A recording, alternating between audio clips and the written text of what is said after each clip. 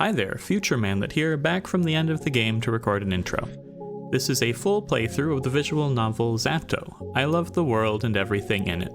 I'm going to first hit you with a brief spoiler-free synopsis, thematic/vibe overview, and content warnings, then we will dive right into the whole game. Z.A.T.O has 98% positive reviews on Steam, and I enjoyed it a lot. This is the story of Asya, a teenager in a small isolated town within the USSR in the year of 1986.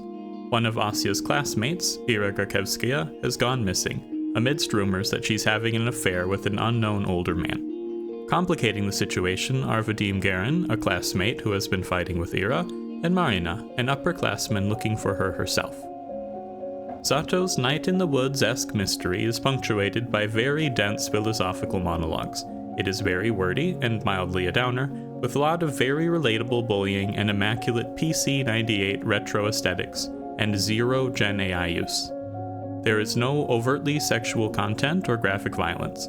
There is bullying and some harsh language as well as smoking. It will take roughly 8 hours to complete a playthrough. Z.A.T.O is free on Steam, and a playthrough is quite the experience, so I would honestly recommend that you play it yourself if it interests you. If you do decide to leave now, or you'd be so kind, I'd highly appreciate it if you would subscribe before you leave. I won't ask again, especially when the gameplay content is rolling, but we're a good distance from my next goal of 1,000 subscribers, and I would greatly appreciate it. Another note, my playthrough is 100% blind and does not feature very much speculation or explanation on my part. I'm really still deciding whether or not I want to produce a video like that. If it interests you, please let me know via the comments or my socials. That being said, I've already had enough of your time. Here is my full playthrough of Z.A.T.O, I Love the World and Everything in It. Thank you. Alright, we're playing a new one. On kind of a weird one. Named Z.A.T.O? Z.A.T.O? It's free, it's on Steam. It seems interesting, and I don't really know much about it. Let's give it a shot. This is an intro. I just booted it up for the first time, so let's see how it looks. Already quite impressed for a free game. Like, intro-wise, there's some effort. Wow. Pretty something. I have no idea what this is gonna be.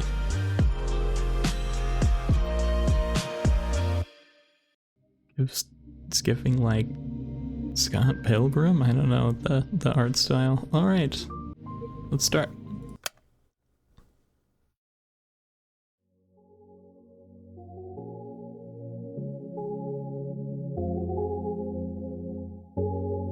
Oh, this is pretty styling. Strong vibes. Did you know that our sun is a very unusual star? To start with, it's a yellow dwarf. Those constitute for just 7 to 10% of all stars in the universe. It's an outlier even among those.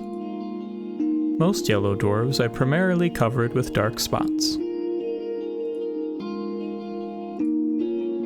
The sun isn't. The majority of its surface is bright. In fact, it has 3 times the number of light spots than it does dark spots. Sure, its overall brightness index is nothing special. You could even call it underwhelming compared to other stars of its type. But even so, it works harder than most to shine as bright as it can. And I find that really cute. Okay. I don't remember where I read about this. Must have been some newspaper from years ago. Newspaper about the sun?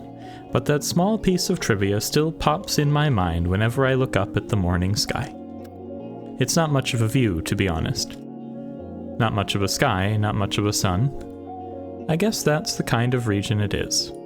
Some people say the sun is just lazing around in our parts, what with the constant snow.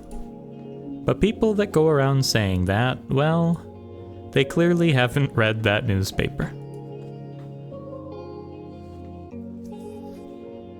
The more I thought about things like that, and the more I learned, the more I realized how incredible everything is. I'm not just saying that to mean amazing. I mean improbable. You can't deny the world is full of great coincidences. It's to the point where I've begun to ask myself how much of it we can attribute to pure chance. The universe was so kind as to give us both a star and a planet with the perfect conditions for sentient life. Just the slightest fluctuation in the composition of our atmosphere, the size of the globe, or the distance between Earth and the Sun, and none of us, none of the beauty surrounding us, would exist. Some would call it a miracle. And of course, that's a lovely way to put it. But isn't that giving the world we're living in too little credit? But it's nothing I subscribe to the anthropic principle or anything. I'm not so arrogant as to believe the universe exists just for our sake. Or rather, I'm not so sure it exists solely to be observed. When a baby is born, it's not preoccupied with how it is perceived. That conscious need emerges later, as the child develops self-awareness. Until that point, its curiosity is aimed at its surroundings. So if anything, it's the opposite of what the anthropic principle entails. We're social creatures, so the need to be observed makes sense for our survival. But to say the universe itself shares that priority, it just doesn't make sense to me. Although, you can also think about it this way. A child is curious about the world because it perceives the world as external. But what if the child is the world? What if all that it could ever observe existed within itself? What can the all-encompassing universe be curious about? There's nothing but itself, so nothing but itself. There's nothing else to care about in the whole wide world. It is the world. Duh. Wait, now this makes perfect sense. If I put it like that, I guess the universe has no choice but to be self-centered. Even if this wasn't the case when it was born, what if the universe developed a desire to be perceived by others as it matured? The same way a child would. And what do we do when we want others to perceive us a certain way? We try to mold ourselves accordingly. I think I get it now. The universe gradually felt the desire to be seen. It wanted to be admired, loved, and observed because there's nothing more a world can do but to observe itself. It's the best and only pastime there is as far as the world is concerned. And if observation is good, more observation is even better. Of course, an endless universe can observe itself endlessly. You can say that its observation value equals infinity. That value may seem absolute, but it isn't really, not in mathematics. Infinity plus 1 exists. It's a value that the universe could never reach as a singular, albeit infinite, observer. So it had to create new, finite observers to add to its infinity. It needed to create sentient life. Sentient life is the plus 1. When I put it like that, it sounds like all of us are extras at a party. Now isn't that fun? This vast, mighty universe changed itself so meticulously to make new observers possible. It fine-tuned all of its systems so precisely just to have us here. It works so hard just to share its one joy with us worthless insects. Oh no, this can't be. That's cute. That's really cute. I should have expected this. I should have known the infinite universe would be infinitely cute. This world truly is wonderful, wonderful, wonderful. Ira Grakevskaya is missing. Huh? I look up from my desk. A low hum runs through the class. Grakevskaya? What? Seriously? She's just skipping. Nah, she ran off with that one guy. You saw? No, but come on, you know her. She's totally... Silence. The teacher taps her journal on the desk. Ira's parents filed the report yesterday night. They haven't seen her since she left for school. Another round of whispers. The teacher raises her voice. So if any of you have any information that might help in finding Ira, please report it to the teacher's office or the police after class. That is all. On to the lesson. A chair creaks in the back. Wait, you really expect us to just study like normal after hearing that? Yeah, we're shocked, you know? We're worried sick. Seriously, our classmate's missing. Our friend, our Irochka. The room fills with repulsive giggles. Cut it out. Garin, sit back down. The teacher's voice sounds just as dry as it did when she broke the news. She turns towards the blackboard to write down the date. We all know the situation will probably resolve itself just fine. So let's not act dramatic. If you have anything valuable to say, I'll be happy to hear it in the office. She puts the chalk down and begins the lesson. It's December 19th. A bird flies past the window.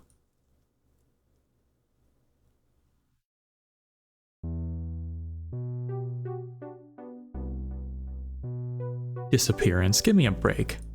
Aren't you supposed to wait 3 days or something? That's a myth. You can file a missing report whenever, especially if it's a kid. Oh yeah? Hey, let's report each other as missing and see who they find first. You're on. No, but seriously, what's with the sudden hubbub? So she didn't come back, big deal. I thought wandering off was her whole thing. Right? That's just Krakowska for you. Better parents just want some attention. Like they need any more of that. I mean, I've heard of some weird cases. Yeah, never say never, crazy is genetic. You think she's in some crack house now? No way. Do we even have any? I wish. At least there'd be something fun to do. Honestly? Hey. But she's like, for sure with the guy, right? The guy? You don't know? Bunch of people have seen them together. It's some older dude, he's like 30 or something. Ugh. Ew. You serious? Yeah, it's so trashy. I slowly walk behind my classmates as we head to the next lesson. It's irritating. Their conversation is ticking me off, I'm not sure why. It's not as if they aren't making sense. It's not unusual for Ira to wander off somewhere on her own.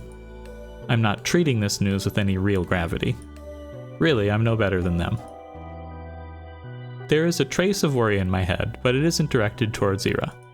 Instead, when I first heard about her disappearance, the thought that flashed into my mind was rather ugly. Now nobody will come to save me. Gross. But regardless of what people are saying, and regardless of what I personally think, there's still a missing person. Her poor parents must be so worried. Just picturing it makes me feel glum. I'm not surprised Ira would run off somewhere without telling anybody, but still. It's not like we've ever been friends. It would be stranger if I acted up all torn up about it, right? She's just that kind of person. Always getting herself in trouble, always hanging out in places she's not supposed to be at. They're right, this wouldn't be the first time Ira left for God knows where. But is it really true?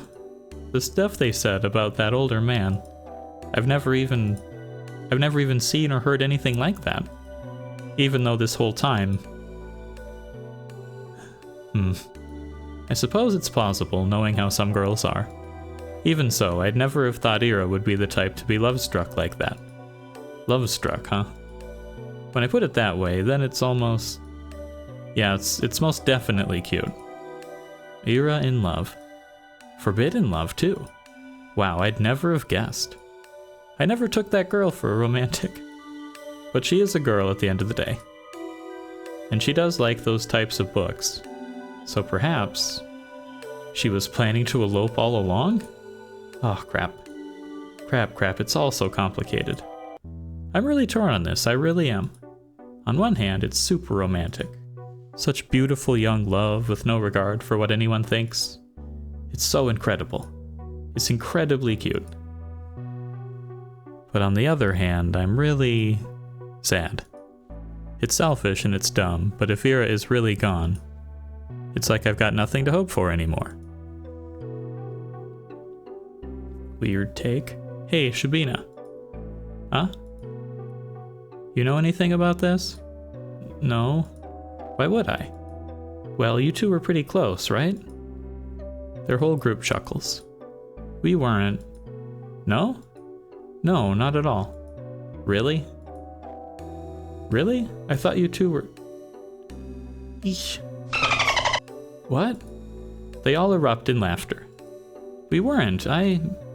We didn't even talk. God, Vadim, you dumbass.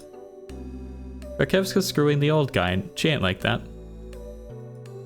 I don't know, some chicks swing both ways. You never know these days, ha ha ha ha. I don't, it's... Oh, look at her face. Chill out, Shabina, we're just kidding, jeez.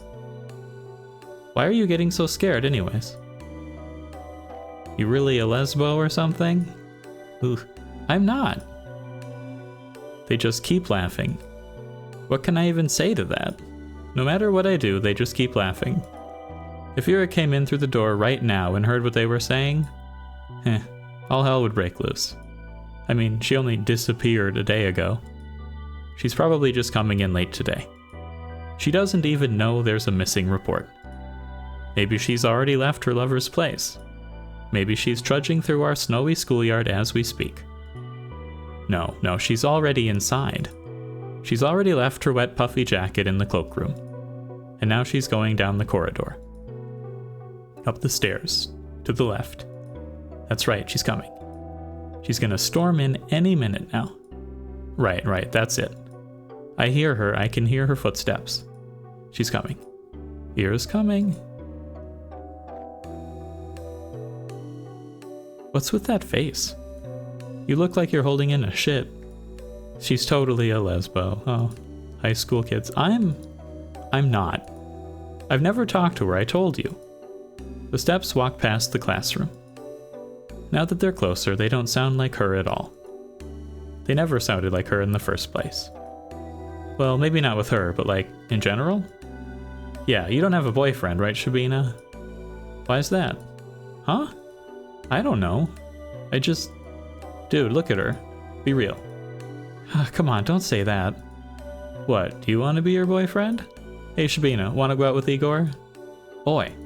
What? Come on, he's a great guy. Right, Igor? You treat her right.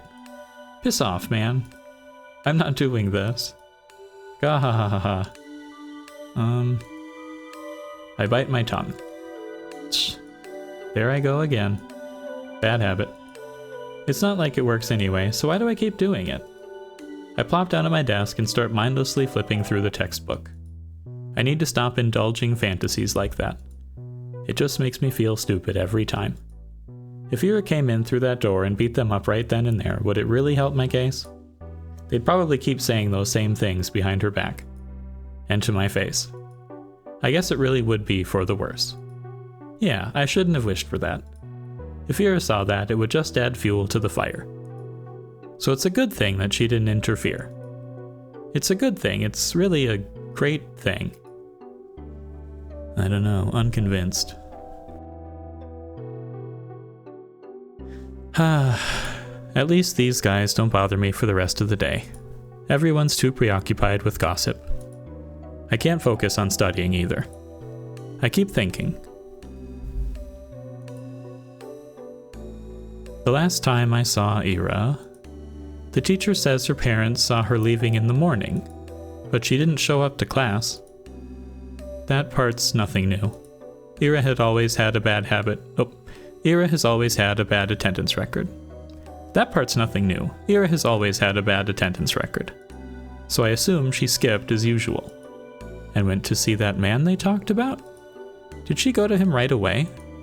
Because in that case, yesterday evening... Go home, Asya.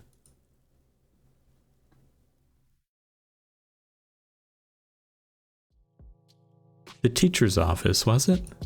I'm kinda scared of going straight to the police.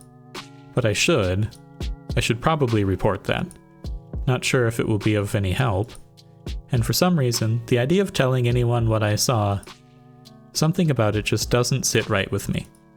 But there's no logical reason for that. I need to get over myself. Sure, she's probably fine. I know that. Freaking everyone knows that. But if she's not, well, I'm gonna regret it big time. Oh, but I might also be tearing star-crossed lovers apart. If Ira really ran away to be with someone that she cares about so deeply, away from society's ridicule, would it really be right to ruin it? Crap. I have to admit, I'm also a little judgmental. I mean, it's really beautiful. I do believe that judging love like that is ugly, ugly, ugly. But whenever I start to consider it closely, I just can't brush off how much older that man is. I just can't. Ugh, I'm really no better than the rest. Wait, that's it. So that's why I don't want to tell anyone about what I saw. It must be the good in me screaming, don't ruin their good fortune. They're probably so happy together right now, it's none of your business. Gosh, yes, that must be it. That explains everything. Should I follow my heart then? Should I keep silent? No, you shouldn't. It's not as if what I had seen will make a difference. It was kind of inconsequential. There's no point in telling anyone about it at all. It's not the kind of information that points to any particular location or culprit. Not that there is one. So let's keep silent and everyone will be happy. I'll be happy, the good irrational me will be happy, and the cold reasonable me will be happy as well. Yup. Good job, Asya, you solved it. Ah, it sure is nice to have a clean conscience. Oh, it's the wrong take. Well, no need to loaf around here any longer. Guess I better head home. Counterpoint. What if, and bear with me here, what if Ira is actually missing? Despite all odds, there's always a possibility that she is in danger. If there's even the tiniest chance that my report will help in finding her, then the info is worth providing. And if she really did elope with her beloved, then my testimony won't change a thing. It's worthless at worst. That's true. If I carefully weigh the pros and cons, that off chance of Ira being in danger and my words being the key to saving her makes for a strong argument. Whoa. My words being the key to saving her. Wow, yeah. That would be so amazing. And then I'd come and visit her in the hospital and she wouldn't know how to thank me. She'd say, she'd say, I told you to leave me alone, dummy. But then I'd just shake my head and respond, it's nothing. I was just doing what I was supposed to. No, I gotta come up with something cooler. I'll need to think about that. Wait, why is she in the hospital? Do I hope Ira ends up in the hospital? Jeez, of course not. I don't need my freaking testimony to save her. I hope my testimony is useless because she's already home. Or is calling home, telling her parents how happy she is with the love of her life. That's what I hope for. Ugh, I just keep having stupid thoughts today. At least I know what I should do now. I've made my decision. I'm going to the teacher's office. Where was it again? I doubt they expect anyone to come. I'll probably look kinda silly. Wouldn't be the first time. Well, who cares? Walking. Down the staircase to the right, down the hall. There, that's the teacher's office. Oh? Girl. There's a girl standing there right by the door. I think I've seen her before. Is she an upperclassman? Our town is really tiny and so is our school. If I were a better person, I would know her name. She turns to look at me. I'm not sure what she's expecting, so I nod a little. Is there a queue? A queue? To the office. Oh no. I'm just waiting for someone. Ah, okay. Hey. What? You're Asya, right? Yes. How did you know? That's kind of a loaded question. How do we know anything? I mean, it's not like we have lots of faces to remember here. You know me too, right? Sorry. Really? God, that's what I was talking about. It's not that I don't care to remember everyone's names. I just don't know where other people get them from. They say that in tiny cities like this, everyone knows each other, but that's just not true. We learn about the people outside of our immediate circle through gossip or common friends. But I haven't made any new ones since the Z.A.T.O left. And gossip, sure, sometimes I overhear my classmates chatting about this and that, but I don't like listening to them. I don't like their voices, so I try not to pay them too much attention. Wait, when I put it like that, it kind of does sound like my fault. My point is, when people regurgitate the idea of everyone knows everyone, the word everyone doesn't include me. The name's Marina. Oh, nice to meet you. Nice to meet you too. You got something to share about Krakowskaya? How did you know? What do you mean how? We had an announcement, same as you. They told us to report to the teachers and all. Ah, I see. For some reason, I thought they only broke the news to us, Ira's classmates. But it makes sense they'd at least give the upperclassmen a heads up, just in case they happen to know her. Which means... you also know something about Ira? Yup. Ah, that's great. So you talked to the teachers already? Sure did. Wow. And what did you tell them? That's between me and the investigation. You can't just spout info like that out in the open, Asya. The wall's got ears. Oh. I understand. Sorry. Okay, well, you don't have to apologize. Crap. I'm making an awful first impression. Not only did I not know her name like I was supposed to, but now I look like I don't know the first thing about vigilance? Who am I kidding? I really don't. I'll just go in then. Marina suddenly blocks my path. No, you won't. I'm sorry? You're not telling them anything. She gestures with her finger to the tact of each syllable. Why? Because? A bad feeling stirs up in my chest. Please don't tell me it's going to be the same thing as my classmates. Is this because I acted rude? I didn't mean to. Well, I never mean to.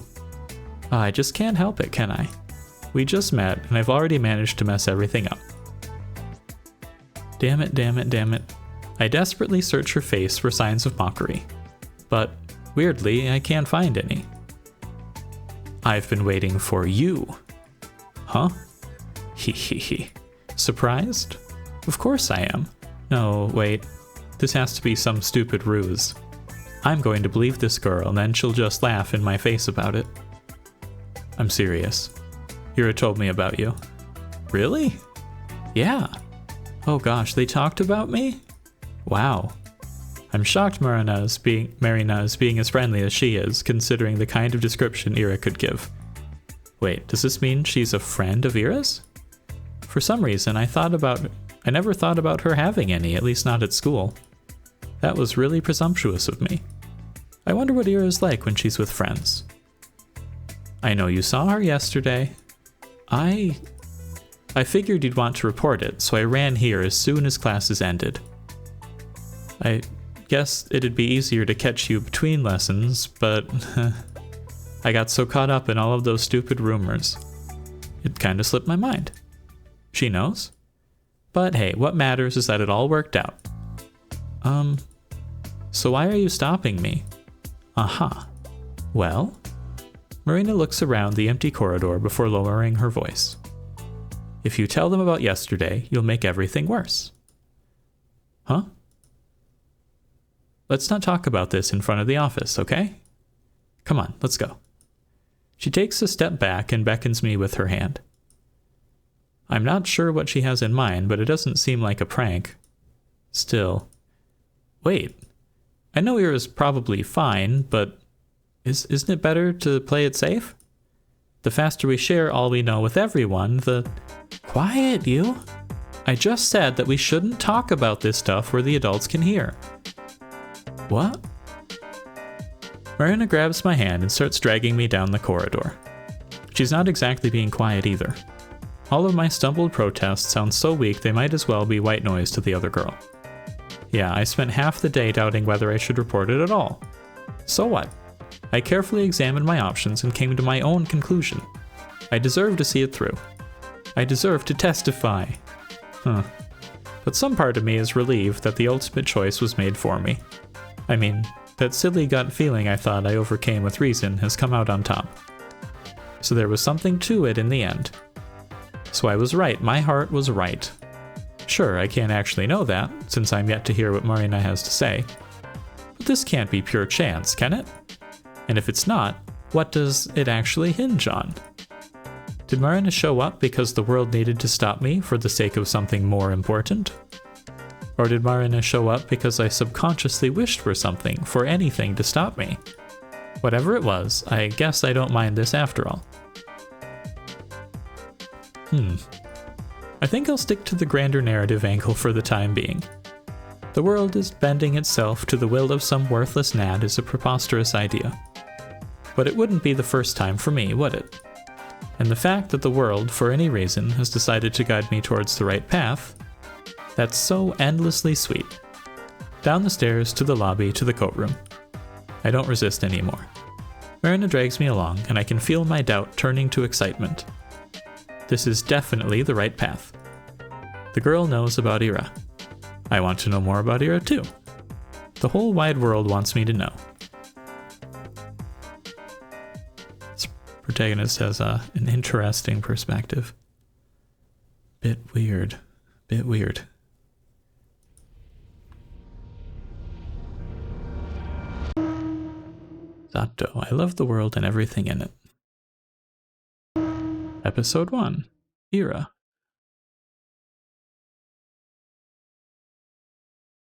Okay.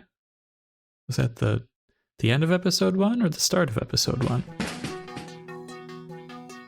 But what the hell is your problem? Everyone is looking from Ira to Garin to the chair that just crashed on the floor next to the boy, barely missing him. Huh? Garkevska, the fuck? Is she insane? Somebody call the teacher. Not paying any mind to the commotion that has filled the classroom, Ira storms towards Garin. Her face is contorted with rage. Before he can react, she rips the notepad from his hand and slams it onto my desk. I hastily grab onto it. Read that again and I'll kick your teeth in. Huh? Are you nuts? Ira doesn't respond. For a second, she just glares at him, then turns around and stomps back to her desk. The classmates who were caught up in a laughing fit just a moment ago are now watching her in silent bewilderment.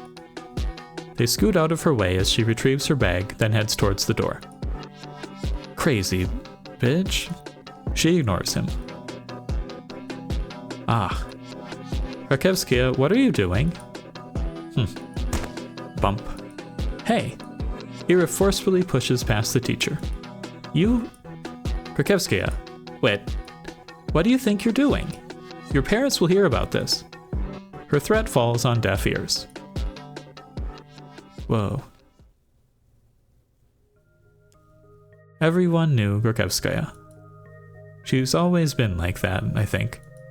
No, not throwing chairs around. Ira had no regard for the rules that everyone's supposed to follow. I guess they call someone like her a problem child. Her parents got a lot of flack for it. It's only normal in a town like ours. Not just because of its small size, but because of its, let's say, exclusivity. Orkutka 5 prides itself on its virtually non-existent crime rate. That's the natural consequence of nobody being allowed to enter or exit without a permit. You're lucky to be here, to have a salary higher than the national average, to have access to goods people in the neighboring towns can't even dream of. Few get afforded such a privilege. Last time I checked, our population hasn't even hit 6,000. So when someone like Ira appears on this tiny society's radar, she's not just seen as a delinquent. She's a puzzling stain on a community that's just meant to be spotless. Like a weed that sprouted in a painstakingly maintained flower garden. Of course, it's not as if she had appeared out of thin air. It's all in the family, they say. The blame falls on the people responsible, that is, on Ira's parents. And questions begin to arise.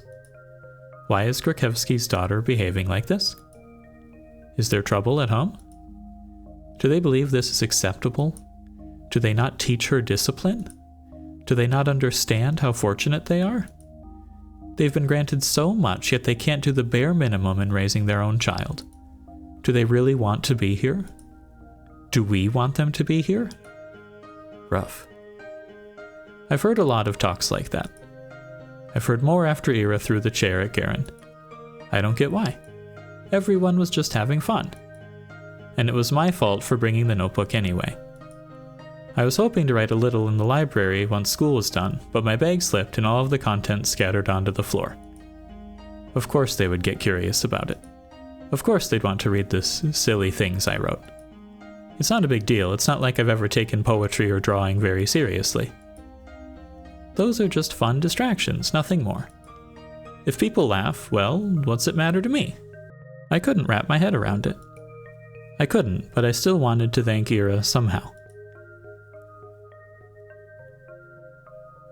She rarely shows up to school, and even when she does, she can just leave at random. I couldn't get a hold of her for a long time because of that. Well, that, and also I was really scared. Ira has never as so much as looked at me. Even when she lashed out at Garen, it was like I wasn't even there. But 2 weeks after the incident, it finally happened. We crossed paths. I went to the bathroom during some lesson. I think it was math. I came in through the door, and there she was, blowing white smoke through the half-open window. I didn't even know she was at school. Oh, hi. Ira shot me a disinterested look. Huh. Hi. I awkwardly scuttled past her to one of the stalls. After closing the door, I realized I was so nervous I couldn't do any of my business. So I just sat there, thinking about how I should approach her. It's not like I had some long conversation or formalities in mind. I just wanted to say thanks. In theory, it should have been easy. But wouldn't that make me look like a weirdo too? Assuming she did all of that for me, that would just make me look self-centered. I had no idea how much time had passed while I was in the stall. Maybe 5 minutes, maybe 20 seconds? But when I heard what sounded like her getting off the windowsill, I swung open the door. Wait! Huh? I froze up.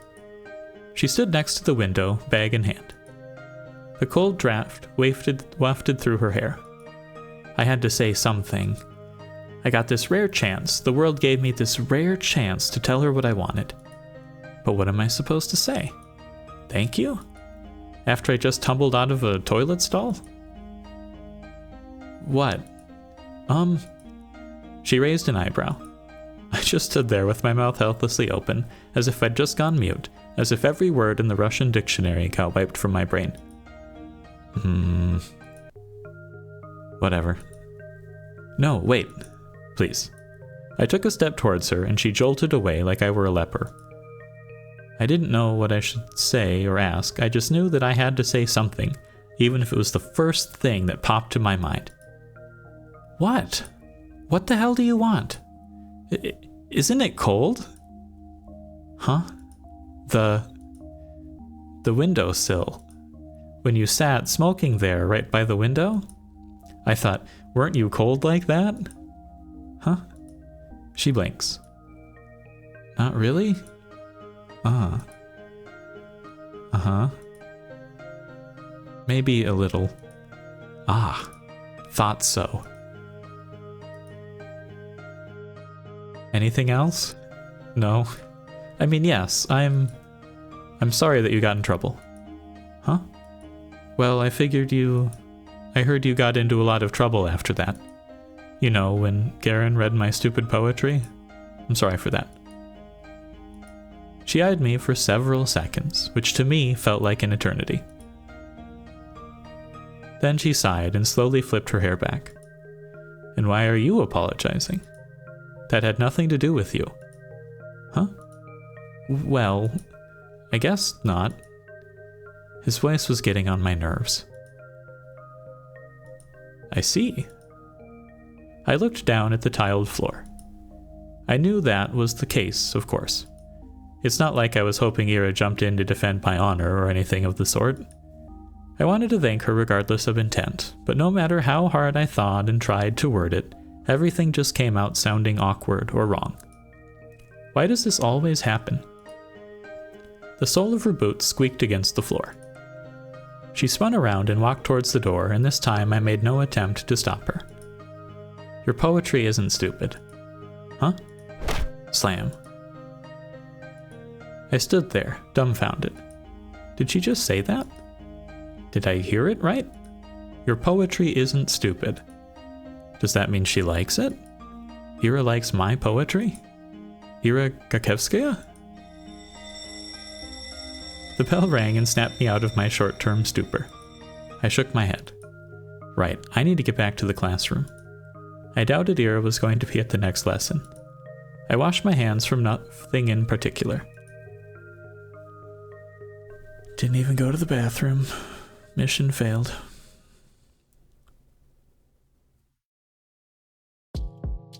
Weeks passed. My life didn't exactly change. I went to school the same way. I sat through the lessons, then went to the store, then got to the library or for a walk, and then, when it got dark, I headed home. Day after day. Huh? My notebook? I just left to get a snack from the cafeteria.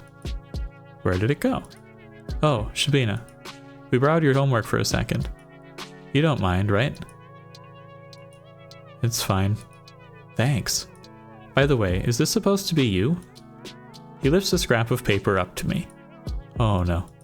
I forgot I left it in there. No.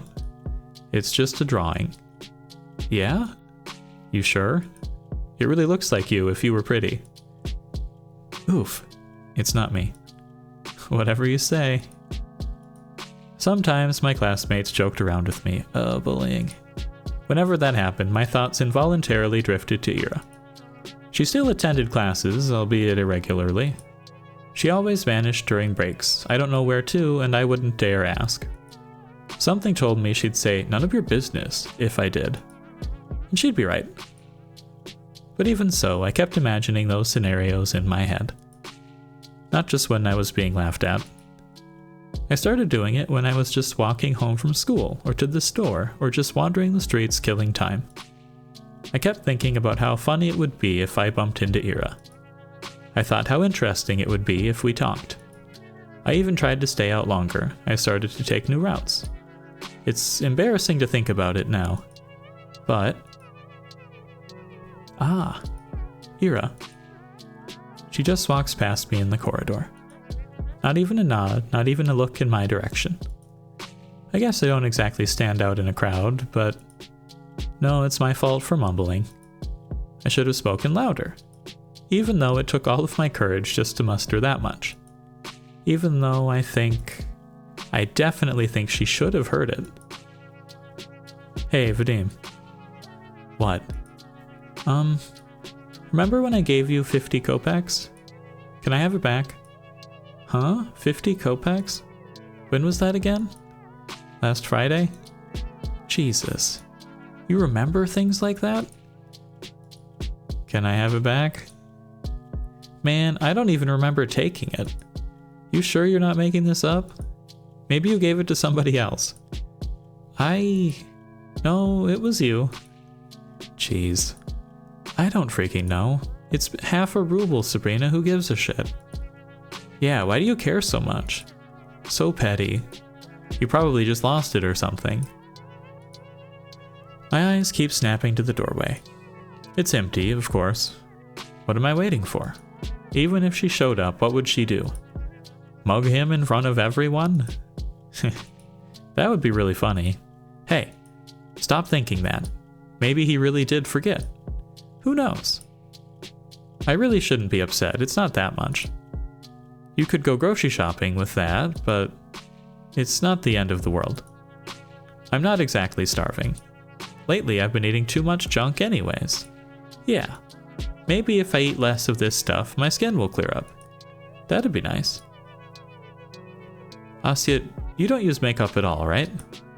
No, I don't. We're not allowed to, though. What are you saying? They allowed it last year. Really? Nobody's gonna send you home for it. Oh, that's good, I guess. These girls rarely talk to me. They're usually pretty nice though, at least when they're not joking along with the guys. I think one of them likes Vadim. She laughs a lot whenever he says anything to me. I suppose we have very different senses of humor. We never tried it before, yeah? Makeup? No, never. Seriously? You're like 15 already. 14? Same thing. You gotta learn to do it at some point. Especially with that complexion. Well, I'm not really... Hey, how about we help you out? Huh? Yeah. Just some light makeup, you'll see what it's like. I don't know. Come on, it's gonna be fun. Yeah, you're gonna love it. Alright, but... Yay! Come here then. I don't think people do unpleasant things on purpose. Nobody wakes up in the morning with the goal to make somebody feel bad. I really believe that. If someone is doing something hurtful, they don't fully understand it. So I shouldn't wish bad things on people who don't really know they're being mean. I shouldn't wish for Ira to appear and interrupt them, or to scream at them, or punish them, or anything.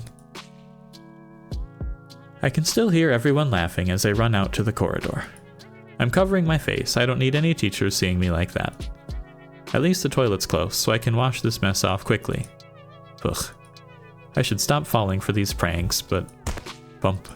Ah. Sorry. I lift my face up without thinking. Oh no. Ugh. The hell? Ira jerks away from me. I can't blame her. I must look like an insane person. Yeah, I look awful. God. I can't handle her looking at me like that. I'm sorry. Huh? I run past her. Run. I just need to get to the restroom. I just need to wash it off. After about a month, reality had dawned on me. I kept telling myself that Ira's actions had nothing to do with me. She told me that much, and in no uncertain terms. She said that, and I kept repeating it again and again and again and again. But I didn't believe it. On some level, I still held on to the faint hope that Ira pitied me, that she cared about me for God knows what reason. No, really, what was the reason? Her lashing out at a classmate she found annoying, one who just happened to make fun of me? Her not joining in? Her telling me she liked my writings? She didn't even say that much. She said they weren't stupid. Oh, wait. Huh? 3 coins clinked against my desk. 20, 20, 10. So he remembered? There. Thanks for the unforgettable night. Everyone around erupts in snickers. Hey, you're a cheap deal. You free later? Ha ha ha ha. Very funny. Oh please, Shabina, get a sense of humor. Your face is dragging down the class morale. That's right. You're doing us all a disservice. Think of your classmates for once. I let myself believe something would change. I thought about it as if I deserved it. As if I didn't have it good enough before. As if my life had any real problems. I was just being greedy, plain and simple. Getting my hopes up over some silly coincidence. It's all so stupid I can't help but laugh. Ha ha ha. But that's okay. I know better now. I was being ridiculous. It's shameful to admit to, but, better late than never, right? I got a little too caught up in my own little world. And hey, even if they didn't amount to anything, I can still appreciate those little encounters with Ira for what they were, brief but wonderful moments. I could reminisce fondly about the one time I lucked out and saw Garen all scared and confused. Or that one time somebody gave my work a compliment, backhanded as it was. I could do that because everyone does that. Everyone has those little things that they look back on with a smile. It's beautiful in its own way, is it not? Our whole lives are a series of episodes, both good and bad. It doesn't matter if they grow into a bigger story, because each moment has a lot of merit on its own. It's something I should learn to be content with. It's something I've been perfectly content with until now. Until I until I decided that what I had wasn't enough. Speaking objectively, what is there to complain about? No, seriously. I live in the prettiest part of our vast country. I have a comfortable roof over my head and even my own room. I have 2 living parents. I have wonderful hobbies to enjoy, paper to write on, books to read, TV to watch. I buy myself treats almost every day after I'm done with school. I have good grades and teachers tell me that I have great potential. My classmates also recognize how studious I am. When they steal their homework, I help them with their studies when they ask me to. That's right. I've got classmates that I can always talk to. Guys I can laugh along with, even if their jokes don't always land. Even if my sense of humor isn't the best. All of this, I have all of this. Right here, right now. Everything that a girl my age could ever ask for. So why did I act as if that wasn't enough? You idiot. What? Why the hell do you always go along with some bullshit? Ira looks like she's going to slap me, but instead swings her boot against a snow hill. She then turns to me and starts roughly swiping clumps of snow stuck to my coat. My whole body feels slightly numb. When I start to speak, my voice comes out weaker than expected. Ira? How did you know I was here? Doesn't matter. I heard that asshole Garen giggling about it. Can you stand? Yeah. I clumsily get up. My limbs feel rigid. I know you shouldn't sit on concrete when it's cold. I wouldn't normally. But there was nowhere else to sit near the school's back entrance, and my legs were starting to get tired. I half-heartedly shake the snow off of my skirt and tights. The flakes fall gently to the ground below. I look at Ira. Her face is... The word concern flashed in my head, but I've already learned I'm no good at judgments like that. I shouldn't be presumptuous, it's a bad habit of mine. I shouldn't flatter myself. I shouldn't, but the question escapes before I manage to cut myself short. So why are you here? What do you mean, why? I told you, Garen was bragging about slipping you that stupid letter. No, that's not what I'm talking about. Well, this doesn't have anything to do with you, does it? As soon as I say that out loud, I realize I messed up. I really did. Now she's going to punch me. Ira's going to punch me for real. She's going to punch me and then never speak to me again.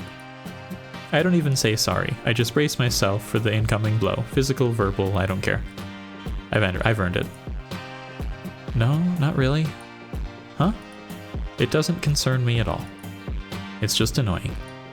Is that so? Yeah. He pissed me off. And you pissed me off too. I don't freaking get you. You knew it wasn't real. There's no way you believed that, right? Right? I didn't believe it. I'm not that stupid. I looked down at the moist and crumpled letter I forgot I was still holding. It's the oldest trick in the book. A love letter prank? Really? Who would fall for that? I stare at that shriveled up piece of paper, and something about its whole existence feels extremely sad to me. You want to burn it? Huh? I have matches. Oh. No thanks. It's wet anyway. I fold the letter and shove it into my pocket. It will get damp inside, but I don't care. I can't throw it away. A fake confession is still a confession in the end. Ugh. Those words didn't choose to be written insincerely. It's okay. Even if this whole thing isn't real, I met Ira today. Ira came.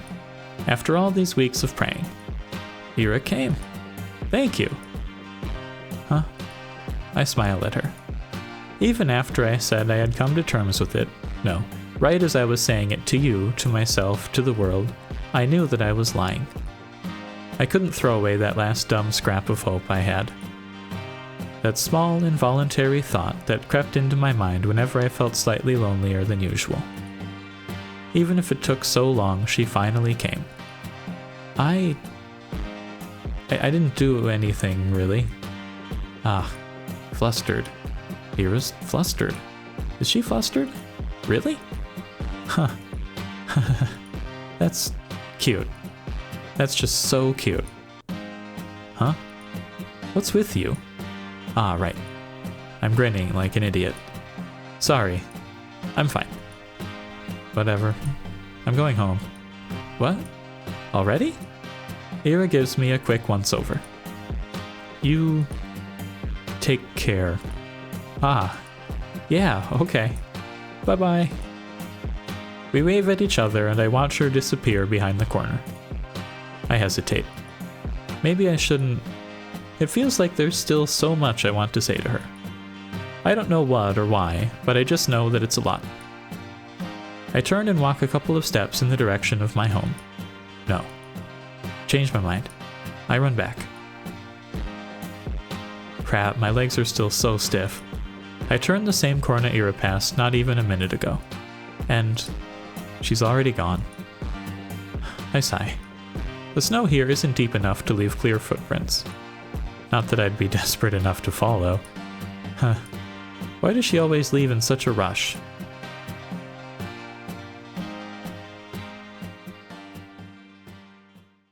Oof. It's okay. My life didn't exactly change. I went to school the same way. I sat through the lessons, then went to the store, then to the library for a walk, and then, when it got dark, I headed home. Day after day.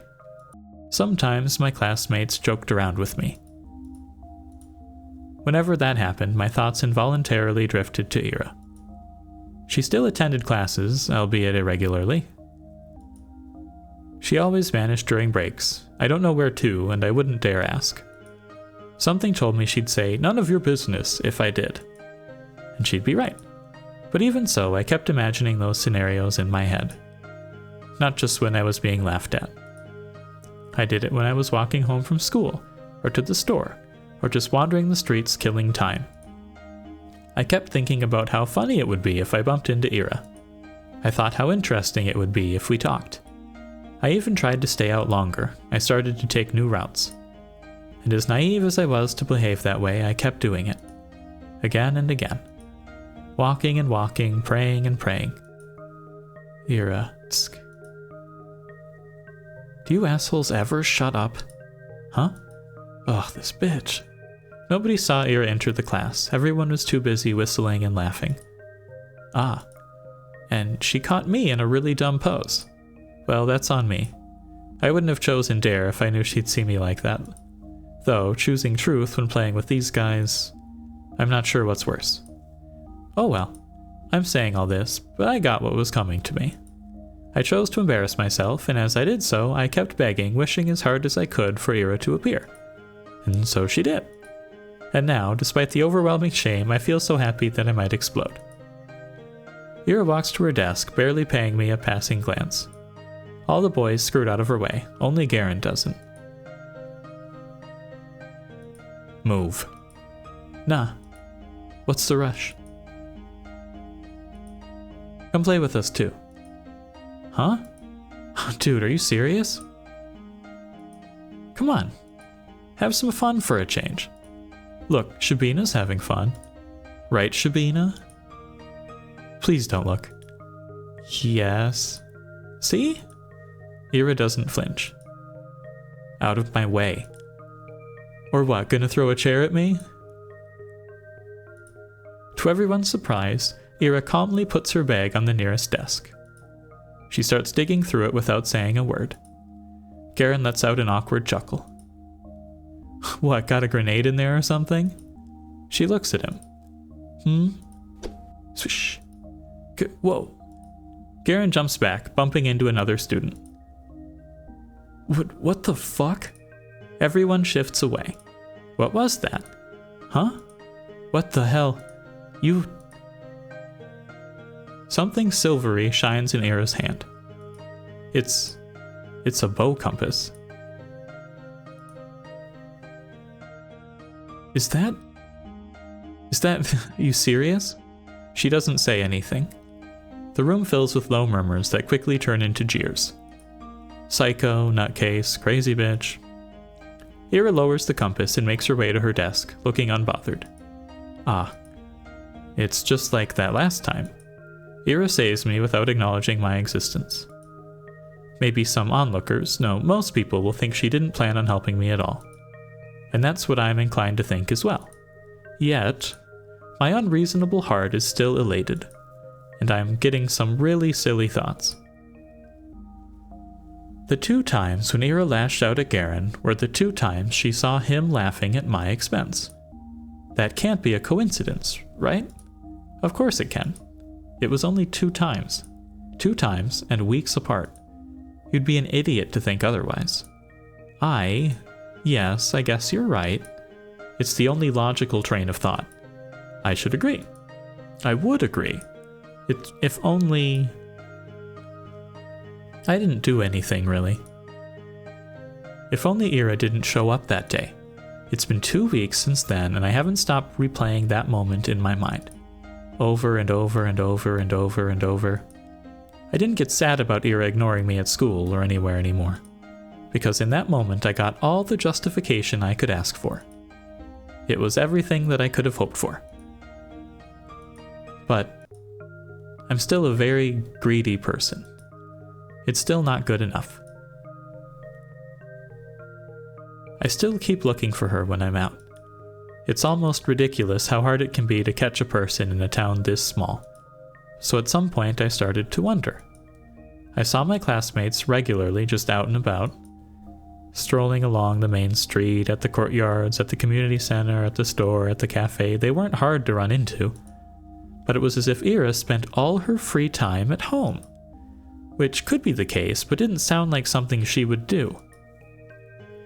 From what I heard and could assume, she didn't have the best relationship with her parents.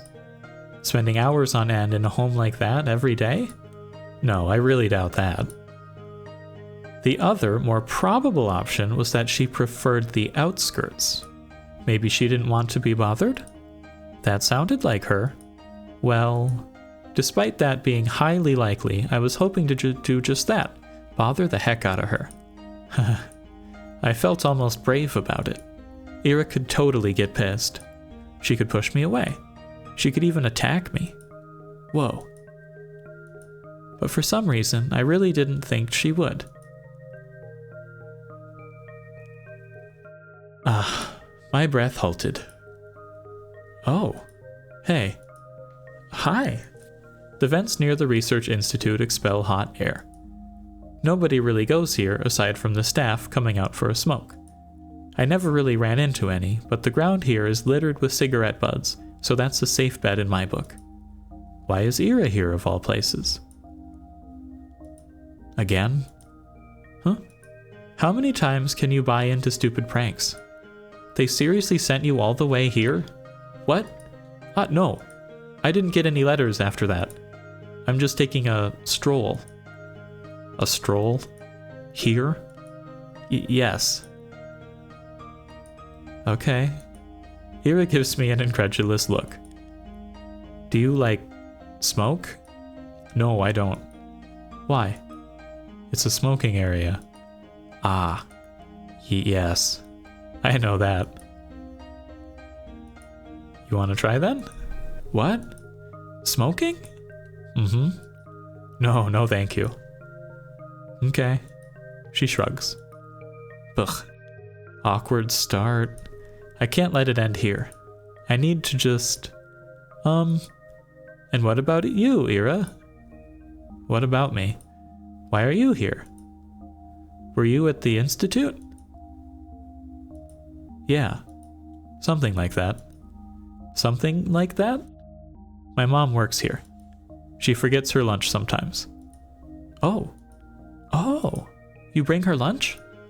That's what I said. That's so sweet. Huh? I mean, it's really nice. You look out for your mom.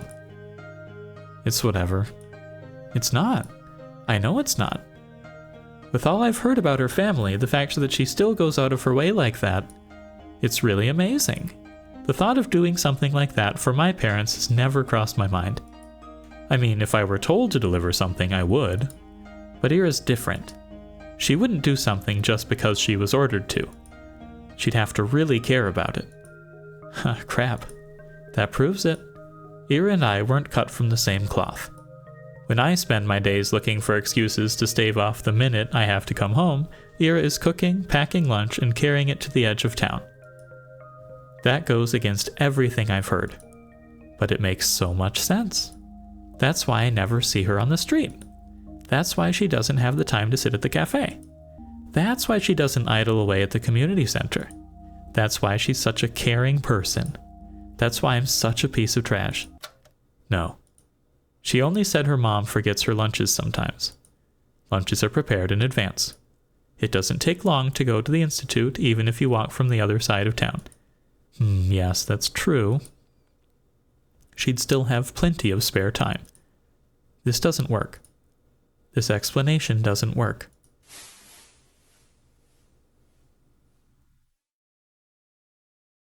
What? Ira walks back into the building. Okay. Do I really need an explanation? It's none of my business. I'm not so delusional as to believe we're close enough to share something like that. That'd be nice, but it's not how things work. Things work like this. When Ira's in the room, Garen doesn't talk to me as much. When she isn't, I wish she would be.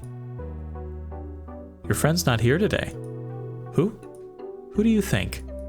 Oh. She's not really my friend. Your pitbull, then. Pitbull? Hey, that's spot on. You can't make a harmless joke around that chick without her throwing a conniption fit. It's annoying as shit. They think we're friends? Well, not really. But looks like they've picked up on it. On Ira reacting like that to me being used as a laughingstock. So it wasn't just me? It's not just my wishful thinking? That's nice to hear. Even if I still don't know for sure. It's the most comforting thing I've heard out of Garen's mouth to date. At least she barely shows up. Yeah, they'll probably kick her out before New Year's with that attendance record. Good riddance. That's right. Ira can't possibly be meeting the minimal attendance requirements. I don't know about her grades, but... Wait, I don't think they can expel her. Huh? Why not?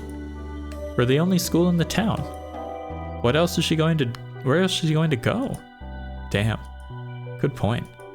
Phew. Well, her parents can just send her away. You mean to another town? Yeah. To a relative or something. Would... No. Oh man, now that you say that. Everyone, pretend to be surprised when that happens. No. No. I hate how they're right. I hate that I can see that happening. Everyone talks about it. How Ira's a nuisance to her household. It's been like that for a long time. But still, She forgets her lunch sometimes. That can't happen. No. It can't. It's not fair. They can't send her away.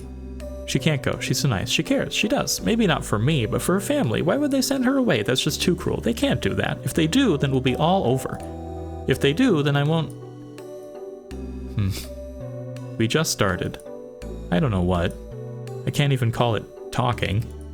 I don't know what it is, but that doesn't matter. Even if she just tolerates me, even if she doesn't want anything to do with me, I don't care. This can't happen.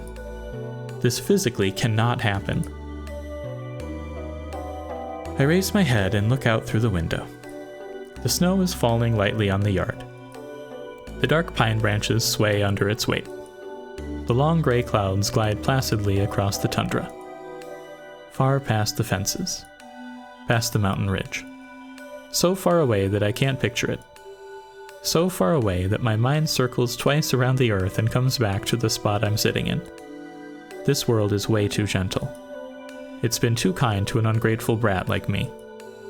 So if I've earned this world's good graces, why can't a person so much more deserving do the same? What does a person like that have to do? And is there anything that I can do? A bird flies past the window. Ira? What? I'm really using up all of my luck these days. Ira sits smoking in the girls' bathroom, just like she did when I first talked to her. Some snowflakes blow into the room and stick in her hair. It's gotten colder. Maybe you shouldn't sit so close. I know you don't like going to classes much, but you can really get kicked out like that. Is that why you came here? To tell me that? I know that. I'm not stupid. I don't think you are. Do you just really not care? Everyone says that you'll get sent away. That your parents will send you to live with a relative. Is that true? Probably, yeah. Good. Of course it's true. I knew it was true when I asked the question. Maybe if you just cleaned up, if you stopped skipping now, then maybe you won't have to go. And if you're having a hard time with studies, I can help. We could go to the library or something, and then there's 1 month left. It's not gonna work. I get it. My voice is shaking. It's better if I keep staring at my shoes. It's okay. That's about what I expected. Of course I knew it's pointless to cram at this point. It was just an excuse. A selfish ploy to get some scraps of Ira's time before she goes. I wonder, did I do the same when Tosia moved away? It's only been 3 years, but now that I think back to it, it's all so hazy. I was a very different person then, I'm sure. At least I probably didn't humiliate myself like this. Hey. Thanks. No, I didn't do anything. It was a dumb suggestion. It was nice of you. Nice. Right. She doesn't know. She thinks I'm doing this out of the kindness of my heart. It's just not fair. She really is too good of a person. Are you not going to the toilet? Oh, actually, since you're here, have you seen anyone hiding a diary nearby? Diary? Yes. You know, the one we use for classes? Maybe you've seen something like that lying around? Ira's expression darkens. Don't worry, we were just playing a game. I guess the guys got a little carried away. I've checked the whole class and the corridors. It's probably somewhere really obvious, but I'm just no good at that kind of stuff. When I hid Igor's pencil case, they found it right away. She throws the cigarette butt out the window and hops off the windowsill. Without saying a word, Ira storms past me, but I grab onto the edge of her dress just as she's about to leave. Wait, I said it's fine. We were playing a game. Really. Please, don't get into more trouble because of me. I wasn't going to. Huh? I have an idea where it is. It was Garen, right? No, Shurikov. Same difference. She walks out to the corridor, I tag behind. I'm not sure what place Ira has in mind, but it becomes immediately clear when she makes a sharp turn to the right. Wait, serious? She swings open the door to the boys' restroom and loudly marches in. Gah! Some poor guy tumbles out, almost colliding with me. Sorry. We're sorry. He turns and shakes his head at me in disbelief. I mean, what's there to say? I follow Ira to the bathroom. Ugh, the smell is so much worse in this one. I look around and see Ira's hand reaching above one of the stalls. There it is. My diary. Right by the tiny window at the top. Ira steps on the toilet bowl. But please be careful. I'm fine.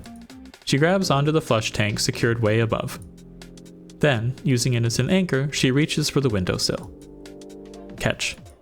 Pep. I clasp the diary in my hands. It's really been here all along. I look up at Ira, who's now awkwardly trying to get down. Wow, thank you. Yeah. Out. What? Bam. Ira almost loses her balance, but jumps just in time. The bowl makes a loud clang as she hops off. Whoa. Are you okay? Yeah. Let's get out of here. You think it's broken? Dunno, I didn't see anything. But why would I be in a men's toilet? Gross. Ah, I see.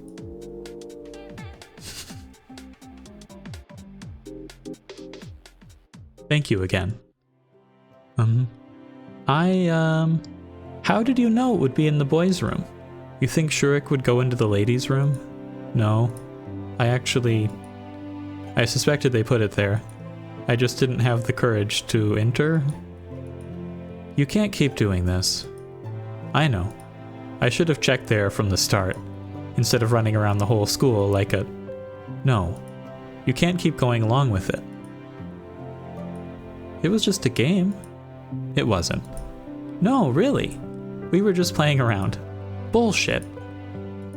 You know damn well what they're doing. They're not your friends. I never said they were. Then why don't you tell them to piss off? For once in your life. I can't. You like being a victim that much? It won't get any better if you keep doing this. It'll only get worse. It's not that bad, and I wouldn't... I can't.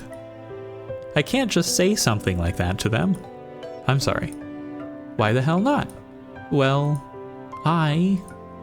it wouldn't be right, and for the love of... It's not like I never tried it before, but when I say something, they just make fun of me, and nothing changes. So freaking what? Who cares what they say? Just don't bother with them. I'm not like you. I can't just do that. I can't act like I don't care when everybody's laughing. I can't look people in the eye like that. And when I go along with it, at least they talk to me. And I know you're okay on your own, but I... So what's your plan? Huh? That's it? You're gonna spend the next 3 years like that? Seriously. She exhales sharply. She doesn't even look annoyed anymore. I get that. I'm also disappointed in myself. Oh my god. Asya. Yes? You know I'm leaving soon. That's right. I understand what she is getting at. The unspoken rule Garin and his friends have been sticking to, holding themselves back when Ira's around. The real cowardly reason I'm so terrified of her going away. I don't know what to do. Why can't I stop? The hand she's been dealt is much worse than mine, but here I am whining and clinging to her like a leech. I should be the one helping. I should be the one telling Ira to get her act together. And yet, I can't think of a single thing to give her. Write me a poem. Huh? A poem. Why? What kind of question is that? 'Cause I liked them. Oh, really? You liked them?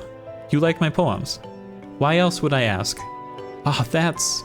Thank you very much. I mean, yes, of course. I'll write one. Do you want it to be about something, or maybe in a specific meter? I don't care. Anything. All right. I'll think of something then. I'll try. Yeah. You do that. Ira checks her wristwatch. I gotta go. See you around, I guess. Already? Ah. Yeah, alright. See you around. She waves her hand and leaves. I watch her walking down the empty corridor. Empty. I've really stayed in school for way too long. The shadows stretch along the hallway, tall and dark. My heart is pounding. I should get going too.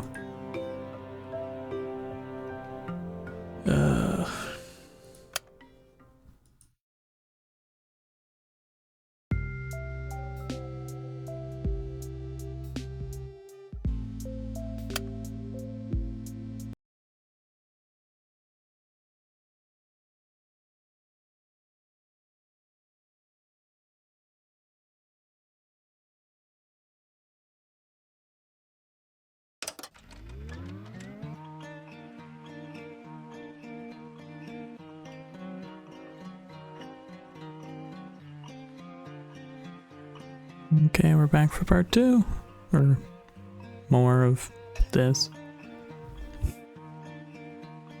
Didn't manage to catch the whole intro last time, so we're watching it this time. Pretty interesting. I really don't know what's gonna happen.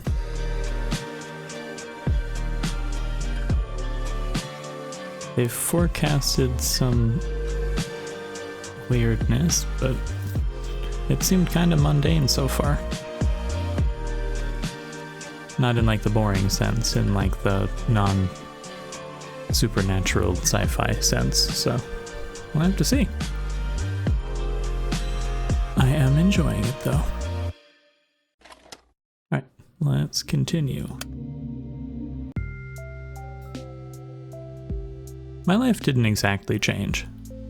I went to school the same way. I sat through the lessons, then went to the store, then to the library or for a walk, and then, when it got dark, I headed home. Day after day. Sometimes my classmates joked around with me. Whenever that happened, my thoughts were involuntarily drifted to Ira. She still attended classes. She vanished during breaks. I never asked where to. I kept imagining scenarios in my head. Not just when I was being laughed at. I did it when I was walking home from school, or to the store, or just wandering the streets killing time. I kept thinking about how funny it would be if I bumped into Ira. I thought how interesting it would be if we talked. I even tried to stay out longer. I started to take new routes. And as naive as it was to behave that way, I kept doing it. Ah. Oh? Ira. Hi. What are you doing here? Ira points to her cigarette. Oh, no, I mean, what are you doing at the center? Came to return some books. Oh, so you go to the library. What were you reading? Stuff. You don't want to say? You won't like it. Huh? Why not? Ira looks like she's really weighing down the pros and cons of exposing me to her taste in literature. Did she read something she shouldn't? Maybe she thinks it's too dark or crass for someone like me. That's kind of unfair though, isn't it? You know, the other week I finished The Plague by Camus. Never read it. It's about a physician trying to save a town from an epidemic. It's very visceral, but I enjoyed it a lot. Not sure I agree with the message, though. Yeah? What was it? It was, basically, it's that evil is an inherent part of life. You can try warding it off, but it'll never be for good. And even if you do good things in times of crisis, there will always be some greater force spiking your guns. Yeah, sounds about right. Huh? I guess there are some okay people in the world. But there's a lot more dirtbags. Really? That's a pretty depressing way to look at it. That's how it is. I don't know if I agree. At least I've never met someone I'd call a dirtbag. You serious? Garen's right there. Garen? Well, he's not that bad. Uh-huh. Really, I don't think he means it. I'm sure everyone is trying the best they can. Most people wouldn't want to cause anyone pain, right? I actually, I think that's something Camus and I can agree on. Yeah, right. If everyone's so nice, where's all that greater evil coming from? You'd think it's some natural phenomenon? No, of course not. There are things we perceive as painful in the moment, and there are really horrible, awful things happening every day, but I don't think it's right to call them evil. Evil's intentional. Those things don't come from bad intentions. Sadness, loneliness, misunderstanding, fear, but not evil. There was this famous judge, Dionysius something, from ancient Greece, I think? Anyway, he said evil is not a being, for if it were, it wouldn't be totally evil. Evil has no place among being. Okay. So Hitler's not evil? That's a rather extreme example. But It's not like he was born that way, was he? I mean, it wasn't his natural quality, I don't think. So, the point still stands. He grew up and became evil as hell. Evil exists freaking everywhere.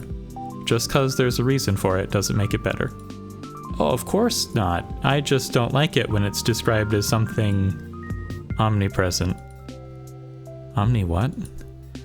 It's like, doesn't matter. What I'm trying to say is, we aren't born with some big evil force inside us. I doubt the universe is any different. What? The universe ain't a person, of course it's different. Well, yes, it's not, I know that. But it's kind of a being, right? I mean, since every being is pure by default, so is the universe. Because it's the idea of being itself, right? And, I'm not making any sense, am I? You're not. Sorry. It's whatever. About what I'd expect. What does that mean? You're weird. You say weird things. Ah. For a second, I feel a lump rising in my throat. But then I realize something. Ira doesn't look annoyed with me. In fact, it's like she's not repulsed by me at all. I don't really get it, but it must be nice being able to think that way. Like everyone's good deep down. Like nobody would ever hurt someone on purpose. That's a sweet world you're living in. How do you do it? If I were you, I'd be angry as hell. Aren't you pretty angry already? Angrier? Whoa. Even angrier? Yes. I'd be 100 times as pissed. Scary. You bet. I imagined Ira throwing 100 chairs. 100 chairs flying towards 100 Garens. Chairs flying, bow compasses swinging. Ira's like a Bodhisattva. Dozens of hands, half are for holding furniture, half are for stationery. A halo of chairs and compasses. A halo drawn with a compass. Every new compass draws another halo. 100 times more compasses, 100 times more halos. Ira surrounded by 100 halos. We talk for a little while longer. Just idle chatter while she finishes her smoke. I tell her about some of the books I've recently read. My impressions, my interpretations. I'm not exactly used to sharing those, so my thoughts come out sounding dumb and crumpled. She keeps listening, though. Every time I say something, I'd search Ira's face for signs of boredom. Maybe I'm just not looking hard enough, but I can't find anything of the sort. Oh, geez. I feel so happy I might die. I gotta go. She puts out her cigarette butt. Oh. Really? Yeah, plans. Ah. I understand. But, some of these novels sounded kinda interesting. I'll check them out if I don't forget. Really? Please let me know if you do. And, sorry for that stupid philosophy talk. Can you shut up with the freaking apologies? I just said thanks. Sorry. Ira gives me a look so threatening I cut myself off. Right. I hope you enjoy them? She nods in approval. Phew. Oh, and the books I read. They were, yes? Angelique. Huh? By Anne Golan. And Angelique? The romance series? It's historical. It's not just lovey-dovey stuff, you know? I know, my mom really liked them. They seem wonderful. I never got to reading them, and, I didn't really expect you'd be into... They're fine. It's not like I'm a huge fan or anything. You're not? It's just that if you want to read something historical or whatever, they're alright. Okay. I'll remember that. Ira looks like she's about to say something else, but then turns on her heels and stomps away. See you. Yeah, see you around. Ira disappears down the street. There she goes again.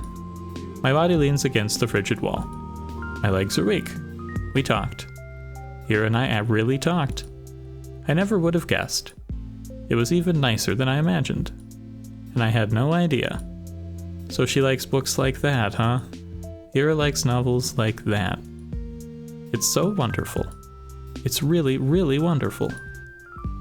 Every new thing I learn about her is more wonderful than the last. I need to meet with her again. I want to talk more. Maybe next time she'll tell me a little more about herself. It kind of feels like I hogged the entire conversation now that I think back to it. That was really self-centered of me. Next time, I'll have to ask Ira more questions. I'll ask her more about the books she likes. Maybe we could talk about movies?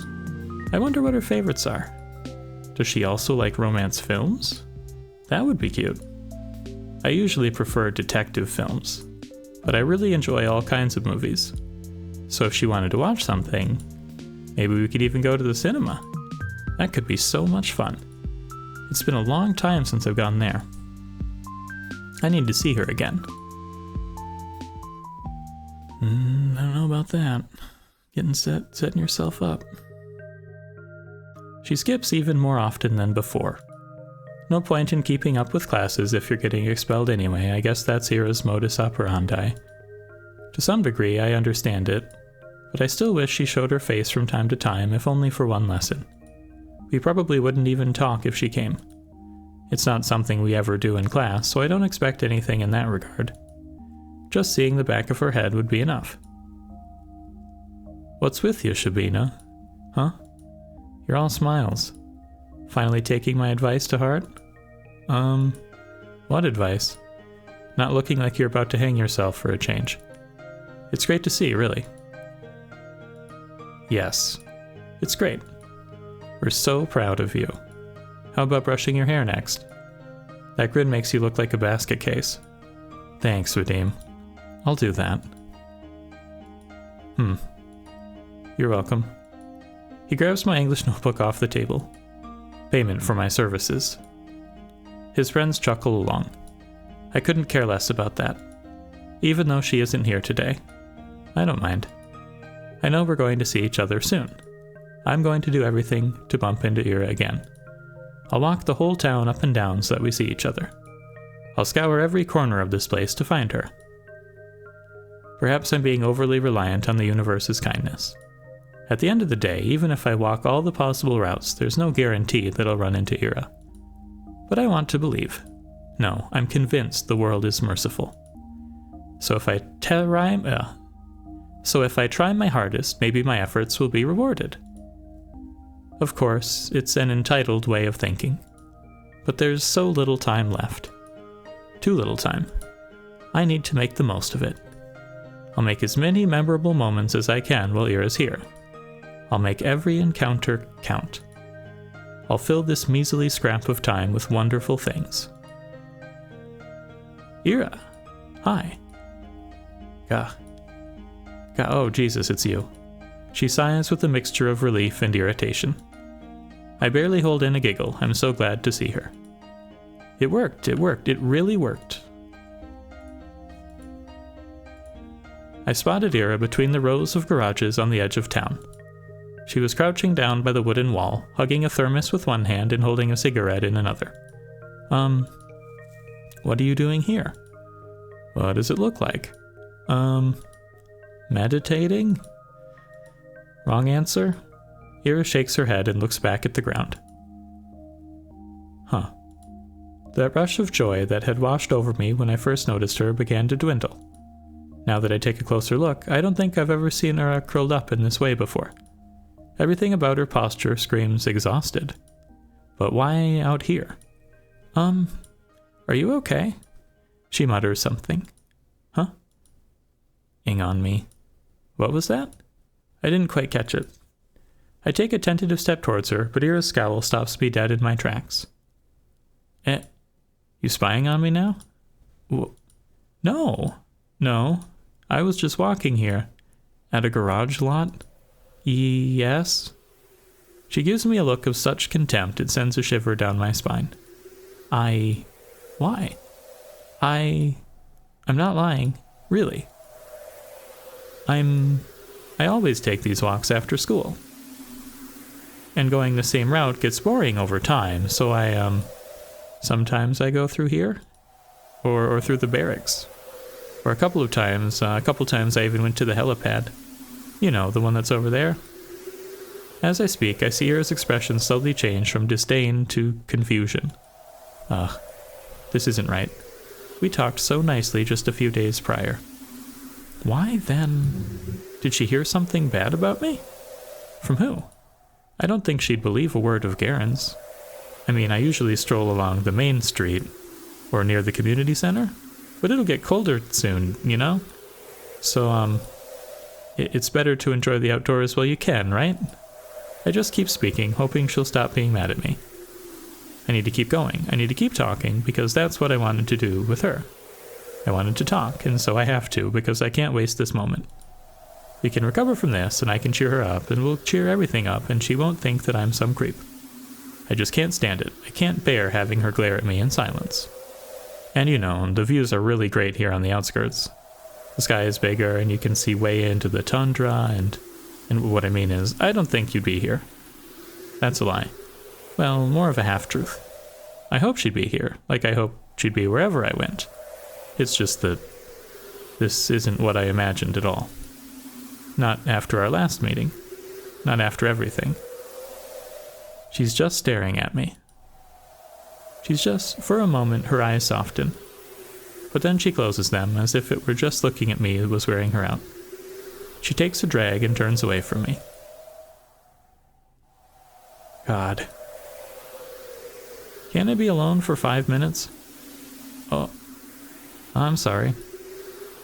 I wait for her to respond with something like, why are you even apologizing again? Cut it out. Or even just, whatever, it's fine. But she doesn't say anything. I'm sorry.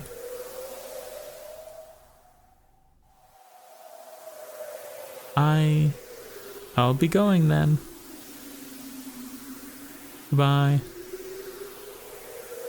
Silence. I walk away. Cold wind blows in my face. The mounds of snow on garage roofs look smooth and soft. When blizzards hit, they'll get completely buried. I'd like to have a snow hill form over me, too. They look cozy. Actually, I wonder what Ira carries in her thermos. I guess tea would be the obvious answer, but if she's one of those people that like to have some warm soup with them? That would be cute. I shouldn't have asked her about it. I should have asked her about it. I feel like I'm going to cry. Kind of buried the lead there. Talking about soup too much. Hey, you got plans for New Year's? What plans? I'll be with my folks. No, I mean after that. My sister's going to a party with other upperclassmen. Oh, you serious? Think we could sneak in? No way, I don't want to hang out with her. Man, come on. They're gonna have those older girls there too, right? The ones from grade 10? Oh, I bet Marina will be there. Like she'd talk to you. Hey, you don't know that. I said we're not crashing anything. They won't let us in anyway. Ugh, that's true. Shh. Where are we going then? Whose place? Not mine. We've got Grandma coming over, I can't host. You? Me neither. Vadim? No way. Dad's he's kinda tired recently. Really? Yeah. It's whatever though. Work stuff, I guess. I hear ya. My mom's also out of it. All the adults are pretty stressed, huh? Figures. It's the end of the year. Right. It's almost New Year's. It's a shame, but I don't feel festive at all. I'll need to help Mom decorate the house. Should I remind her about that? It feels like all of us kind of forgot about the holidays. At least I did. Well, maybe I didn't really forget. The end of the year has been looming in the back of my mind, but not as a cause for celebration. All I could think about were the days counting down to the moment Ira would move away. Ira. She's absent again. I'm not surprised. I I wish that I could clear things up with her. I'm not sure how, but I have to. Maybe I should apologize again? What for? Did I really do something so wrong? I guess I've been pretty annoying, but I don't know anymore. I need to think of something that could cheer her up next time we meet. Will more apologies really cut it? Probably not. She'll just get more annoyed. Then maybe a small gift? That might be weird, though. And I won't get any more allowance until next week. What could I even buy with this spare change? Maybe a little treat will do? A waffle? Would she like a waffle? Ugh. What the hell? She's not a freaking dog. Why does my mind always go to some weird place with her? God, I should just shut up. Focus on something else. It's just so difficult to do these days. Difficult. But I've got to try. Inhale. Exhale. There. A little clearer. I see the sidewalk a little bit better. The buildings, the sky, the lights. Everything around is friendly. Everything is beautiful. That's great. Those are great things to look at and think about. Though perhaps I shouldn't breathe so deeply. You can really get sick from this. It has been getting colder after all. My usual routes have been getting harder and harder to finish. And it's not just the temperature. The paths on the outskirts get snowed over, so trudging through them tires me out really quickly. The winds are picking up, too. Even when I cover myself up with a scarf, it feels as if my face is being pelted. I'm not meeting anyone out here in this weather. I should have gone to the library today. What time is it? Maybe I can still make it. It closes at 6, so no, for sure not. Oh well. They've already begun putting up New Year's decorations. Everything's lined with lights. Oh, and there's a pine tree near the community center. It's so tall. And bare for now. Well, I like it as it is. The way that snow rests on its branches makes it look so mighty. Yeah, alright, I'm getting a bit into the festive mood. Wish the frost weren't so prickly, then I'd look around some more. The streets are empty, save for a couple of adults I saw walking down to the bar. Hard to imagine there would be a lot of people out on an evening like this. So why have I been meandering around like I've got nothing better to do? Every answer to this is embarrassing. The inside of our apartment block is warm and muddy orange. There's no elevator, but then again, it's only 5 floors. I make my way upstairs. An idea is forming in my head. An obvious solution to the problem I've been having. It's perfect. I have the perfect plan for the evening. There's our door. It's kind of uninviting. But that's just my opinion. I bet Dad's guests find it quite welcoming. Though, judging by how quiet it is, I turn the key and enter.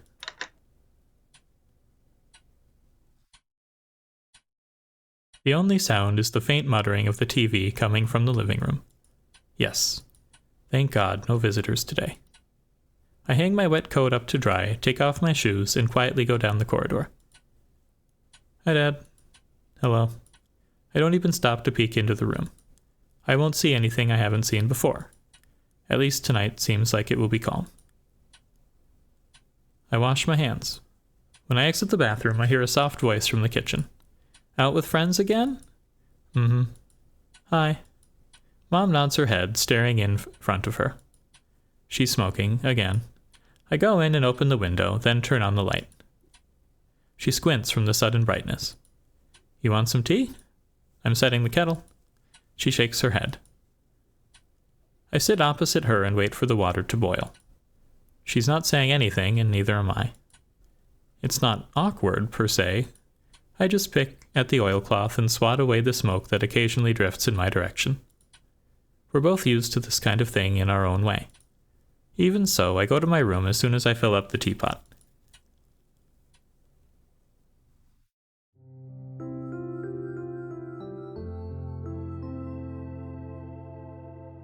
I don't like locking myself in here. I do it every time, and every time I'm swarmed with nasty thoughts. Can't even spend some time with your own mother? You run away from her even though she has it so hard, so hard. You traitor, brat, ungrateful filth. It's the kind of self-flagellation that goes nowhere. Do I think that if I badmouth myself enough, I'll be forgiven? This happens every time and changes nothing. It's pointless. So I direct my attention elsewhere. What was I going to do? Oh, right. I pick up a pen and start flipping through my notebooks. Ira asked me to write a poem. Just thinking back to it makes me so giddy. She said it. She told me she liked it. Ira likes my poems. Haha. Ha ha ha ha. Nobody has ever said that to me before. Well, Tosia did. But that was years ago. That poem. The one that Garen read. What did she like about it? Maybe I should have asked. Where was it? That's it. Сырая черная земля, не обнимай меня так нежно, не рви наряд свой белоснежный и спи спокойно. Только я буду царапаться и биться, а иней пусть себе искрится, и пусть летят по небу птицы, и светит бледная заря. Yeah. O damp black earth, do not hold me so tenderly. Do not tear your snow-white attire and sleep peacefully. I will scratch and I will beat, but frost will still glimmer, and birds will still fly across the sky, and a pale dawn will still shine. It's so lame. I can't even blame them for laughing. No, if anything, Garen was too nice. But at least she liked it.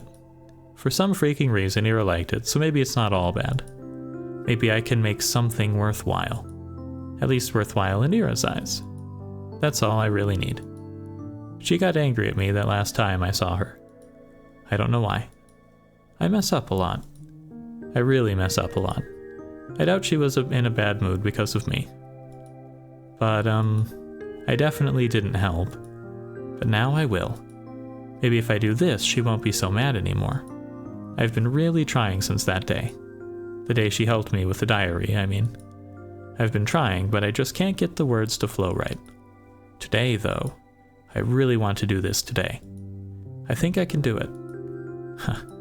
I'm like a kid that only does their homework when their parents yell at them. I don't even know when she will show up to school again. Bumping into her on the street is a tough bet, especially with this weather. Well, I'll try anyway. I've got nothing to lose. What's the worst case scenario? Appreciating gorgeous scenery? Oh, heaven forbid. I'm gonna enjoy this to hell and back. And when I hand that poem to Ira, then it will all be worth it. I don't know about that. Many eggs in a single basket.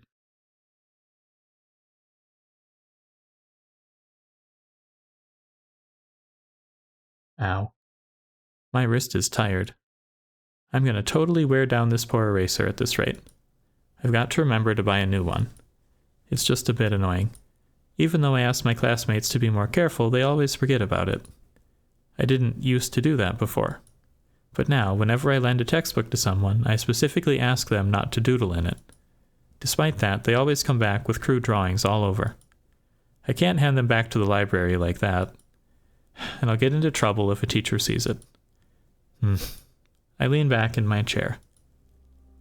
This is the most bullied person of all time. A week. That's how long it has been since I've last seen her. It's not exactly new for her to skip for several days at a time, but a whole week? Nobody else seems to be bothered, though. I shouldn't be either. It's not her job to be my, I don't want to call her pit bull. Either way, it's nothing new. Nothing new, nothing bad. Maybe Ira's taking in the town she's grown to love. Who knows when she'll return here after she moves out. I get that. I would do the same. But still, I just wish I could see her. Is she still mad at me? I really hope not. But if she is, I have just the thing to help it. That's right. It's done. I wrote Ira a poem. I wonder how she'll react. I wonder if she'll like it. I really hope she likes it. Maybe she'll smile. Or what if she gets flustered? That would be so cute. I want to see her make that face again. I keep walking around. I don't really expect to see her at this point. It just feels like a duty I need to fulfill. Like a soldier patrolling the streets. Whoa, that sounds pretty cool. And it's not like the weather is harsh all the time. Real colds will settle in a couple of weeks. The wind can get annoying after a few hours, but aside from that, it's bearable. It's pretty. It's all good. The main road. The 2 residential streets. The community center. The helipad. The garages. The parking lot. The school. The stadium. The research center. The kindergartens. The barracks. I've seen it all 1,000 times. Perhaps somewhere deep down I'm a little tired of this view. But I can't hate it. And I can't pretend like I won't miss it when it ceases to exist. When I finish school, I'll go to university. I'll tell everyone I'm from V.A.T.O, not V.A.T.O 5. Because V.A.T.O 5 does not exist. People from V.A.T.O 5 do not exist. The ones outside will ask me something about V.A.T.O, the real V.A.T.O, and I'll answer with zero hesitation. If I couldn't do that, I wouldn't be allowed to leave at all. To leave V.A.T.O 5, you have to deny its existence. I have to deny its existence no matter how much I want it to exist.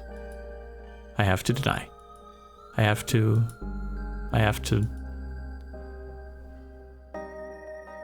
But it's tough. So tough that I'm not sure I'll ever manage. Realistically, I'll probably slip up and blurt out something incongruent. I do slip up a lot. I hope I'll get better at it by then. Maybe I should stop. I lower my scarf and take a big breath. Ouch. I'm seriously gonna catch a cold from this. Ugh. At least my head feels really clear. I look up and see the familiar purple-gray of northern twilight. No, not twilight. Today is the first day of this year's polar night. So I won't see the sun until the tail end of December. It's nothing too bad. Personally, I don't mind the dark. Some people seem to get really depressed during this time, but I'm not one of those. If I stay out for just a little longer and wait for the clouds to clear, I'll see the stars come fully into view.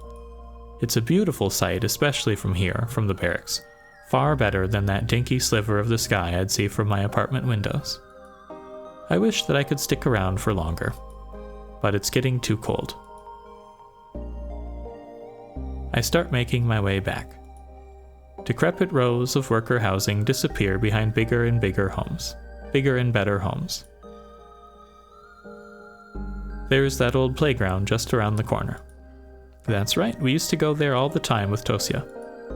Even back then, it was kind of unpopular. They built a newer one just 5 minutes away, so we often got to have the whole thing to ourselves. I guess that's why we liked the place. Somehow, today feels quieter than ever. I can hear a faint clinking sound as the wind passes through the swing-set chains. Huh? I slow down. There is a figure sitting on the frozen merry-go-round. A drunkard? No, we don't have those kinds of people here.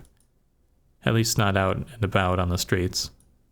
And the frame doesn't seem like it belongs to a man either. I approach, gently making my way through the snow.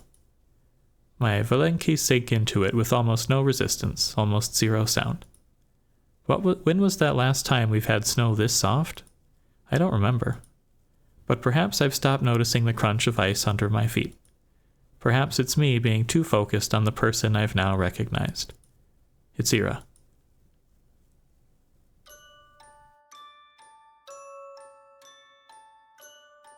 She's hunched over, elbows on her knees, hood down despite the cold. Her hair is tangled, half wet from the snow. What is she doing out here? Smoking, or... Huh? I stop a few meters away. Ira is letting out quiet, gasping sobs. Ira? She looks up fast as if jolted awake. Eyes red and puffy, face raw from wiping at it with her sleeves. There's a bit of snot on her upper lip. What? What do you want? I don't know how to answer. What do I want? All I can think about is how I've never seen a person look so small. Iro swipes at her eyes again, then stands. She stumbles a little, trying to regain her usual posture. What, another one of your hangout spots? Damn creep. Her voice creaks halfway through. Well? Enjoying the snow? Enjoying the show? I slowly shake my head. No. I just saw you. Ira rubs her nose on her sleeve again. Her hands are shaking. Then go back to wherever the hell you came from. Go home, Asya. This isn't for you. I take a small step forward. I want to say something, anything, but my head draws a blank. Before I can squeeze out a single word, Ira turns around and stumbles through the snow, away from the playground. I can't even muster the courage to call out to her, let alone follow. I simply watch as Ira vanishes into the alley. If not for her footprints, I believe she was never even there. The snow keeps falling. A feeling I've long forgotten swells inside me. I've learned to not acknowledge it, so it got buried many layers deep. The hollow space inside my chest grows darker. The sky is full of pinpricks. The world is looking down on me, but not in the way other people do. It's kind and gentle, and I don't feel small under its gaze. Its eyes are pure and tender.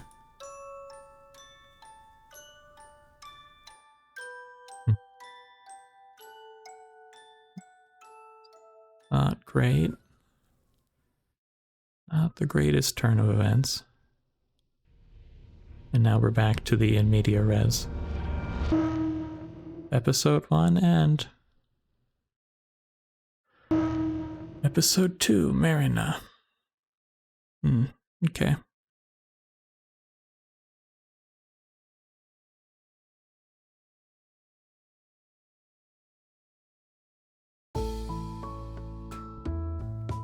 The inside of Z.A.T.O Cafe is warm. It looked that way whenever I walked past its huge glass windows, the whole interior basked in golden light. I did feel tempted to enter a couple of times. But whenever I saw my classmates there and realized they'd seen me sitting at the table all alone, I just kept walking. You've really never been here before? Whoa. Well, there's a first time for everything. You gotta try their bird's milk souffle. So good. Alright. I think my mom brought something home from this cafe a couple of times. Eclairs, Medovic, some other sweets. I don't remember much, but they must have been good. I always buy my own treats at the store. They're cheap and tasty. Yeah, cheaper than these for sure. Oh, you got something else. I like kartoshka more. Well, why didn't you recommend it then? They only had one left. Seriously? Hey, don't misunderstand. You just look like a bird's milk kind of person, you know? What's that supposed to mean? Don't worry about it. Just take a bite. Do you like it? It's wonderful. See? Marina is drinking coffee. She seems like a nice girl. At first, I thought she was trying to mess with me or play some sort of prank, but now it doesn't seem so. When she pulled me all the way down the stairs, I thought she'd want to talk outside our school. No way, it's cold as hell, let's go somewhere comfy, she said. I glance around. I suppose it is pretty comfy. Most of the customers seem to be other school kids, though the adults are probably at work. We sat at a table in the very corner, nestled away just behind the window panes and a good distance away from everyone else. I look back at my teacup. I wonder what Ira would order here. Right. Marina? So you know I met Ira yesterday. Did you see us? She chews and shakes her head. Nope. Then she told me about it. Huh? So yesterday, As far as I know, I'm the last person to have seen her. You met Ira. When, exactly? I'm not sure. Around 8 in the evening, I think? Yeah, that lines up. She rang my intercom at 1:30 that. She came to your house? Yes. She asked me to come out, and her voice sounded distressed. I invited her to come inside, but she refused. No, please, just come down. I need to talk. So I ran down. And?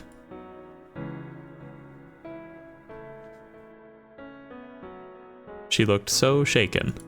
I've never seen her like that before. Not in a long time, at least. Yes, she looked rough when I saw her too. Right? I tried to calm her down, but she kept sobbing. I can't. You were right. I shouldn't have, I don't know. I don't think I can help it anymore. I don't want to go. It's okay. It's okay. You won't go. Ira, you won't go. No, I know. There's no more time left. That's it. I'm out, Marina. Don't say that. We can fix this. You can still... No. I can't. Nobody can... I can't even write anymore. I can't write anything. Ira? I held her while she stood there weeping. I kept saying the same stuff. She kept saying the same stuff. I didn't know what to do. Then she said, she saw me. Just now. Before I came here. Huh? That freaking weirdo.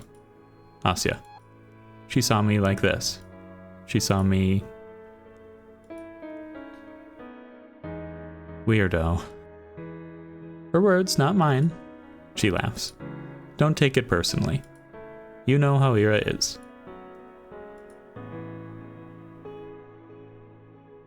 She seemed to cool down a little after that. Hey. You sure you don't want to come up? You can stay over at our place if you don't feel right. It's fine. I'm okay. I'll be going then. Wait. Come on, just like that? Yeah. Bye. You're kidding me. And then she left. You didn't try to stop her? Huh? I mean, I can't, restrain her. And hey, I could ask you the same thing. You didn't hold her down with hands behind her back, did ya? Ugh. No, I didn't. I did just watch her walk away, didn't I? But judging by Marina's story, looks like these two really were friends. What did she say again? She hadn't seen Ira like that in a while? So she's been in a similar state before, and now she's all messed up. All because she'll be forced to leave? So, why can't we tell anyone about this? Well, how much did you know about Ira's family? Admittedly, not much. I know they've had some issues because of, Ira's behavior. They say she'll be expelled and sent away after this quarter. That's about it. Well, you're not far off. Her parents have been catching lots of flack. Yes, but I still don't really understand it. What do you mean? I mean, even if they're getting criticized, sending Ira away, it just feels like they're giving up on her. Well, what do you suggest they do? We only have one school. If Ira gets expelled, she has to study somewhere. That's true, but it feels wrong. There must be other options. I guess some people learn at home, but I'm pretty sure you gotta be disabled to get approved for that. And who's gonna teach her? Her dad works at the institute, her mom's a nurse. No one has time for that. Wait, I thought her mom was... I don't like it either, but I can see where they're coming from. I look down at the cake I've been aimlessly picking at. She's right. I was so quick to cast a moral judgment. But I expect that their whole family just to move because of Ira's poor attendance? Did I expect them to come begging on their knees for the board to keep her enrolled? It's just so childish. I understand, but what does this have to do with keeping silent? Do you know Ira has a little brother? Ah? A little brother? I had no clue. She does. His name's Tolik. Funny kid. I really had no idea. That's okay. You see, it's true, Ira's parents haven't had it easy. But Tolik's got it so much worse. You know how when adults are cruel, they try to be subtle about it? Kids don't. It's not so bad when you're in kindergarten. Sure, some kids won't play with you because their mommy told them not to, but they're still too small to really get it. It sucks, but it's not the end of the world. However, he's going to school next year. So right after his sister got expelled. That's one hell of a legacy to walk into. Oh no. No pressure, right? At least nobody will expect too much from him. Don't say that. Sorry, bad joke. But my point is, everyone knows that it's gonna get worse. I can imagine. Yeah. So on top of all that, picture how people will react if they find out his sister was unstable. Huh? Ira's already prone to anger. You've seen it yourself, right? Now imagine adding hysterics to the mix. Sobbing, panicking, acting strange. Not a great look. Well, that's a bit crude. I wouldn't call what Ira did hysterics. I wouldn't either.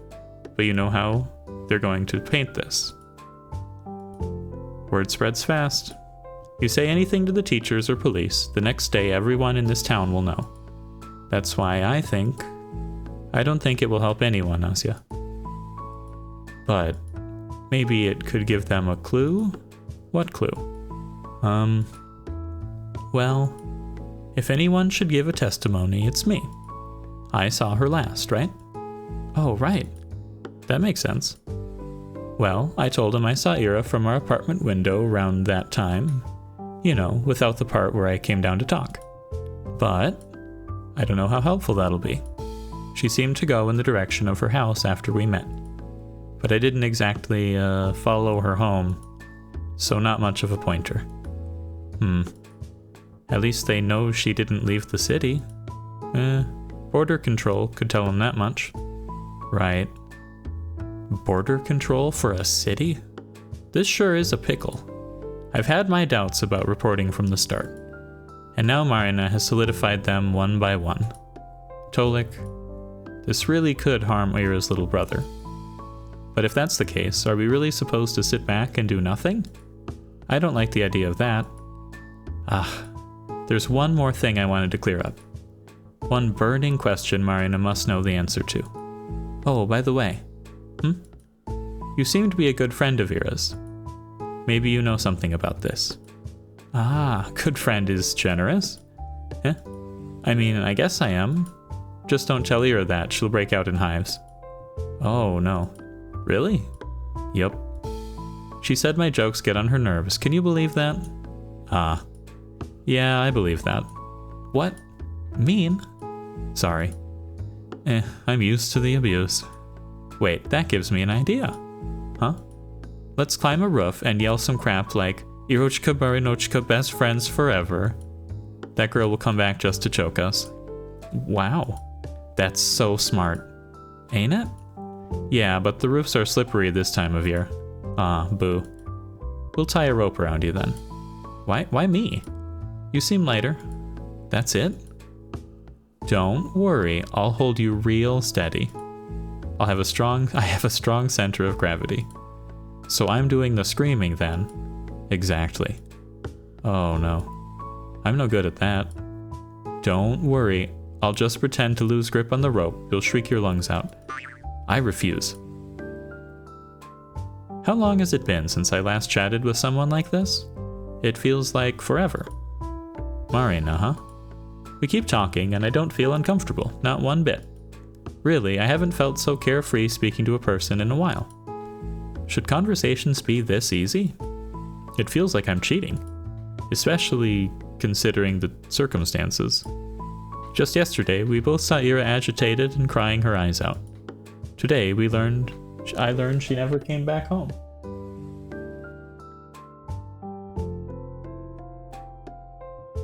It's supposed to be terrifying. But for some reason, it's as if both of us are certain we'll see her again. As if there's no way things will not turn out okay. They have to. Oh, what the hell? Huh? Huh?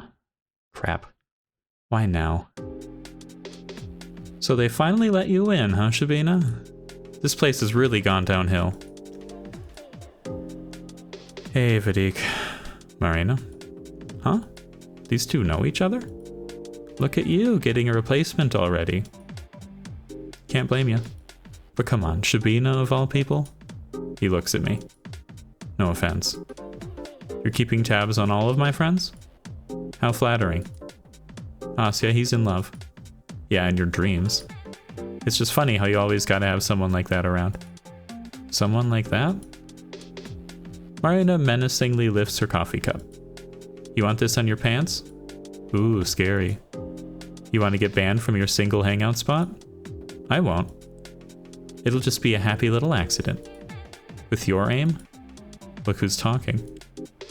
Asya, this guy couldn't aim for the toilet till he was 11. His mattress, however.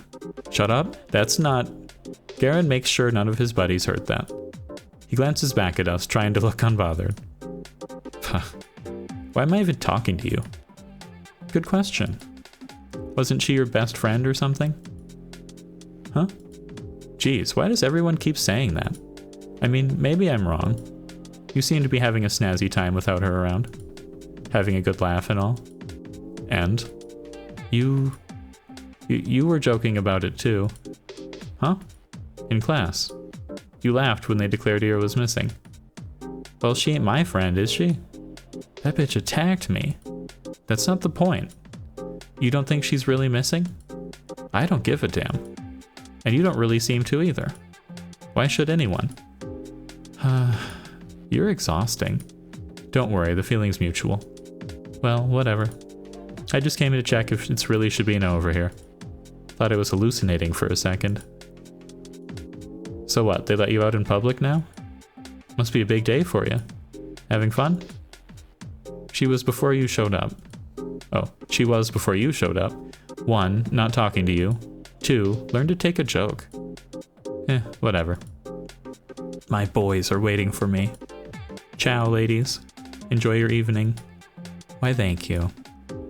With a sneering grin, Garen strolls back to his friend group. What the heck was that? I guess I shouldn't be surprised at running into him. Other kids hang out at the cafe all the time. Even so, it's like a bucket of cold water just got splashed over my head. Jeez, can you believe this? Yeah, I didn't expect that. No, seriously. How can a man be so catty? Never thought about it? Ugh, it's just pathetic. She glares at the table of schoolboys from across the room. Do you two know each other? Yeah. We played together as kids. Oh. It's a boring story. We got along when we were little. Then I grew into a normal person and he grew into a jerk. So we stopped talking. The end. I suppose that happens a lot. Yup. Well, I'm not exactly sad about it. It's like, bye-bye, don't let the door hit you on the way out. Speaking of which, wanna head out? No fun sitting here with those losers stinking up the place. Ah, yes. Let's go.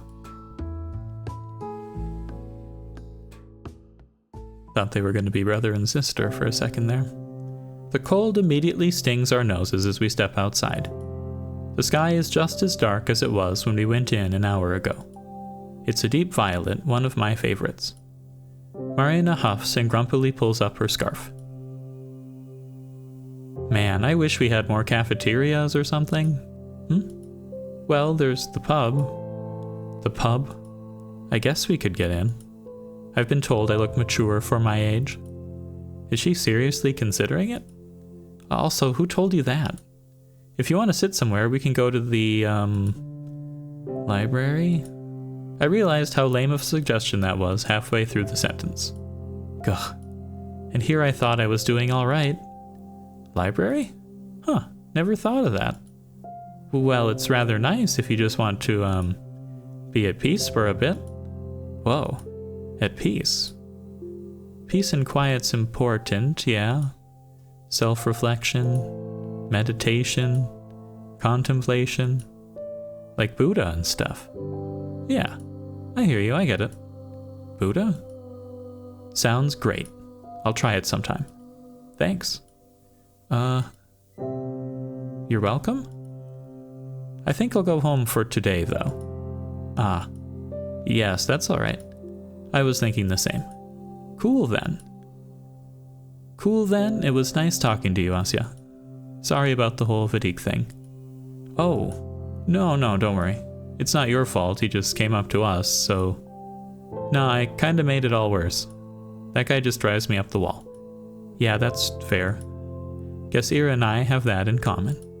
Did she really throw a frickin' chair at him? Yes, she did. Hey. I'm sure she's fine. You are? Yeah. This probably sounds silly, but it's like I believe in her. No way she would just go and disappear like that. Ah, I think I get what you mean. Ira's really tough. Exactly. She's not going down that easy, yeah? Yeah. Well, I'll be going then. See you around, Asya. Bye-bye. See you. Marina energetically waves her mitten at me and runs off down the road. I wave back before going my own way. I shoot a parting glance at the cafe. There's the table occupied by Garen's friends. And ours is... I never paid attention to it, but the table we sat at is half obscured if you look at it from the outside. At this angle, only Marina's back would be visible to passers-by. If she usually sits there, then... Ira might have sat at this cafe as well. It would make sense with Garen's comment too. Replacement. She must have only gone there when Marina dragged her in. And they sat in that same spot that made Ira invisible to anyone on the outside. I wonder if that was intentional. I should ask Marina about it. And also about what kinds of sweets Ira liked. And whether she preferred coffee or tea.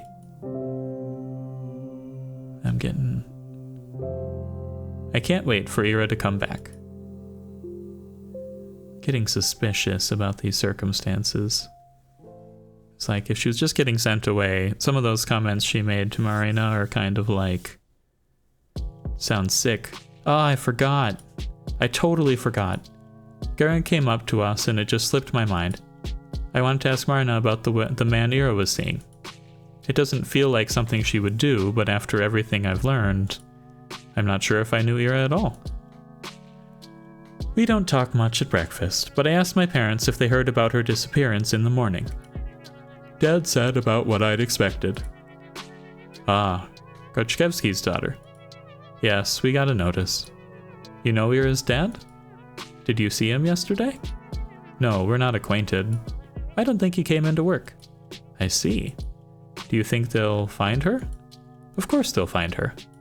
It's not a big city. That's true. But there's still been nothing since the news came out. It's been a day.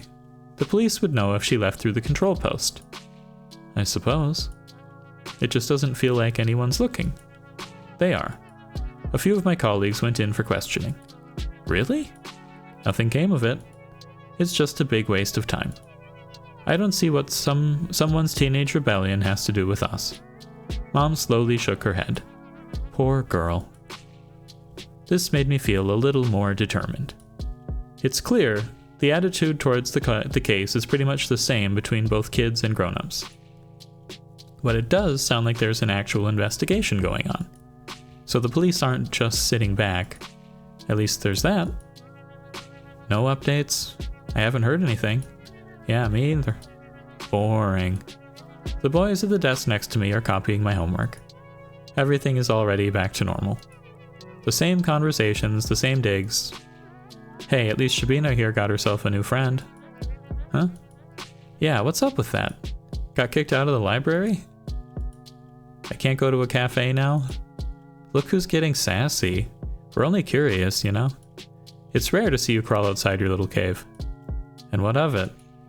We're just so proud of you, putting yourself out there and all. Want to hang out with us while you're at it? Eh? Man, what are you doing? What? It could be fun. No, it couldn't. Shabina, don't listen to him. Well, how about it? Come on. You're probably all sad after your Irushka went MIA. You gotta cheer up a little. She's fine, leave her be. We can all go to the movies or something, How's that sound? Geez, he's just messing with ya. Vadim, drop it already. Dude, don't ruin it. She was about to agree. You're such an asshole.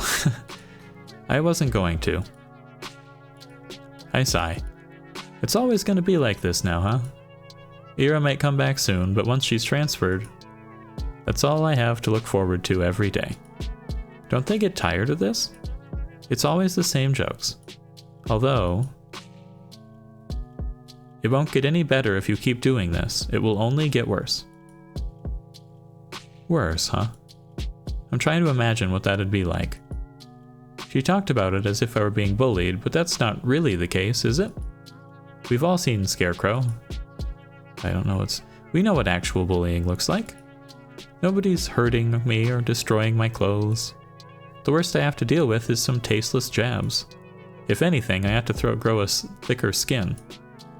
I imagine she meant the boys would get more cruel, but would they really? Don't guys riff on each other all the time? They always call each other names and laugh about it, right? It's just the way that their friendships work. So it's not fair to assume they're trying to make me feel bad. And if they aren't really trying to be mean, what reason could they have to be more cruel? All things considered, they've been treating me rather politely. I mean, I've never been called a dumbass or an asshole. So, I know it was a joke, but speaking hypothetically, would it really be so bad if I went somewhere with them? They may be a bit rude, but I'm also, well, I'm kind of a wuss. So, no. What are you thinking? Huh? Did you forget? What? Did you forget the last time they caught you all alone? That was a prank. That time Whoa, what's going on here? No. It was my fault. I just overreacted. I always do. You will overreact again. It will happen again. But Garen wasn't with them. It wouldn't happen now. It wouldn't be the same. That's right. He'll make it worse. Oh, sorry. You're right. I understand. What's going on there? I don't like that. Asya. Ah, Marina. Hi. Marina runs to me across the hallway. I feel a little better right away. Hey, got home safe yesterday? Isn't it obvious? Yes, thanks. You? Almost died. What? Okay, so there's this hopscotch on the way to my house. She slipped. Can you believe that? They didn't even sand it. That's a hazard. A deadly hazard. Unforgivable. That's what I'm saying. I told my bro to file a complaint, but he just blew me off. Imagine that. That's so terribly rude. I'm basically crippled and he doesn't even care. Oh no. Is it that bad?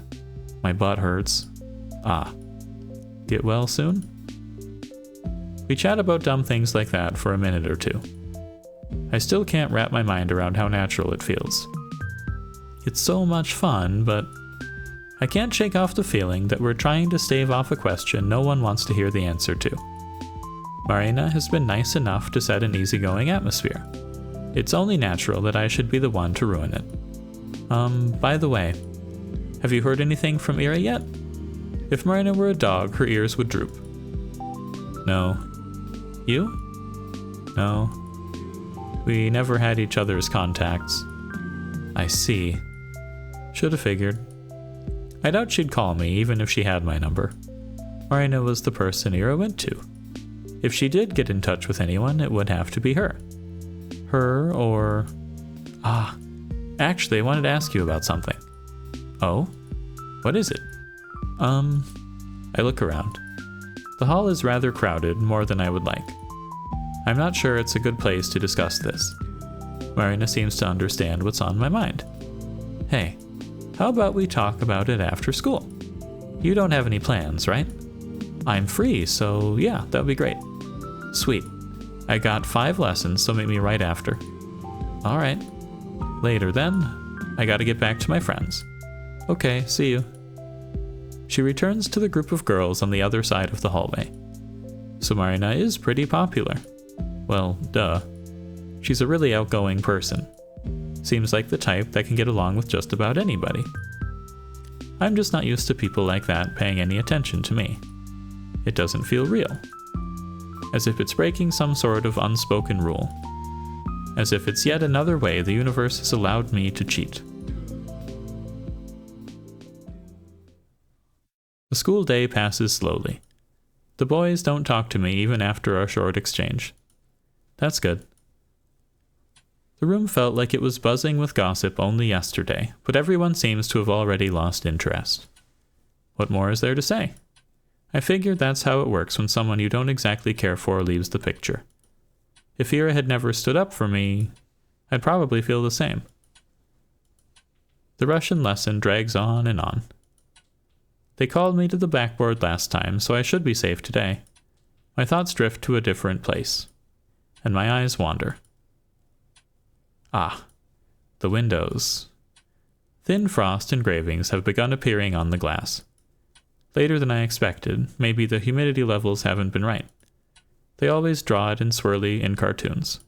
I wonder why. The frost I tend to see is nothing like that. It looks a lot more like an imprint of a prickly pine or a clear surface shattered into fractals. A maze of edges expanding and folding over one another. It forces you to focus and unfocus. It pulls you in like a kaleidoscope. It makes it so that you look at it, into it, and through it. Into the same repeating pattern of white barbs and ornament of needles upon needles upon needles upon needles upon needles upon needles upon needles. A glass that's shattered without being broken. An edge without a piercing point. I think I've seen something like that before. Oh, what's going on? Right. It's just like that time. The pattern manifests itself in jagged lines. It draws closer and closer. It invites me in. I almost understood something back then. I almost realized something very good and important. I wasn't in the right state at the time, but maybe now. Maybe that's why I'm seeing it. Maybe it's time. If I just look closer. Strain my vision. Oh, this is... Ah. The concentration of sharp edges is so dense, my hand and skin and eyes begin to sting. Is there a form? A shape? A sign? A number? No. It's not enough. If only I... No, it's too much. Too bright, too beautiful. It's so overwhelming my eyes blur. It's so beautiful that I might cry. It's too much, it's too much, it's too much, it's too much, it's too much, it's too much, it's too much, it's too much, it's too much. A bird flies past the window. Huh? I look around. Everyone is quietly writing in their notebooks. Did anyone hear that? Did anyone see... My eyes snap back to the frost-covered window. It's lovely. You got something going on here. Snow is falling lightly on the yard. The long gray clouds glide placidly across the tundra. I stand by the main entrance and wait for Marina to show up. She should be free at the same time as I. So why isn't she here yet?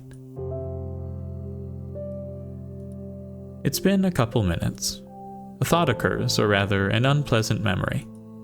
The letter prank from many weeks ago. Could she have... No, that can't be it. Marina isn't like that. I walk down the steps. She might have thought we were meeting in a different spot. It's not like either of us specified we'd be at the school gate. It must be a misunderstanding. Maybe she had PE and used the back exit? I'll scout the perimeter just in case. The snow around the yard is deep and somewhat bothersome to trudge through. Because of that, when you see someone go behind the school, you know they're either doing sports or trying to smoke without being noticed. I don't believe Marina smokes, though. Oh? I hear soft voices coming from behind the gym. Aha! Marina's class must be getting out of PE. I knew it. Maybe I can catch her there. Don't mess with me. Stop playing fucking dumb. Quiet, damn it. I told you, I don't know. I'm sorry. What? You. You know what's going on, don't you? Think I forgot? He's been saying random shit. Staring at nothing. Mom's getting real worried and you know this, right? Right? The boy's voice is so shaky, it takes me a moment to recognize him as Garen. Wait, Garen? This anxious? You had this, Marina. Fatigue, I'm begging you. Please. Please. I don't know what to do. I'm sorry. I don't know. I wish I did, but you got better. Listen, don't give me that. I have a pair of eyes, alright? I know you're not the same or whatever, I get it, but you're functional. So I need to ask you. Please? Thud. What? Crud. I wanted to get back off all sneaky like. Man, did that backfire. Why did I have to slip? Asya? You...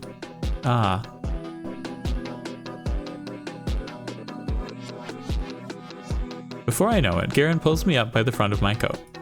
You little bitch. Think you can eavesdrop on people now, huh? I didn't. Hey, let her go. She was listening in on us. No, I said let her go. He grimaces but loosens his grip slightly. So, Shabina, I was waiting for Marina. We were supposed to meet up after school. That's right, we were. Though, I thought we'd meet by the gate. You weren't coming, so I thought I'd look for you. And when I crossed the corner here, I slipped and fell.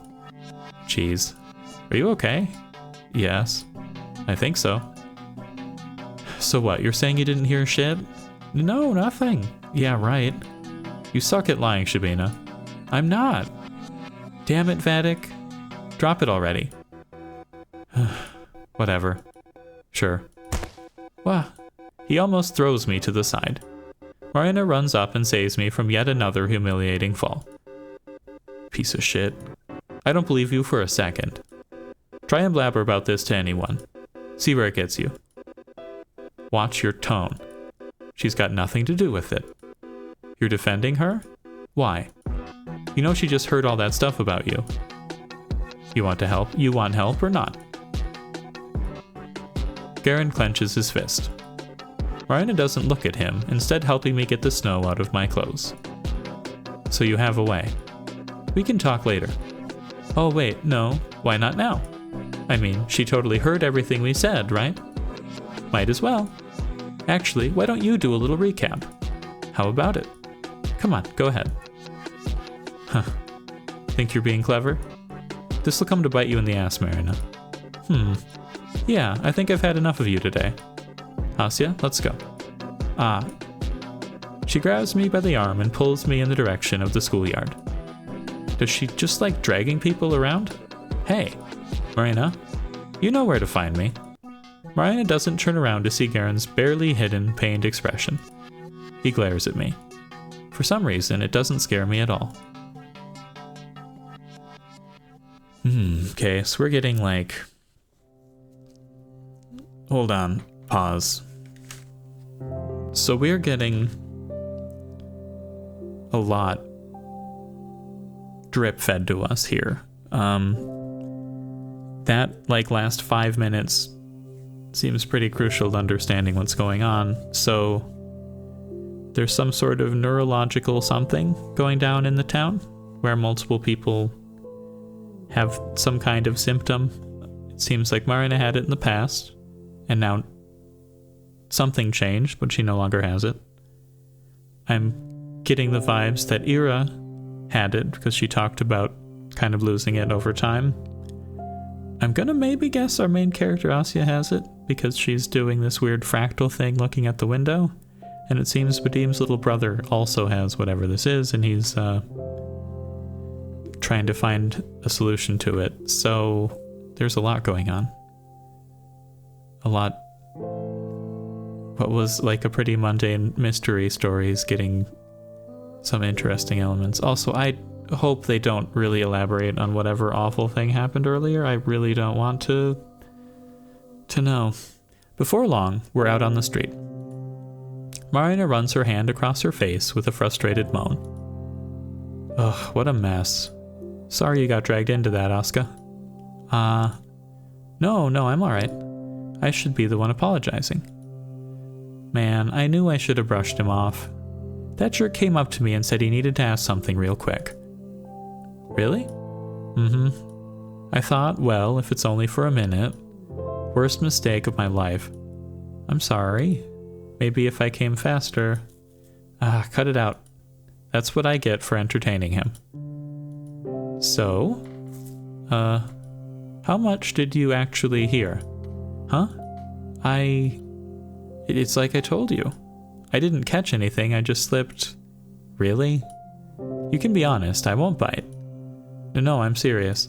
I only heard some muffled voices. I didn't know it was you. Okay. That's cool then. So, is everything fine? He was in a really bad mood. No kidding. Been a while since I last saw this guy so cranky. I'm all good though. If you say so. Please be safe. Tell that to Vadik. That squirt better watch out. She proudly slaps her bicep. I've been to the gym. I've held weights.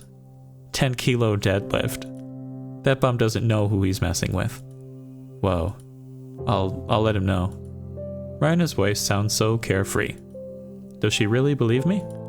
If Garen's right about one thing, it's that I'm just no good at lying. But you know what? That doesn't matter. Marina would be happiest if I forgot about it all, so that's what I will do. And then my lie will circle back to being true.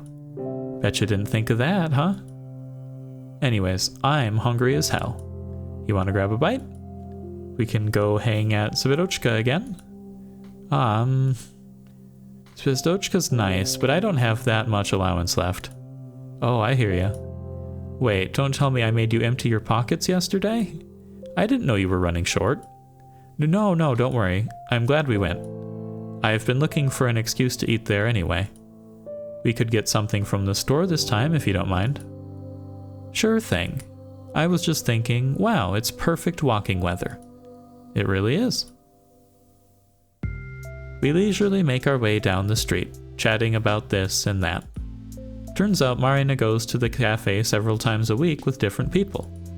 Classmate A on Monday, classmates B and C on Wednesday, classmates D, E, and F on Friday, and so on. Sounds fun in theory, but I'd probably die if I had to live like that. It's not that bad. If I really don't want to go, I don't. Still, it must cost you quite a lot. I guess? I get plenty of allowance, so it's whatever. Oh, I see. That's nice then. It's good when parents are so understanding. Though I wasn't really talking about money. I wouldn't know, I live with my big brother. He doesn't care as long as I don't bother him. And I don't bother him as long as I have cash. It's like we have a contract. Oh, wow. That's pretty cool. You think? Yes. I mean, it sounds fun living with your sibling. And you get to eat treats at the cafe all the time. Not all the time. You think that I'm some sort of sugar addict? So that's where you get all that energy. Now listen here. I'm joking. No, I'm serious though. I don't just stuff my face there every day. We go to the movies pretty often. You know, at the community center. You could tag along sometime if you want. You mean it? Of course. The more the merrier. Of course, the more the merrier, though I dunno when we'll get any new films over here. Oh, I heard they're bringing in an American flick next week. We have to go. Really? I'd love to. Then it's settled. An American movie. The whole time Marina and I are browsing through the aisles of the department store, I can't get this invitation out of my head. We'll go to the movies. We'll go to the movies. To a Hollywood film, no less. I'm so happy it's Saturday. Alright, in the comments, what would the worst possible movie be? If I have any good answers, I'll read it the next video I upload. A new week can't come soon enough. Ah, isn't that funny? I got the same kind of invite just earlier this morning. But everything about that, even if those boys were only joking, everything about that made me feel disgusting. Funny that. Funny that. Man, I can't wait to get out of here. The store? The city, dummy. Ah. Ooh. Really? What, you don't? Well, I like it here. I think it's very pretty. Can't argue with that. I just wish there were more to do, I guess. I know they're planning to expand the place. They'll take the barracks down in spring to build new blocks. And then there's talks about a new sports complex. But that stuff will take freaking years. I'm bored now. Oh, I had no idea about the barracks. Really? You live under a rock, don't you? It sure seems like it. Well, now you know. Point is, there's jack all to do here. Can't wait until I'm done with school. Ah, just a year and a half left.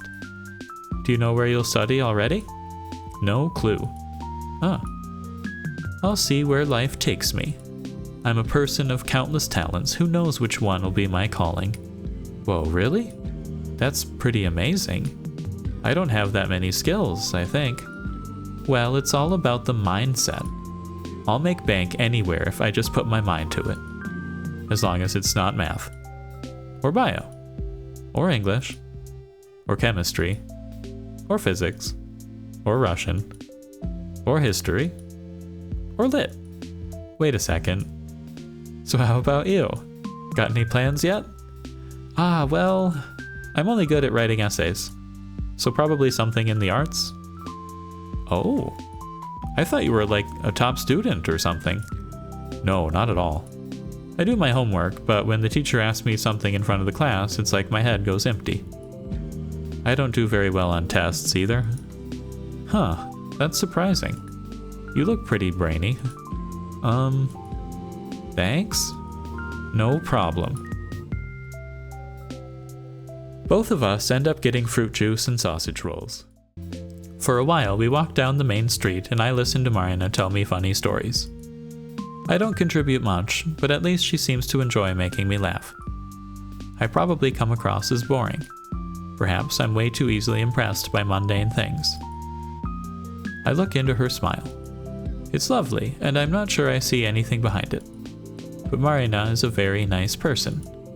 With nice people like that, it's hard to tell. Maybe she thinks I'm lame but doesn't realize it. Maybe she's stifling that feeling down out of the goodness of her heart. Maybe one day it will become too heavy, too unbearable, and that's when she'll explode at me for all the times I've acted strange or looked too ugly next to her. That day is getting closer with each passing minute.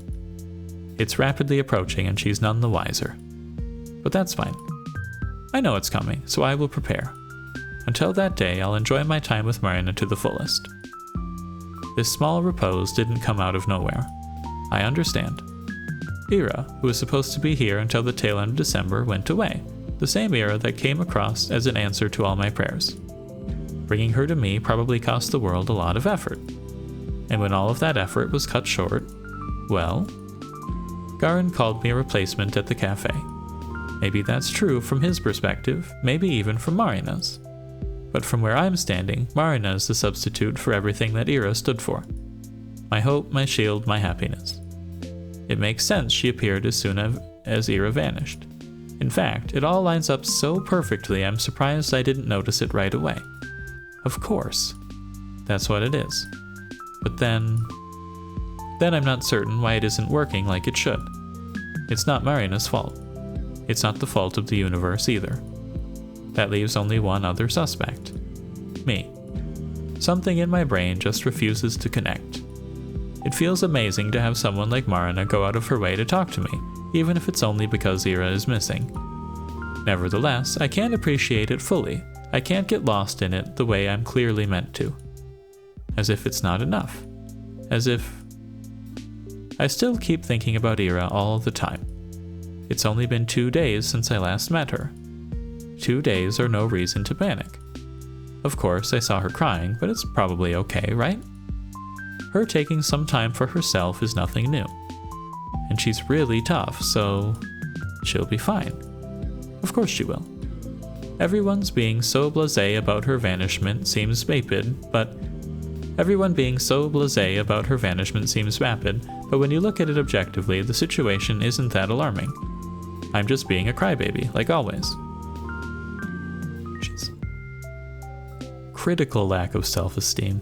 Then again, that is a harmful way of thinking. Yes, thank you. If I believe the universe has let something bad happen to someone like Ira, then I'd be doubting the world's sense of justice. Ugh. Not only that, but I would also be rejecting the privilege I've been given. If I want to draw an apt comparison, but all my metaphors are falling short. Maybe I'm like a child who was gifted a doll, lost it, and then started to pout when the replacement wasn't identical to the... No. See? That's what happens. I start comparing wonderful people to toys. What's wrong with me? Even when trying to explain how ungrateful I'm being, I find the most despicable way to do so. I really don't know if I have a soul at all. Are you okay? Marina looks at me expectantly, holding her hands up to the hot air stream. In our aimless strolling, we've reached the warm vents next to the back entrance of the research center. The snow around the chutes has melted, forming uneven splashes of dark soil lovingly sprinkled with months-old cigarette butts. Huh? Yes, why? You look kinda down? If you're tired of my blabbering, you can just say so. I can get a bit carried away. No, I was listening, really. Yeah. I just figured you're too polite to tell me to shut up. I wouldn't. I like listening to you. Honest? Yeah, honest. Your stories are fun. And you have so many friends, I'm surprised that, I appreciate you making time for me at all. Please. Am I supposed to sit on my butt eating cake while Ira's gone? I mean, just yesterday, we actually have important stuff to talk about. And heck, it's nice to take break off from the schedule every once in a while. Variety is the spice of life, yeah? Alright. I kind of put a damper on your plans. Sorry. Dude, I just said it's cool. I like talking to you. It's like... relaxing. Relaxing? Yeah. It's weird saying that with the disappearance and all, but when I discuss this stuff with you, it doesn't feel so scary. Ah, that's amazing. I've actually felt that way since yesterday. I thought talking about such things should make you anxious, but it doesn't feel that way at all. Right? Now that's scary. What kind of therapy is that? It's pretty strange, huh? Speaking of which, you wanted to ask something? Right, yes. There's this rumor going around, and I don't know if I believe it. Maybe you know. Was Ira seeing some, older man? Ah, this. Figures you'd hear about it eventually. Yes, I thought it might be true at first. That Ira could have eloped with that person or something like that. But you never mentioned anything of the sort, so it's probably just gossip. Elope? Ew. Huh? Ew? Why? I thought it sounded quite romantic. Romantic? The guy is like 35. Well, love has no age, right? Yuck. Don't go around saying stuff like that, it's dangerous. My face goes red. Did I really say something that embarrassing? Ugh. Haha, okay, well, I don't usually say anything when others bring this up. Like, if somebody asks me about it, I go, man, I've never seen her do anything like that. What a load of crap. But you... I think you'll understand. Huh? That's my brother. Oh. Huh? That guy. The old guy. It's my bro. So Ira and your brother are... No, they're not like that at all. Gross. She sticks her tongue out as if she's about to gag. That bad? I would literally die. Oh no. But, what's going on then? If you don't mind telling me. It's fine. I think if anyone should know, it's you. Ah, really? I can trust you, right? You're not gonna run and tittle-tattle the first chance you get, yeah? Of course. I mean, of course not. Thought so. Anyways, my brother Lev, he works in the labs. Like the ones at the research complex. He's been helping Ira. Helping? With what? I guess you could call it managing her stress. Uh-huh. She has a kind of neurotic condition. Sometimes her head just goes haywire and there's nothing she can do. Lev says it's some kind of brain chemistry stuff. I can't say anything more than that. So when she got angry at our classmates... No, that's her at her soundest, if you can believe it. Oh. You know it when you see it. Sometimes she just can't focus on anything, any sound, any person. Sometimes her mind gets tangled and she starts to panic. Things like that. I see. You think she was, tangled up the day we saw her? Yes, absolutely.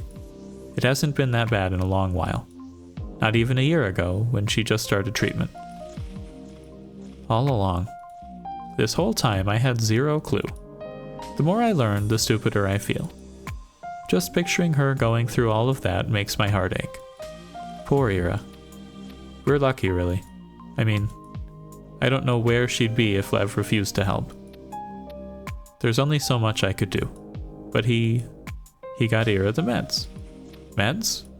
Some pills to keep her head in check. They're not the type you can get from a pharmacy. You mean illegal drugs? What? No. Don't make it sound so scary. Sorry, maybe I misunderstood. Jeez, it's nothing that bad. It's just a new type of pill, so it's hard to come by. Oh, wow. Well, anyway, I doubt Ira followed Lev's recommendations to a T. But at least she got better for a while. That's incredible. Your brother must be an amazing person. Both of you. Stop it. I didn't do much. Probably annoyed her more than anything. I'm sure you were important to her too. Huh? You think so? Mm-hmm. Well, who knows? Who knows? Ira rejected the therapy after all. What? She just flat out refused a month ago. Stopped taking her pills, stopped coming to our place. And well, you saw what happened. But why? She was feeling better, right? You said it helped. Marina solemnly shrugs. She just decided that she didn't want it anymore. Meds can have some awful side effects, so I can't really blame her. Still, I wish she'd talked it out with us. Without the pills, those little states will only worsen. Why didn't you say any of this earlier? Huh? Why would you keep this to yourself? Why wouldn't you tell anyone? She might be in danger. What if she gets injured when she's in that state? Are you seriously asking me that? I told you we can't go around telling people she had issues like that. Think about her kid brother for a second. To think about Ira for a second. You really think their family reputation is worth more than her safety? That's not right at all. Jesus, Asya, I'm not saying that. Look, let's say I told the police about Ira's problem. Let's say I told them Lev was helping her. What then? What would that change? Would it point them towards a location? A culprit? Maybe it'd give them a motive. Yeah, I guess there's that. But so what? What do you mean, so what? They'll know she didn't run away just because she was rebelling or throwing a fit or anything silly like that. Then everyone will understand it's serious. Everyone will work hard to find her. Maybe the whole city will... Marina's bitter laugh is sharp enough to sting.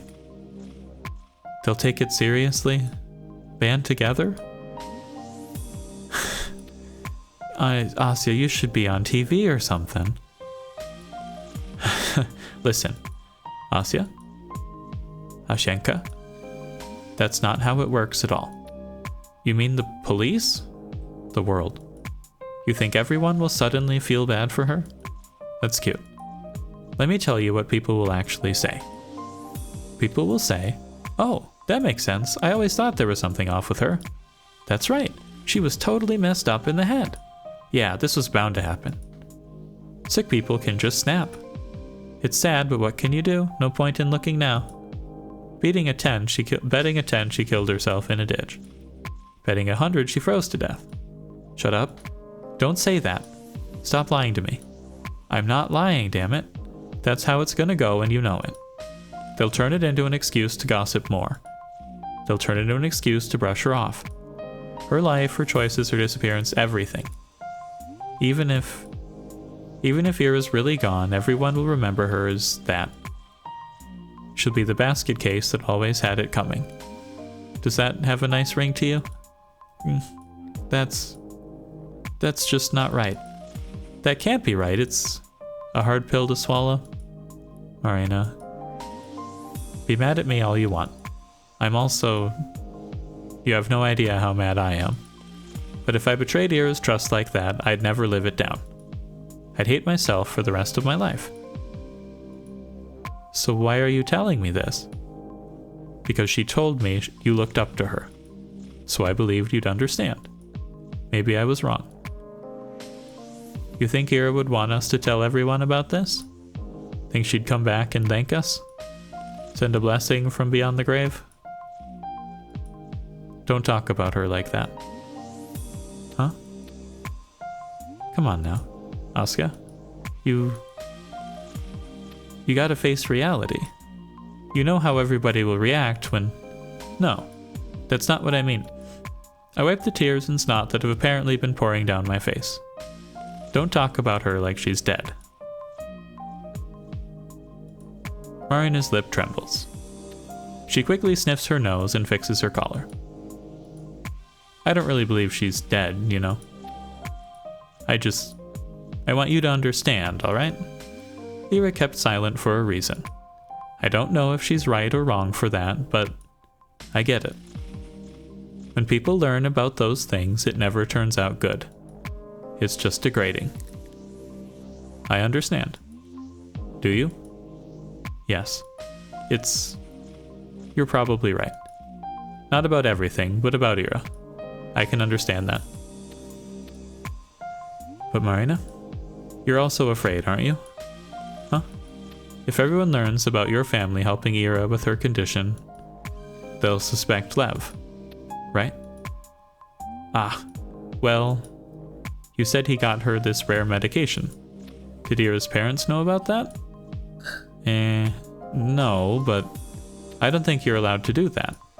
Are you? Marina, you're a little selfish, huh? No, it's okay. I know you're worried about Ira. Really. You helped her because you cared about her, right? Your brother, too. Of course we did. Yeah. So please, don't pretend you're keeping quiet only for her sake. Or for the sake of Tolik.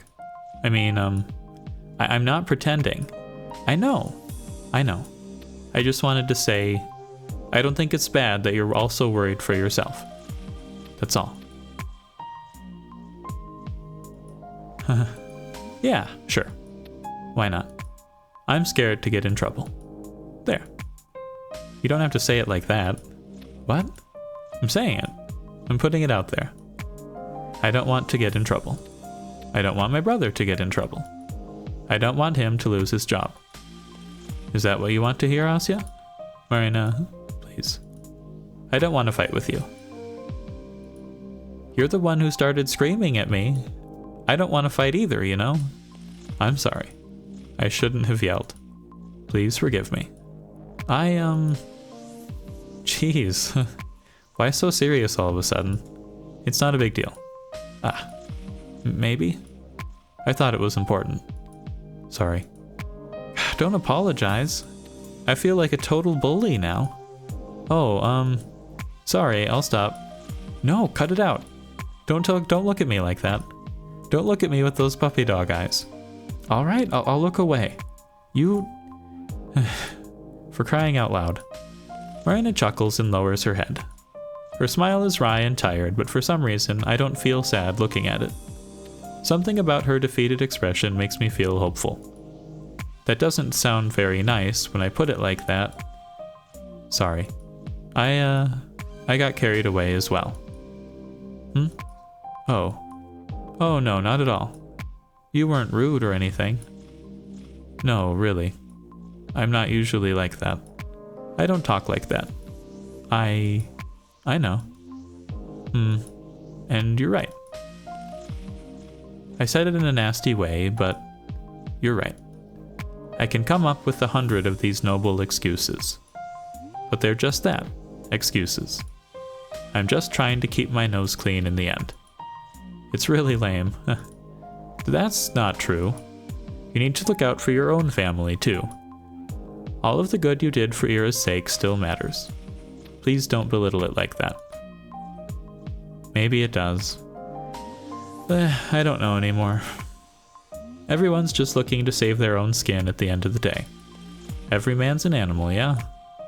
That's not what I meant at all. No? I think you're still a very good person, Marina.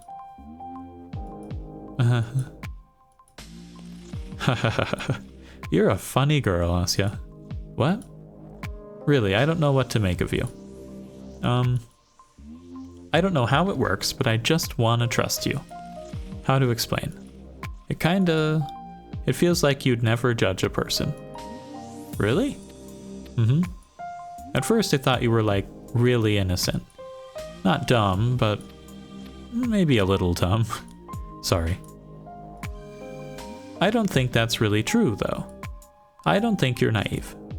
You know, I can usually make an easy read on people. With you, though, well, maybe it's because I only met you yesterday. But you're really nice, Asya. Nicer than I could ever hope to be. No, please don't say that. Nice is meaningless when applied to me. I'm not really charitable. I'm not really kind. I'm not really honest. I have been nothing but a hypocrite this whole conversation. But Marina says all of these things so genuinely, I don't have the strength to shut them down. It's like that love letter, only the other way around. Her kind words aren't really true. This time I am aware of that, while Marina herself has no idea. Does that diminish the value of those words? No. Marina didn't choose to be wrong. Kindness can be misguided, but it still deserves appreciation. Real or not, it deserves gratitude. Thank you. I'm not sure if what I said counts as a compliment. Of course it does.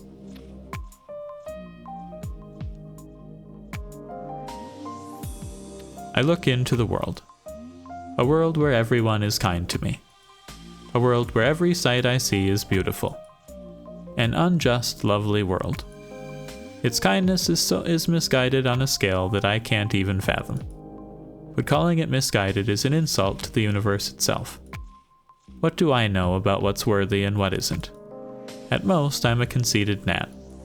I shouldn't even try to understand the whats and whys. The only thing I have the right to do, the only reasonable thing for me to do, is to say thank you. So I will do just that. I'll say it. I'll say it as many times as it takes to get my feelings across. In other words, I'll say it endlessly. Thank you, thank you, thank you, thank you, thank you, thank you, thank you, thank you, thank you, thank you, thank you, thank you, thank you, thank you, thank you, thank you, thank you, thank you, thank you, thank you. That's a lot of things. I'm not reading all those, sorry. Many thank yous. Many... freaking me out. It's not enough. My life is finite, and so is my gratitude. It will never be enough, even if I keep living until our dying sun swallows the earth. It's a promise I will never fulfill. So I'll retract it. I apologize. I need to try a different approach. The number of gratitudes I can express will always be finite and meager. But what if the gratitude itself becomes infinite? An expression of endless gratitude. Is that possible? Does it sound right? I can repeat my thanks for as long as I live, like a pulsar emitting wave after wave of electromagnetic radiation. Yes, just like that. A pulsar's radiation travels endlessly inside a vacuum. Why does she say she's bad at school if she could know what that is? Mine should be able to do the same. But right now, my signals keep getting buried under the 10,000 kilometers of our planet's atmosphere. They're too weak, they dissipate under the weight of over 5 quadrillion tons of air. Well, not as much as if they travel straight up, but I'm not good enough at math to do the numbers. All that I know is my signal isn't strong enough. So then what can I do? I could become an astronaut and fire off my messages from orbit. That has to work. Except I don't have anything it takes to be an astronaut. The next best thing would be to send a strong radio signal from the surface. But sending a transmission powerful enough to break through the Earth's atmosphere requires equipment that's way out of my reach. It's in the same realm of possibility as me actually traveling to space. But then what other options are there? How can my broadcast persevere? Ah, right.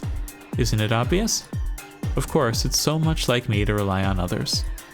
It's so much like me to look for external means of getting what I want. The answer is right there, right in front of my nose. The answer is in my reflection. It's staring at me from the bathroom mirror. Oh, our character's going nuts. Me. It's all about me. I am my own parabolic antenna. The strength of my signal is dedicated by my own... The strength of my signal is decided by my own level of gratitude. It's a matter of my resolve. It's a matter of admiration. It's a matter of dedication. If my signal is unable to pierce through the sky, that's a personal failing of mine. That's something I'm responsible for fixing. Can I do that? I can. Naturally, I can. Any point made against that will be an excuse. I just need to work hard. I need to work hard so that I will feel so much more grateful. I need to overflow with adoration. I need to overflow with reverence. I need to overflow with love. If I fail to do that, my voice will never make it to the cosmos. And then, when I'm overwhelmed with grace that I could die, I'll get up to the highest point atop the sea level that I'm able to reach. I'll climb up high and I will look into the sky and will jangle myself so that the trajectory is just right. Then I will start my most powerful transmission to date. I will scream thank you and I love you so loud that all of the people in the radius of 3,000 kilometers will feel it in their hearts, bones, and muscles. And their TV signals and radios will break. And the next day, the whole world will report a radio signal of unprecedented strength lasting from the communism peak. Oh, our main character is losing it. Although maybe Mount Elbrus is more realistic? If I remember right, Dad climbed it when he was in university. At least he has a pin from there tucked away in one of the drawers. Maybe I should ask him about it. No, better not. He's tired after work. I should go to my room. Tomorrow's the weekend, so I can stay up late. I don't need to do any homework today either. I have the whole evening to myself. I will rest. And starting tomorrow, I'll work harder than ever before. I'll love this world with everything I've got. Bad vibes. Not looking great, main character. Not looking great. The world is as bright as a sunless day allows. The air is clear and soft despite the cold. The statue on the main square shines in silver. I have already made my rounds around the city. It's been a wonderful time as usual. I've seen all that there is to see. I've admired all that there is to admire. Is what I would say if I were a liar. I travel south towards the single place I've been neglecting. It's easy to avoid since it's right on the edge of the long residential street. The car repair shop. There's nothing special about it at all, aside from the fact that the owner's son is a classmate of mine. So what's my problem with it? I suppose you can call it pettiness. Ever since that one incident, I've been avoiding the spot like the plague. But it was never the shop's fault. It was poor luck, that and my own overreaction. If I want to achieve my goal, I need to get over myself and face it. That's right, I'm sticking to it. I'm sending my message to the universe. Of course, there are requirements I have to meet. I need to take in and process the beauty of the whole entire world to achieve the right signal strength. Okay. If I can't find the beauty in everything this town has to offer, how can I ever grasp the grandeur of the planet, let alone the universe? I'm well familiar with every other part of Vortica 5. So excluding one area because of an old joke gone wrong is just unfair. I'm sorry, car repair shop. I'll fix my mistake. I I momentarily freeze up, then scoot behind a corner. Just now... Was it Garen walking down that side of the road? I peek out just to check. That's right. He's marching quickly, hands in pockets. A couple times he turns around as if to make sure he's not being followed. Huh. I wait until he's gone a good distance away before I come out of my hiding. I'd rather not encounter him after what happened yesterday. Yeesh. He's never been this crude with me before. I mean, there are plenty of people on the street, so maybe I'm being overly cautious. But better safe than sorry, right? The road ends. There's the workshop. It's bathed in pure white light, almost as if it's glowing, inviting me in. I take a look around and don't see anyone. Just cold and empty cars, some crates stacked by the building, concrete slabs. The snow keeps softly flowing from the hills. It's quiet. I take a peek through one of the windows, but the only thing I see is my reflection. They fixed it then. Is there really nobody inside? It's not like I particularly wanted to enter, but I thought that might be the best way to go about it. Have a quick glance, see how normal everything it is, and then leave. Nice and simple. It looks like they are closed today, though. I was certain they worked on Sundays, too. I should just check the schedule at the door. There. A scratched up metal plate. Let's see. Looks like a standard schedule to me. Saturday twice? Should be open. It's Sunday, just past 12. I knock on the door, then give it a tug. It won't budge. I give it another tug, and then a push. That's strange. Maybe it's not the time yet? But when, if not today? Would the universe really hold me back like that? No. Let's not jump to such conclusions. The mechanics are probably on lunch break. Of course. Though I don't believe they had it listed. Did I miss that? Let's check the schedule again. Yeah, it's looking pretty, Saturday's listed twice. What a blunder. No lunch break. So it's not me being inattentive. Then why? Oh. Maybe it's some sort of holiday today. I'm bad at keeping track of things like that. Still, shouldn't there be a notice, or... Wait. I look over the metal plate again. Why are the times changing? Still think our character's going nuts. Huh. Oh. Wait. That doesn't seem like... What? I rub my eyes and blink intensely. Did I not get enough sleep? I'm just not seeing straight. I shouldn't have read so much before I went to bed. I need to focus.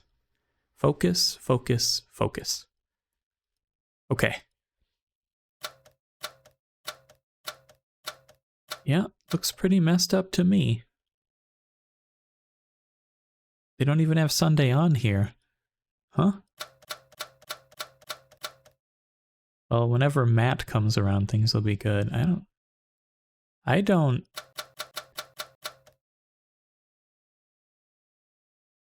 I closed indefinitely on Sundays. That's what it was. Why does down indefinitely?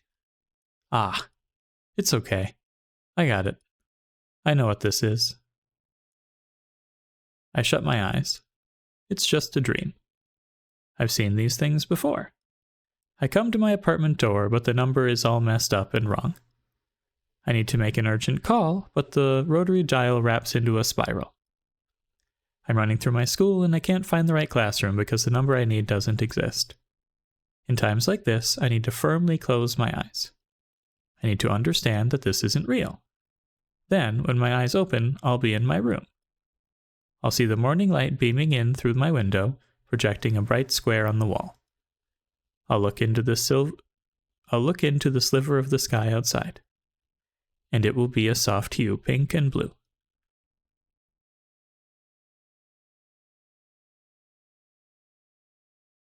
I open. Open what? Monday, 9 to 2000. Okay. Looking proper.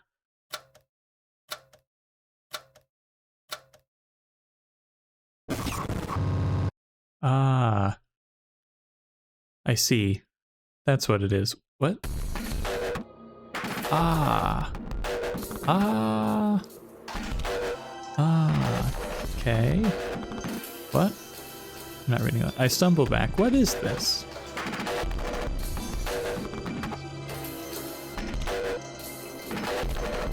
Okay, so she's going crazy. You really helped me out today, Vadim. Today I've set out to fall deeper than before, to fall deeper in love. Right now I'm so full, I feel like I'm gonna vomit. I'm so grateful my fingers won't stop shaking. Thank you, Vadim. I won't forget this till the day I die. What's going on? The windows still won't let me peer inside. It's way too bright, so all I see is my own silhouette. The snow falls neither harsh nor light because there is no snowfall, only snow. No, I misunderstood. Who said that I can't peer inside? That's me. That's me behind the glass. I'm looking in and looking out at the same time. I'm looking in and looking out the window. I see. What do you see, Asya? What do you see from the inside of a sealed body shop? The same thing you see from the outside, Asya. The same blue sky. The same infinity. The same unfashionable coat. Oh, what was that? That's...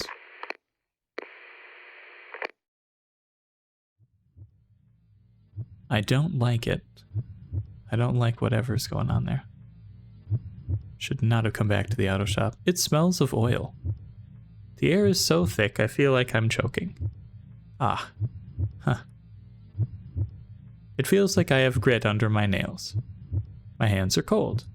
It's dark. Am I covered in dirt? Everything's lined with sour dust. As if the void sticks to my skin and coats the inside of my mouth and lungs. It's almost enough to make me puke.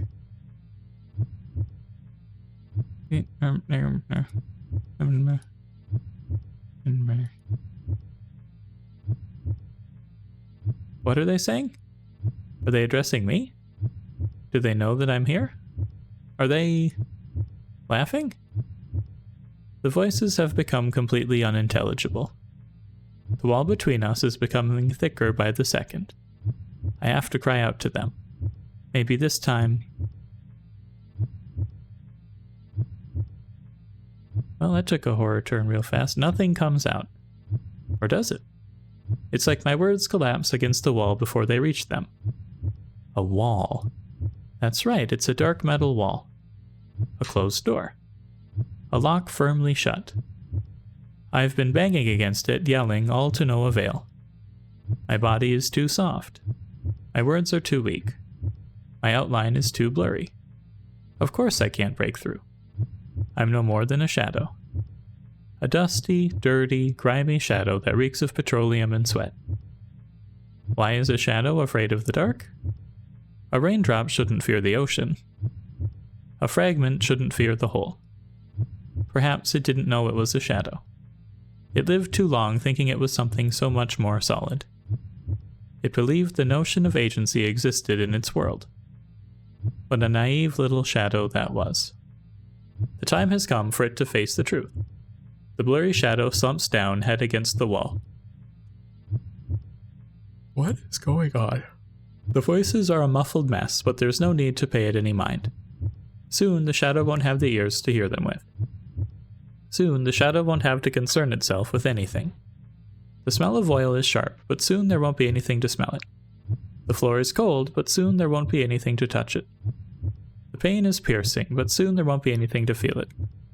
It's a good deal, isn't it? The shadow doesn't resist anymore. The void opens its maw. Get out. Huh? What? My head tilts upward. A clear voice. So clear it's like the words were spoken right into my ear. Who?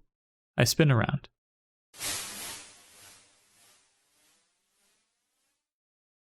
Huh? A window. Was it always there? Pale light seeps through the frost. The thin glass barrier is impossibly far. But maybe I can... No, I have to. I stumble and grope my way through the darkness. Ah. My hand strikes against something cold and heavy. What's that? Metal? A tool? Doesn't matter. Something to grab onto. Ugh. The weight steadies me. Well, this thing sure is hefty. Or maybe I'm just out of shape. No. That's not true. I don't have a shape. I do have a shape.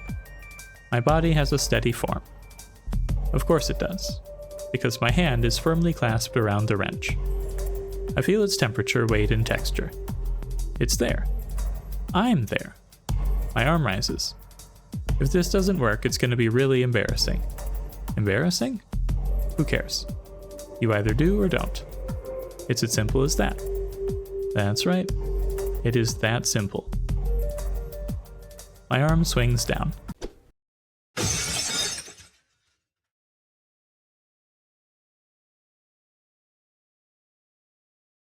You... Who are...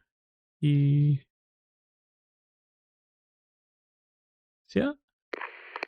Jam signal end. Okay.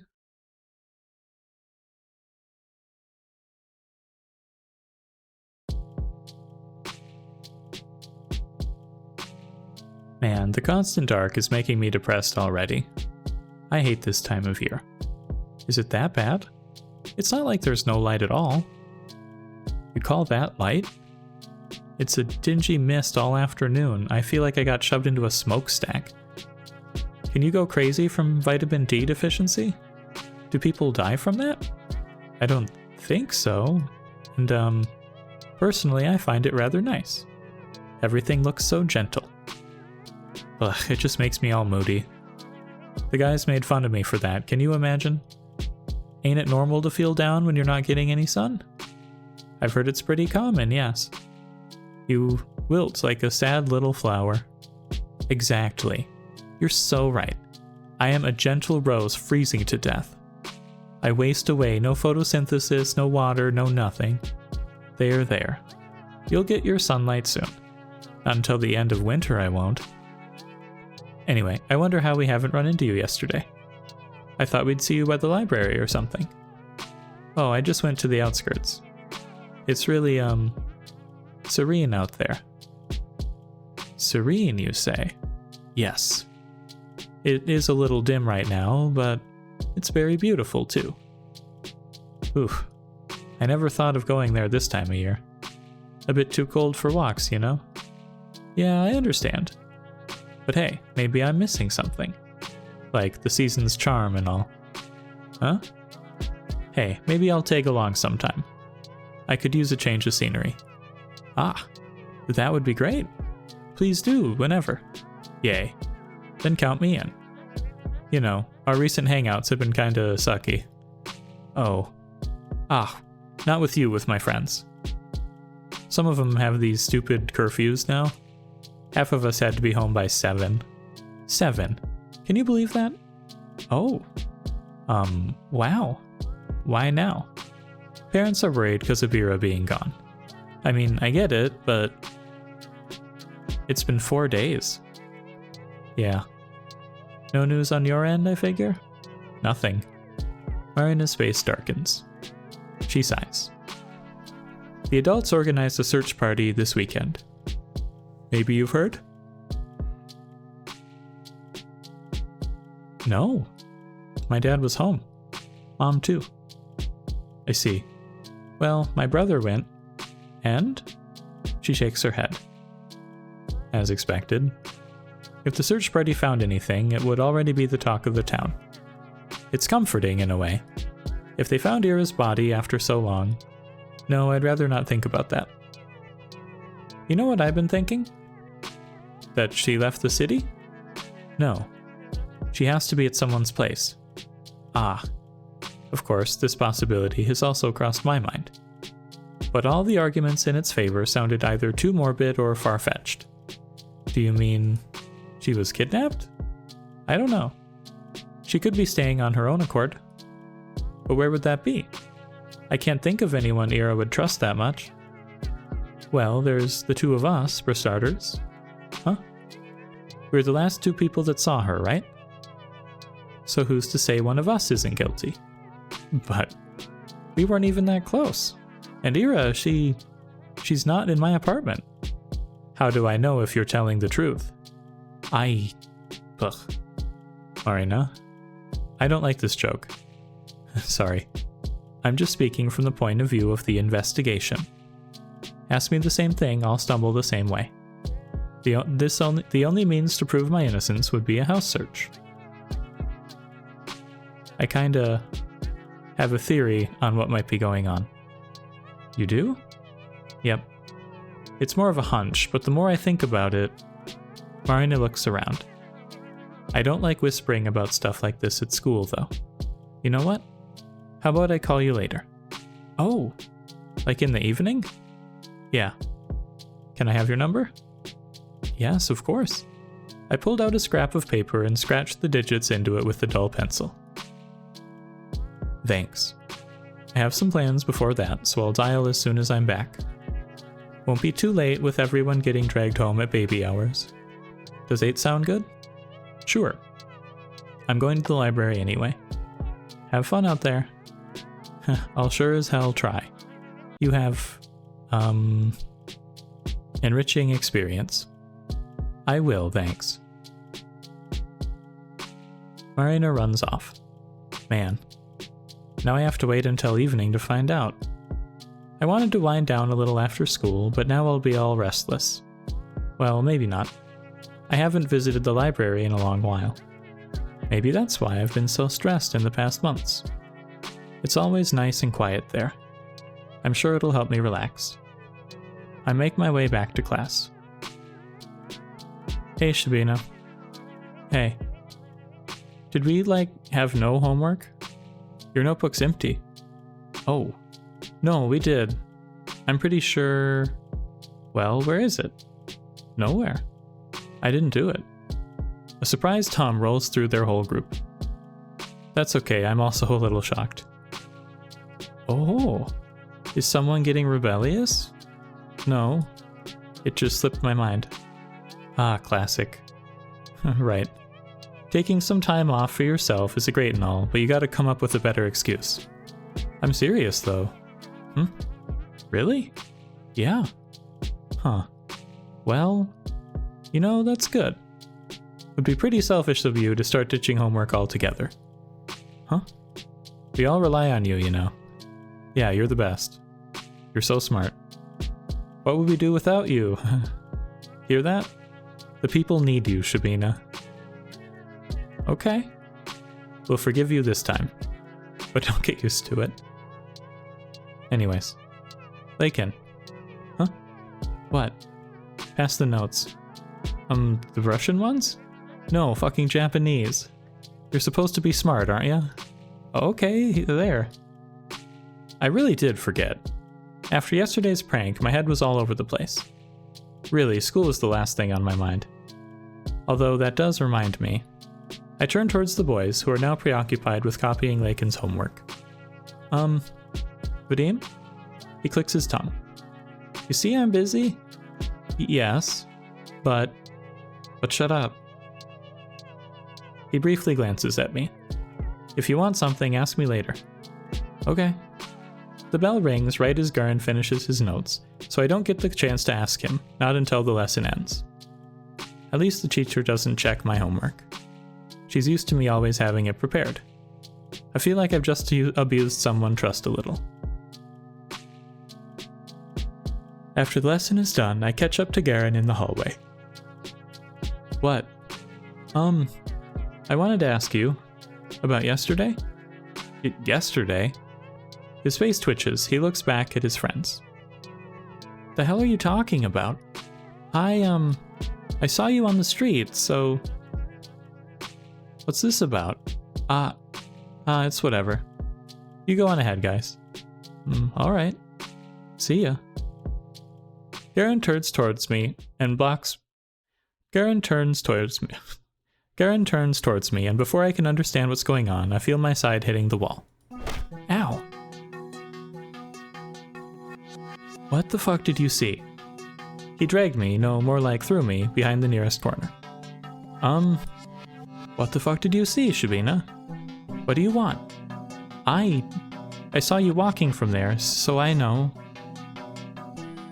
I know you did that. The prank.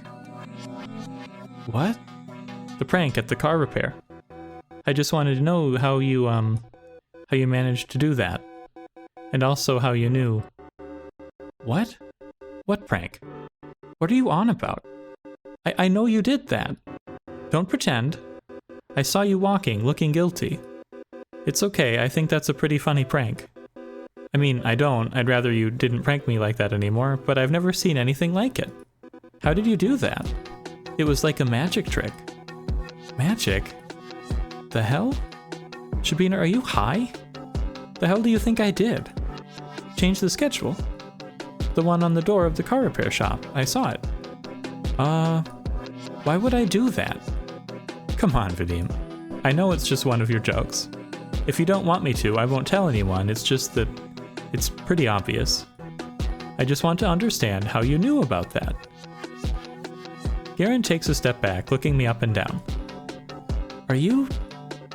Did you have a weird dream or something? No. Why can't you just answer me? He sighs, then runs a hand through his hair. I know you don't get out much, but stores change their working hours all the time. It's freaking normal. No, not like that. It's not about the hours. I want to know... How did you know that I'd be going there? How did you know about Tosia? He stares at me as if he's so confused. As if he doesn't get it. But I know he does, he's just pretending not to for some reason. Garen's afraid he'll get in trouble for messing up the metal plate. Of course. This has to be it. He really didn't think this one through, did he? Okay, I don't know what happened, but you're talking nonsense. He turns away. Thanks for wasting my time, I guess. He's leaving. He's going back to the hallway. No, he can't go. Wait. I grab onto his sleeve. He shakes me off. Damn it, get off me. I said I have no clue what you're babbling about. But Tosia's... I don't know any fucking Tosias. He walks off hastily as if I were contagious. Why? This doesn't make sense. Garen has never had any issue admitting to a prank. Didn't he take pride in pulling them off? So if he's managed something so elaborate, shouldn't he brag about it to the boys? Why is he so dead set on playing dumb?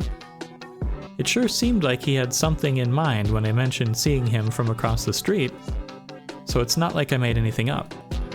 Even if he's scared of being charged for defacing the timetable, he's going a bit overboard with the whole oblivious act, isn't he? No. Maybe I'm looking at this from the wrong angle. I'm being too cynical. I'm expecting too little of this kind, beautiful world. Garen might not be thinking about himself at all. I didn't even consider this possibility. But what if what he's feeling isn't fear? What if it's regret? It's never happened before. He's never been one to show remorse, and why should he? It's all just harmless games. But maybe he realized that yesterday was a little too much. So when he saw how scared I got, he chose not to tell anyone. He thought it would be better to act like it never happened. Just like those boys did. Of course, he'd never apologize, there's nothing to apologize for. But not gloating about it. For Garen, it's as good as saying sorry. Garen, it must have taken so much from you. Is that why you look nervous? You were already doubting yourself, regretting your actions as you fled the crime scene. I'm sorry. I didn't understand what you were feeling right away. I didn't get why you denied it all so fervently. But it's okay. I see it now. I didn't hear their conversation with Marina. That's a false statement. But if I pretend it's true, if I don't do anything with that information, if I don't change the way I see either of them, then it becomes reality. It cannot be objectively disproven. Nothing happened at the car repair shop. If both me and Garen believe that, if both of us act like that is the truth, it will become just that. That's incredible. I never would have thought he'd do something like that. I didn't know he understood such things. I'm still not sure how he learned about Tosia saving me, or how he knew that I'd go there again. I'm sure he's heard about the incident, but I suppose stuff like that is not important anymore. You've offered me the option to undo what happened yesterday. It's very special coming from someone like you, and I appreciate the sentiment. I won't refuse. Thank you for that, Vadim. Thank you so much. So we got a somewhat flashback to something terrible happening at the car shop. The town library. It feels like it's been ages since I last visited here. Objectively, it's very small. My mind involuntarily compares it to the Lenin Library in Moscow. I was so blown away by its sheer size during our 6th grade field trip. In contrast, this tiny reading hall borders on being claustrophobic. Its walls are the same shade of green as the school cafeteria or the corridor of a children's clinic. And yet, I still feel right at home. The book selection isn't huge, and I've read through pretty much everything I was interested in multiple times. But it's a quality over quantity kind of thing. We have some wonderful editions of the classics. I've heard most small-town libraries get low-quality prints, so I suppose that's where our closed-town privilege comes in. I wonder if the same applies to cinema. I'm too shy to watch movies all alone, so I don't know a lot about the local lineup. I should ask Marina about that. Asyenka, long time no see. Where have you been, sweetheart? Hello, Lilia Ivanova. I'm sorry, I've been going out more. Oh, that's lovely. Don't apologize. I always said a young girl like you shouldn't spend all of her days cramped up in here. But I like being cramped up in here. I missed it. Lilia Ivanova smiled. She's the librarian. It's not that we're particularly close, we just exchange some pleasantries whenever I come by. So I didn't expect her to be happy to see me again. I suppose she doesn't get too many visitors. I feel a pang of guilt deep in my chest. Actually, do you have, Angelique by Anne Golan? Oh dear, I'm afraid we don't. But you know, my daughter used to love those books a lot. I'll ask if I could lend you a few volumes. Oh, you don't have to. Please, it's no trouble at all. You're a sweet girl, I'm sure she won't mind. Thank you so much. Of course. Ah, gee. Now I feel even worse for not stopping by. Next time I'll bring Lilia Ivanova a box of chocolates. I browse the shelves. It's a bit of a shame I can't see what Angelique's all about, but I'm not really in the mood for something like that if I'm being honest. I want to read something familiar. Something easy. Something like 100 Years Ahead by Kir Bulichev. Perfect. I sit at my usual spot. It's probably embarrassing to read children's books at my age, but I don't want anything heavy today. I don't want anything sad. I've read this one so many times before. If I were caught by Nazis and the only way to live was to recite a passage from this book, I'd probably survive. Wow. Why would the Nazis want that? Listen, it's a hypothetical situation. Oh right, there was this adaptation made last year. Everyone really liked it. I thought it was okay. I mean, it wasn't bad. I'm glad more people saw the story. But that's not how I imagine the stuff from the book at all. And, another annoying thing, now I just keep imagining the movie version as I read. Crap. I need to keep the way I've always pictured it in my mind. I need to really focus. My concentration increases with each flip of the page.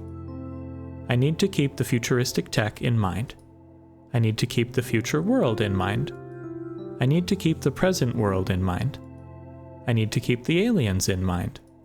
I need to keep the myelophone in mind. I need to keep everyone's face in mind. I need to keep Werther's face in mind. I need to keep Kolya's face in mind. I need to keep Alice's face in mind. I need to keep Tosia's face in mind. I need to keep her face in mind. Keep it in mind. Keep it in mind. Keep it in mind. Ugh. This isn't helping me relax at all. I shut the book and slumped down on the table. Maybe it wasn't a good idea to read this. I wanted something I wouldn't need to think too hard about. Well, it's no biggie. The kids section has plenty of other stuff.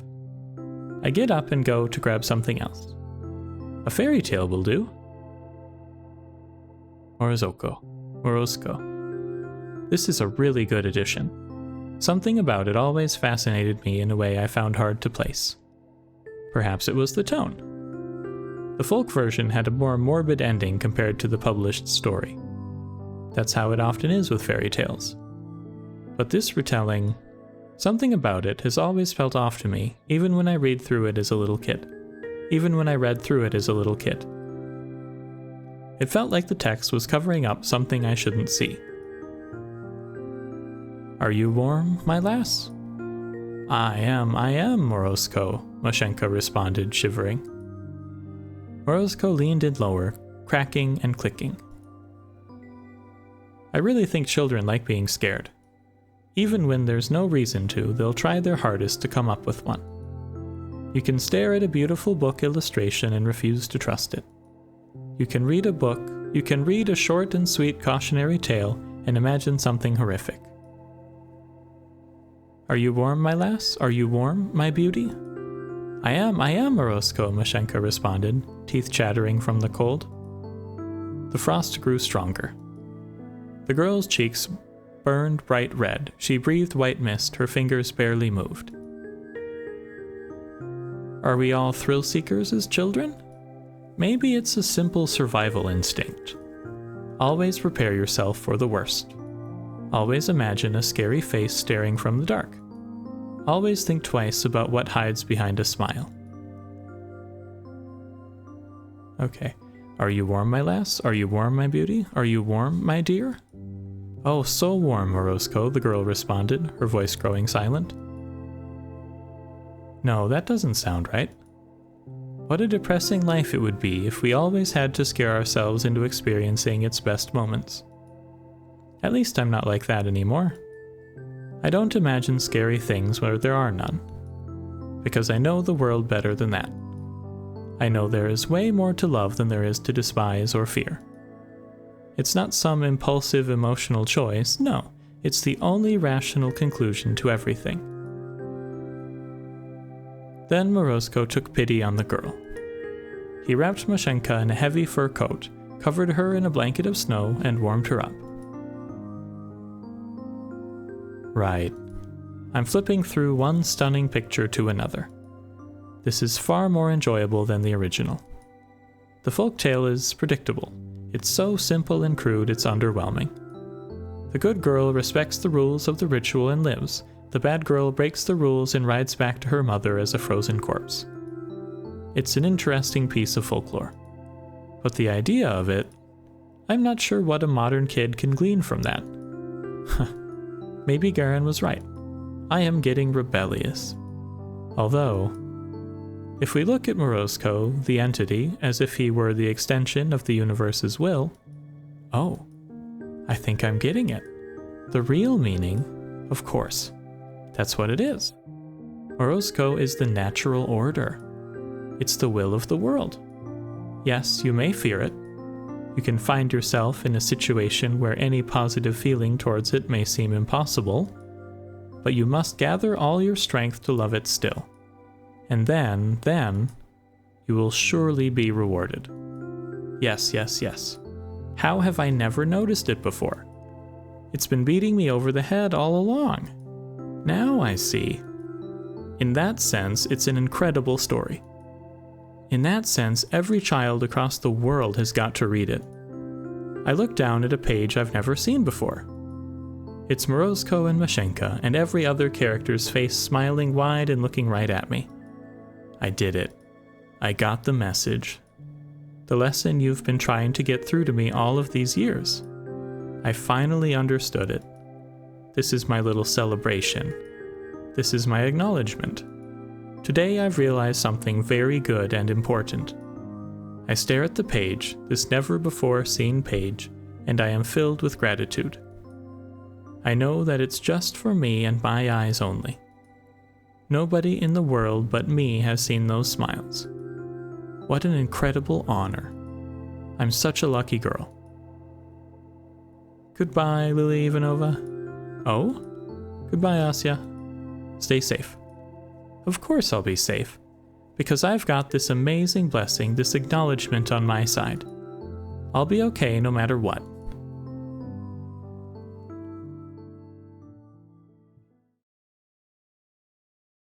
Continue to see things that aren't there.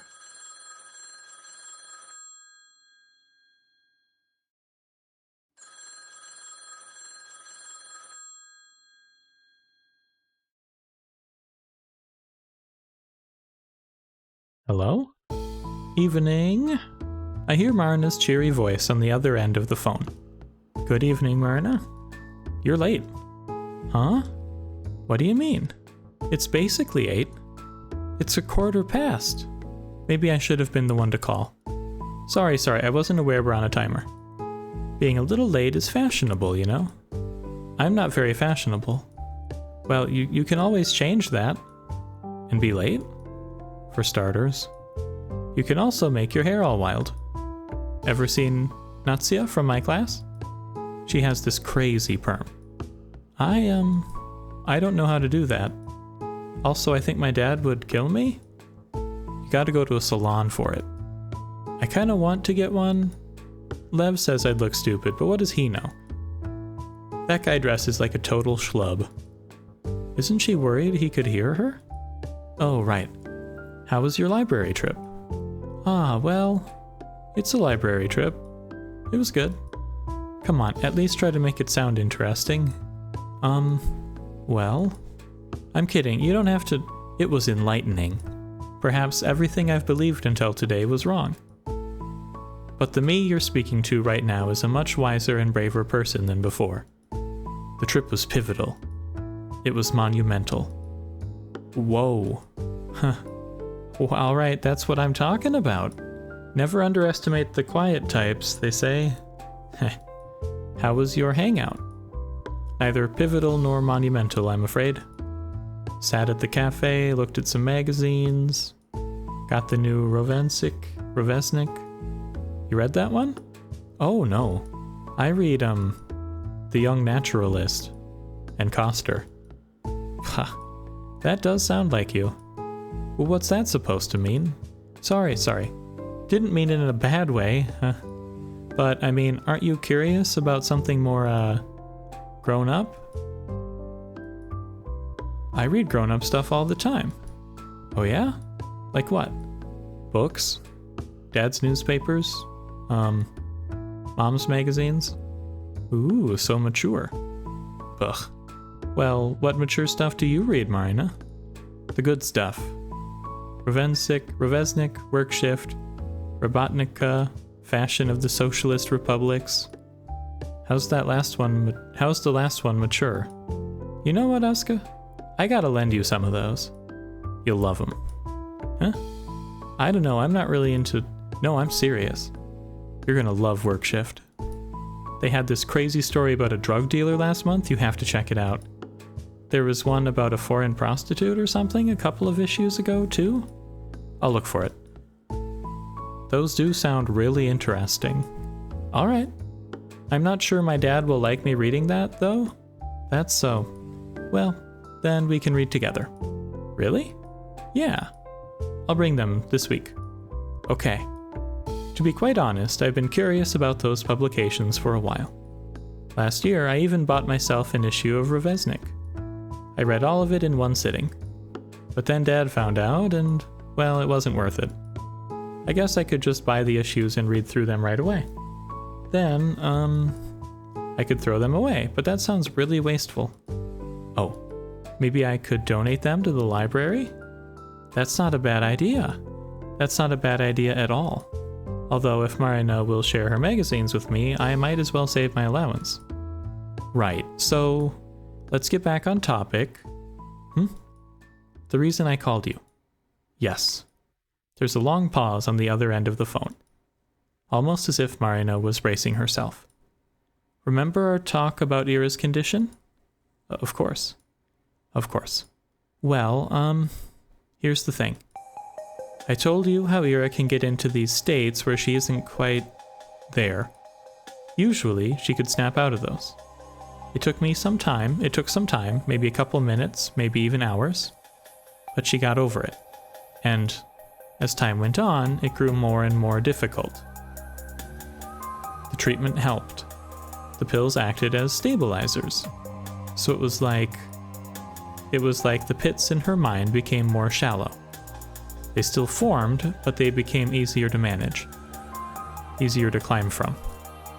And when Ira stopped taking them, it was like being dropped right in the middle of a canyon. Marina paused. The way she spoke sounded as if she had to force out every word, made worse by the muffled receiver. And that's just half the problem. There's more. When you stay in that state for too long, you begin to deteriorate. Huh? The human brain isn't made to handle that sort of stress. So as a result, our consciousness, our higher functions start to decay. In other words, we gradually lose what makes us human. I don't know if it's irreversible, but from all I've heard, that's how it is. I feel a cold lump in my throat. Higher functions deteriorating?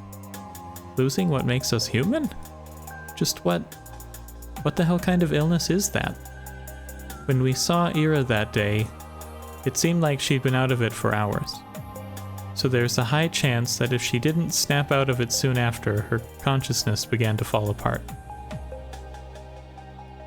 But here's the thing. She couldn't have run off in such a state. Finding a place to hide would also be extremely difficult. She wouldn't be capable of coming up with a covert hiding spot. At least not anything that multiple search parties would manage to overlook. So what do you think she did? She went home. Huh? You know how walking home can kind of feel like autopilot? It's not something you need to actively think about. So even if Ira became completely dazed, it's very possible she still found her way home. Although it must have taken her a while. I don't get it. She was declared missing that same evening. If she came back, why would they file the report? I think they really did believe she disappeared. I told you it could have taken her a very long time. Hours even. Ira's mind was in tangles. She likely had no clue how long it took. So, what you're saying is, Ira's parents filed a missing person report when she didn't come home as usual. That was probably late at night. Yeah, the report was filed somewhere after 11 o'clock p.m. Then, after they already called the police, Ira returned. Yep. So why wouldn't they call off the report? She sighs. Well, that's the nasty part. Huh? Let's say Ira showed up a couple hours later. At 1 o'clock, maybe 2 o'clock, something like that. Consider the state she would be in by that point. Consider how Ira kept her condition secret. How she avoided both her home and public places. For all we know, it was her parents' first time seeing her like that. And if it was in that extreme state, head hanging low, blabbering nonsense, legs unstable, well, at first they probably thought she was drunk or high. They screamed at her, they demanded to know what she was doing, where, with whom. But then they'd stop. they'd realize something was wrong. Maybe they'd feel it in their gut. Something about the way she slumped against the chair, or the way she kept muttering nonsense, or the way that her eyes seemed both glazed and alert at the same time. It had to be unsettling. No, more like really freaking scary. So, they might have panicked. Panicked? Well, maybe that's the wrong word. They tried to be rational. A panicked kind of rational. Do you remember our talk at the cafe? Yes. Their family has a reputation to uphold. Whatever remains of it, at least. Their daughter's already the problem child. The difficult, the unstable one of the bunch. What do you think people would say to Ira coming home looking like she shot up God knows what substance? Or better yet, returning way past midnight, mumbling like a lunatic? You're not saying that. I'm saying that it would be inconvenient. It would exacerbate every problem the family already had. So in their minds, the best short-term solution would be to wait it out. Wait for Ira to come down from whatever drug she was on. They would announce that she returned only when she's presentable. But if she never came down, they probably thought she'd be okay by morning.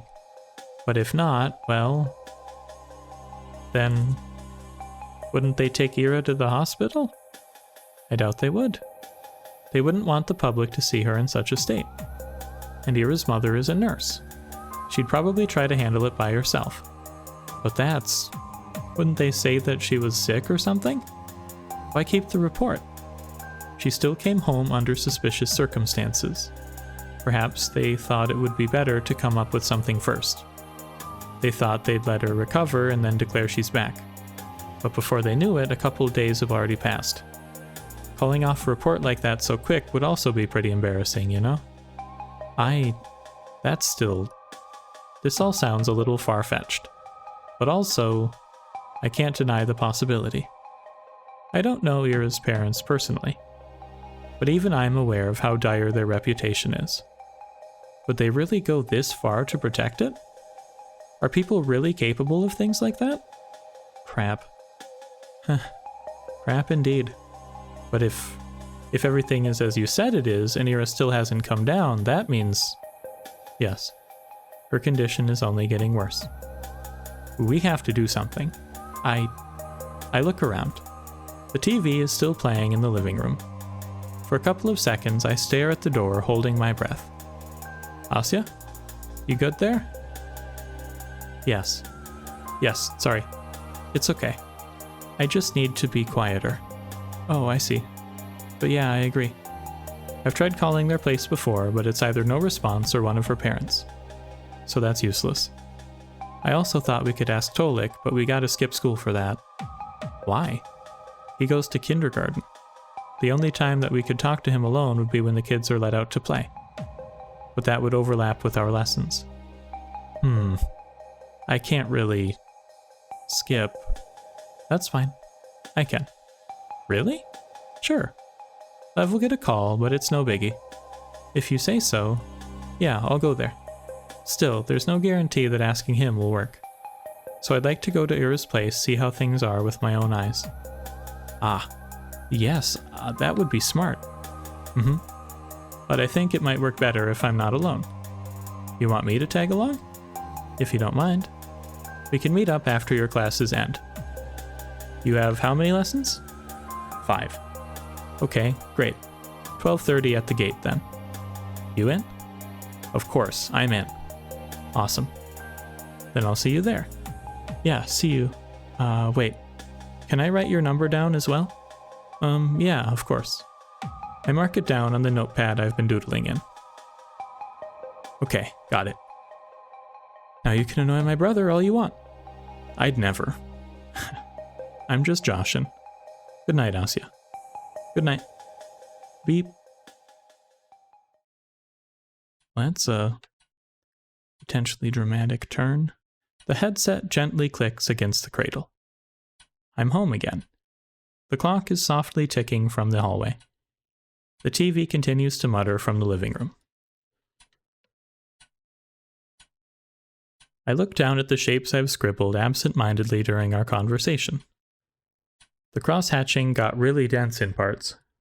I don't remember focusing that much. I don't think I was meaning to draw anything. I don't think I was, yet when I look at its shape more closely, when I scan its dark, blurry outline, my eyes glide over its hunched back, then down the wave of hair, then deeper, closer, towards where its face is meant to be. The shadows shrouding it are much too heavy. There is just one thing my mind can parse. Two things. I smile as Ira's frightened eyes are locked with mine. I miss you. I really, really miss you.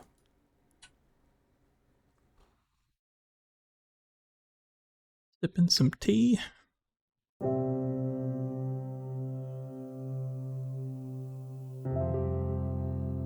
The sky hangs low. The teacher's droning on about some historical battle by the blackboard. I can't force myself to listen. The only thing that matters right now is what Marina and I have set out to do. As soon as the last bell rings, I rush out the classroom, down the corridor, down the stairs, down another corridor, then to the cloakroom, then outside. A wave of cold hits my defenseless face, so I hastily tie the scarf that I have left hanging loosely from my neck. Asya, Marina's waving at me from the gate. I start running towards her, but... Ow. Ugh. Die, German spy. Some kid manages to snipe me with a snowball. I wobble, feeling chunks of it falling and melting in my hair. Whoa. That was one heck of a shot. Whoa, nice throw. Okay, maybe don't praise it. I mean, who the hell do you think you are aiming at ladies like that?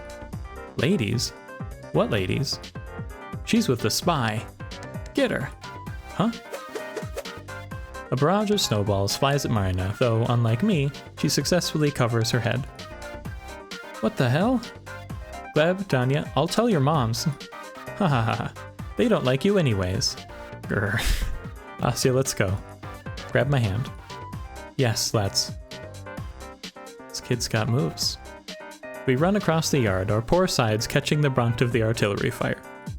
Geez, where did they learn to throw like that? Honestly, it's pretty amazing. They must be great at Lapta.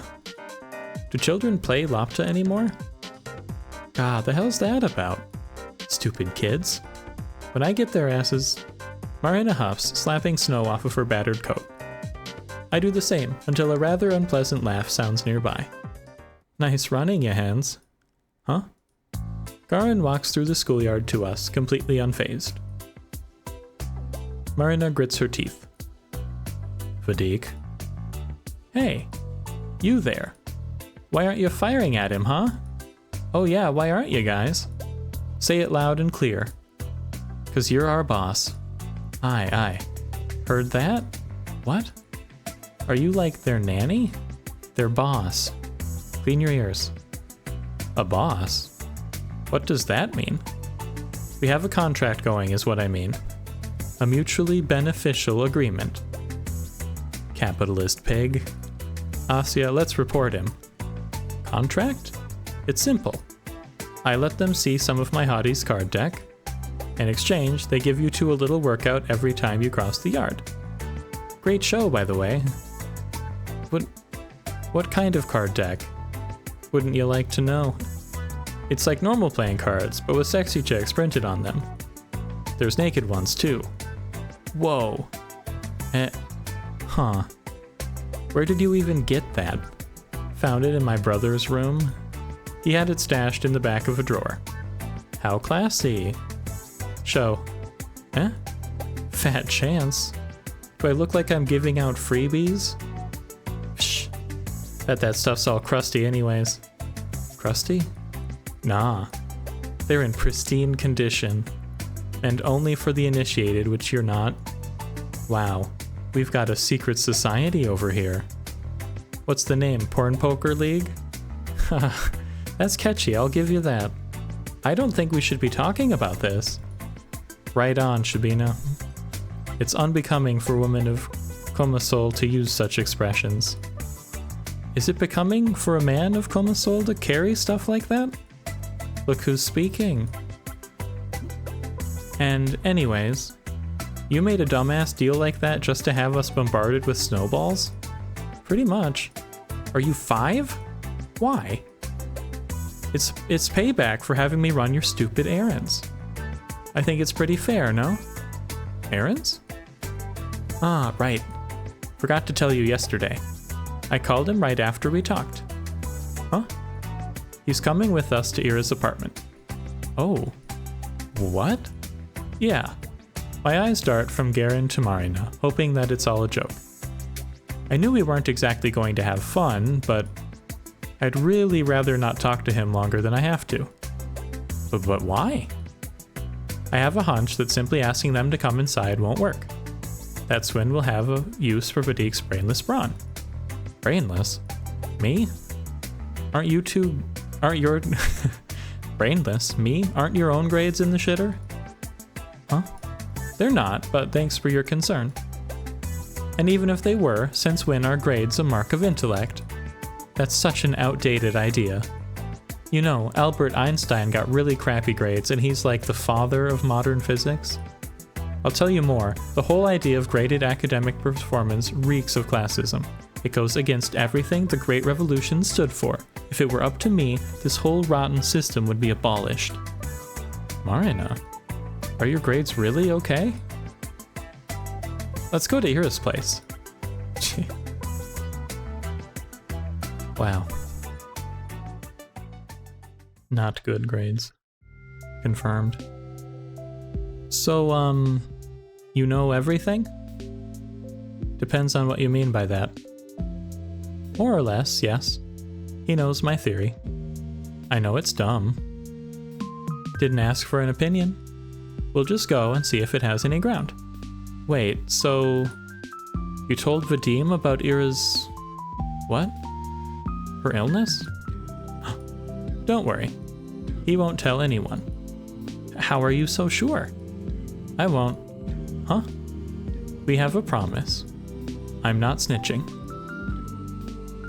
He owes me big time. That's kind of the reason he's here at all. Don't try and treat me like your lapdog now. I'm not doing shit for you after today. Yeah, whatever. I look at Garen.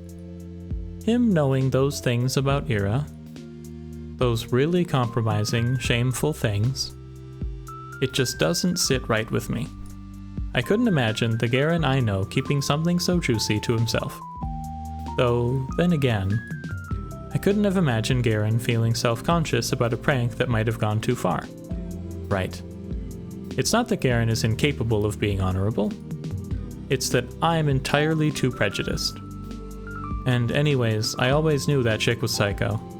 So she's a different type of crazy now, big deal. Huh. If that's how you want to spin it. Oh, by the way, what's with the kid? The kid? Her brother? You said you're gonna ask him if she's home? Oh, right. How did it go? Ah, that. About as well as you'd imagine. Figures. I mean, I saw Tolik when everyone came outside. Called him to the fence, tried asking about his sister in, like, a gentle manner. You know, not too directly. But he got all clammed up and ran away. Well, duh, what do you expect? This sounds nutty as shit. Huh? It's not nutty. Oh yeah? Sneaking into a kindergarten to ask a preschooler if his parents are holding his big sister hostage is now normal? In what world? Hey, you make it sound so much worse than it was. I didn't say it like that at all. Who cares how you said it?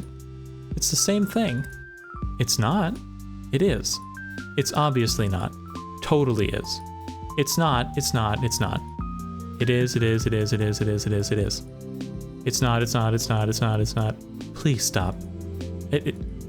Right, what the hell? You're acting like a freaking toddler. I'm acting like a toddler? What about you? I'm not the one who started it. Hey, maybe you should have stayed back at that kindergarten. Would be more your speed. Asya, shove some snow into his collar. Oh yeah? You want to try that, Shabina? I wasn't going to. Why not? because she has a speck of common sense, unlike some people. Why do I have to do everything around here myself? Marina leans down to grab a chunk of snow, then turns to Garen with a determined expression. Hey, cut it out. He started to back off, also scooping up a handful of snow. What's that? You scared? Scared? No. But I ain't going down without a fight. Oh, you want to fight? I'll give you a fight, alright. Guys? Take that. Nice try. Hey, get back here. Marina and Garen get into an awkward game of tag, trying to stuff snow into each other's jackets. I try to call out to them again and again, but it's like I'm not even there. Ugh. This is already a mess. She gives me like massive moral oral vibes. Like, despite that little scuffle, we reach our destination pretty quickly. Turns out Ira's apartment block isn't far from mine. That's wonderful. It's almost like we're neighbors. I wonder. Marina? Yeah?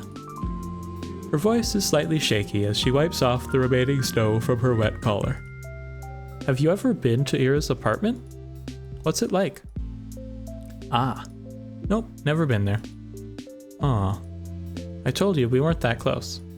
She's been at mine a couple times, though. It's so unfair, right? It sure is. Maybe you'll see it when she's back. Maybe. If she's not already home, she wants to add. I see it in Marina's eyes. She's got her mind set on finding out the truth today. She'll peek into that flat no matter what.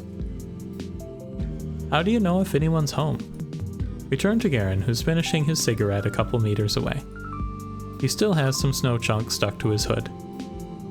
Hey, I'm glad you asked. I had plenty of time to spare before going to kindergarten, so I stopped by the hospital and asked them about Nurse Krakowska. Ah, so she works night shifts? Better. She hasn't come into work since Ira disappeared. Huh. Hear that? Looks like my theory isn't so stupid anymore, huh? It's still stupid. Marina sticks out her tongue. Why do you keep calling it that, Vadim? I don't think it's that dumb. You serious? She came up with a bad shit conclusion, then twisted everything else to match. The hell? That's not true. Yeah, I've felt a similar way. Asya. Sorry, Marina, but it does sound a little bit like that. Still, I wouldn't call it, bad shit. Even if it is a little out there. Out there, huh? You know, if there's even a 1% chance she's in there, I have to try. I don't care how dumb it sounds. I agree. You never know until you check. Shabina, you can say that stuff about freaking anything. You can. But incredible things happen all the time. So, I don't believe we should be calling bold ideas stupid or crazy or anything like that. Bold ideas, please. Aliens crash landing in Tungska is a bold idea. This is some cheap twist she got from a detective novel. I think both of these are rather bold, though I believe it was a remote energy transfer. In Tungska. Heard that one. Seems far-fetched. I read some eyewitness reports and nothing there suggested electricity. Well, electrical explosions and fires of that magnitude wouldn't look too different to an outside observer, I think. And it doesn't have to be electricity, right? There are other forms of energy out there. Nikola Tesla could have given something else a try. Please, Tesla is the electricity guy. You think he'd randomly start playing with, I don't know, plasma? Actually, I was thinking of something like lasers. Guys, what the heck are you on about? Right. That's not what we should be concerned with right now. It's been proven to be a meteor. The thing exploded in the lower atmosphere and that was that. They even ran, like, simulations of that stuff. Everything lined up perfectly. Jeez, and I'm supposed to be the crazy one. Well, that's a load of crap. Think everything's that simple? Occam's razor, my friend, Occam's razor. And all the evidence points to a meteor anyway. You've got no case. Well, there are some inconsistencies. Such as, like, This had to be either a meteor or a comet, right? I think the comet theory is the most popular. But, comets have a relatively smooth curve to their trajectories. If this was really a comet, it would have burned up in the atmosphere at a much higher altitude. Well, it could still be an asteroid. The name is literally the Tunguska meteor. Then where's the debris, genius? Where's the crater? That? I said that it exploded in the air. There wouldn't be a crater. Then there would still be chunks of it scattered around. They scoured the whole area and nada. The chunks, the debris could have disintegrated from the heat. The blast was huge, right? The people in the villages nearby felt this intense heat wave. It could totally melt the thing. Melting? I knew you sucked at physics, but that bad? Oh yeah, because your alien spaceship version is so realistic. Actually, there's also the extinct comet theory. Our conversation continued like that for the next couple minutes. Wow. I'd never have guessed I could discuss a topic like that with my schoolmates. Especially Garen. Even though everyone's opinion is so different that the exchange borders on being a full-grown argument, I think I'm having fun. It's strange. It wouldn't be much of a dialogue if everyone sat nodding their heads in agreement, I suppose. That much is obvious even to me. I just forgot how things like this are meant to feel. When was the last time that I've done this? Have I ever done this? Maybe I never have. Maybe I was never supposed to. Now I'm not sure myself. If I were never meant to find myself in a situation like this, then the only way this could have been made possible is through a blessing. That's the only sensible answer. The only reason why I can enjoy things like this despite my inadequacy? Of course. Naturally, it's a gift. I cannot waste it. Perhaps that tiny part of my humanity that knows how conversations go can be restored. Is that why something so improbable has been allowed to happen? Maybe I'm being too hopeful. In any case, it's yet another thing I can be wholeheartedly grateful for. Alright, enough space talk. Let's do what we came here for, shall we? Yeah, let's. Thought you'd never ask. Marina gives us a reassuring smile and we all head to the entrance. It's the same as all the other residential buildings in Vodka 5. A long 5-story block with evenly spaced out canopies at its base, each hiding a metal door with a code lock and a bulletin board on the side. If someone took a photo of it and then told me it was my house in the picture, I'd believe them without a second thought. Nevertheless, stepping closer to it, looking at it, knowing that this is the roof under which Ira grew up, slept, and dined, it almost fills me with a sense of reverence. You know the code? Yeah. My classmate lives in the same building. And what if we run into her? Calm down, we won't. Marina types in the code, the lock clicks. We're in. It's slightly dark and warm. Now, past familiar-looking mailboxes, up a familiar-looking staircase, one familiar-looking floor after another, we make our way to Ira's apartment.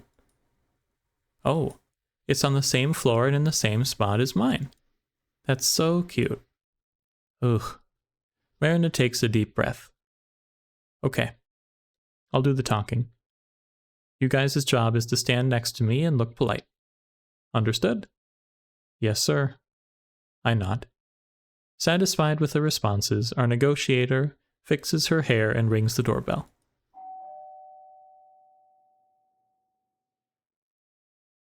A couple seconds pass in silence.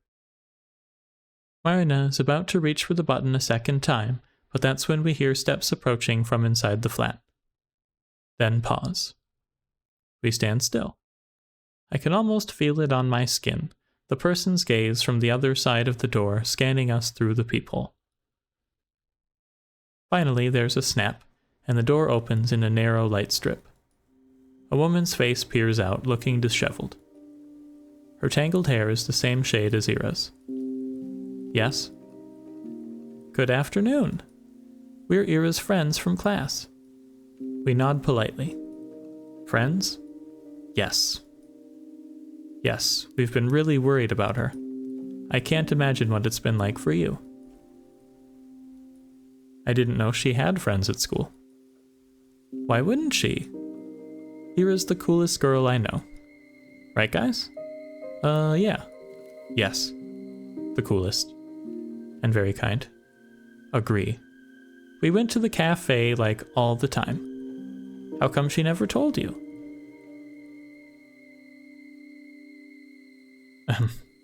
In any case, I apologize if it's any inconvenience, but I promise it won't take you long. Last Monday, I lent Ira one of my brother's books. If it's not too much trouble, I would like to have it back. He needs it for work. Sure. What's the name? On the Stability of Closed Systems. It's a paperback. On the stability of... She read things like that? I was surprised too. But she seems like she's been interested in structural dynamics for some time. Wish I had her passion. I'm just too dumb for stuff like that, haha. Best I can do is share some studies. I see. Something softens in the woman's eyes. Okay. I will go look. Oh, that's all right. We can... The door slams shut and we hear the sound of a turning lock. Then the steps retreat into the apartment.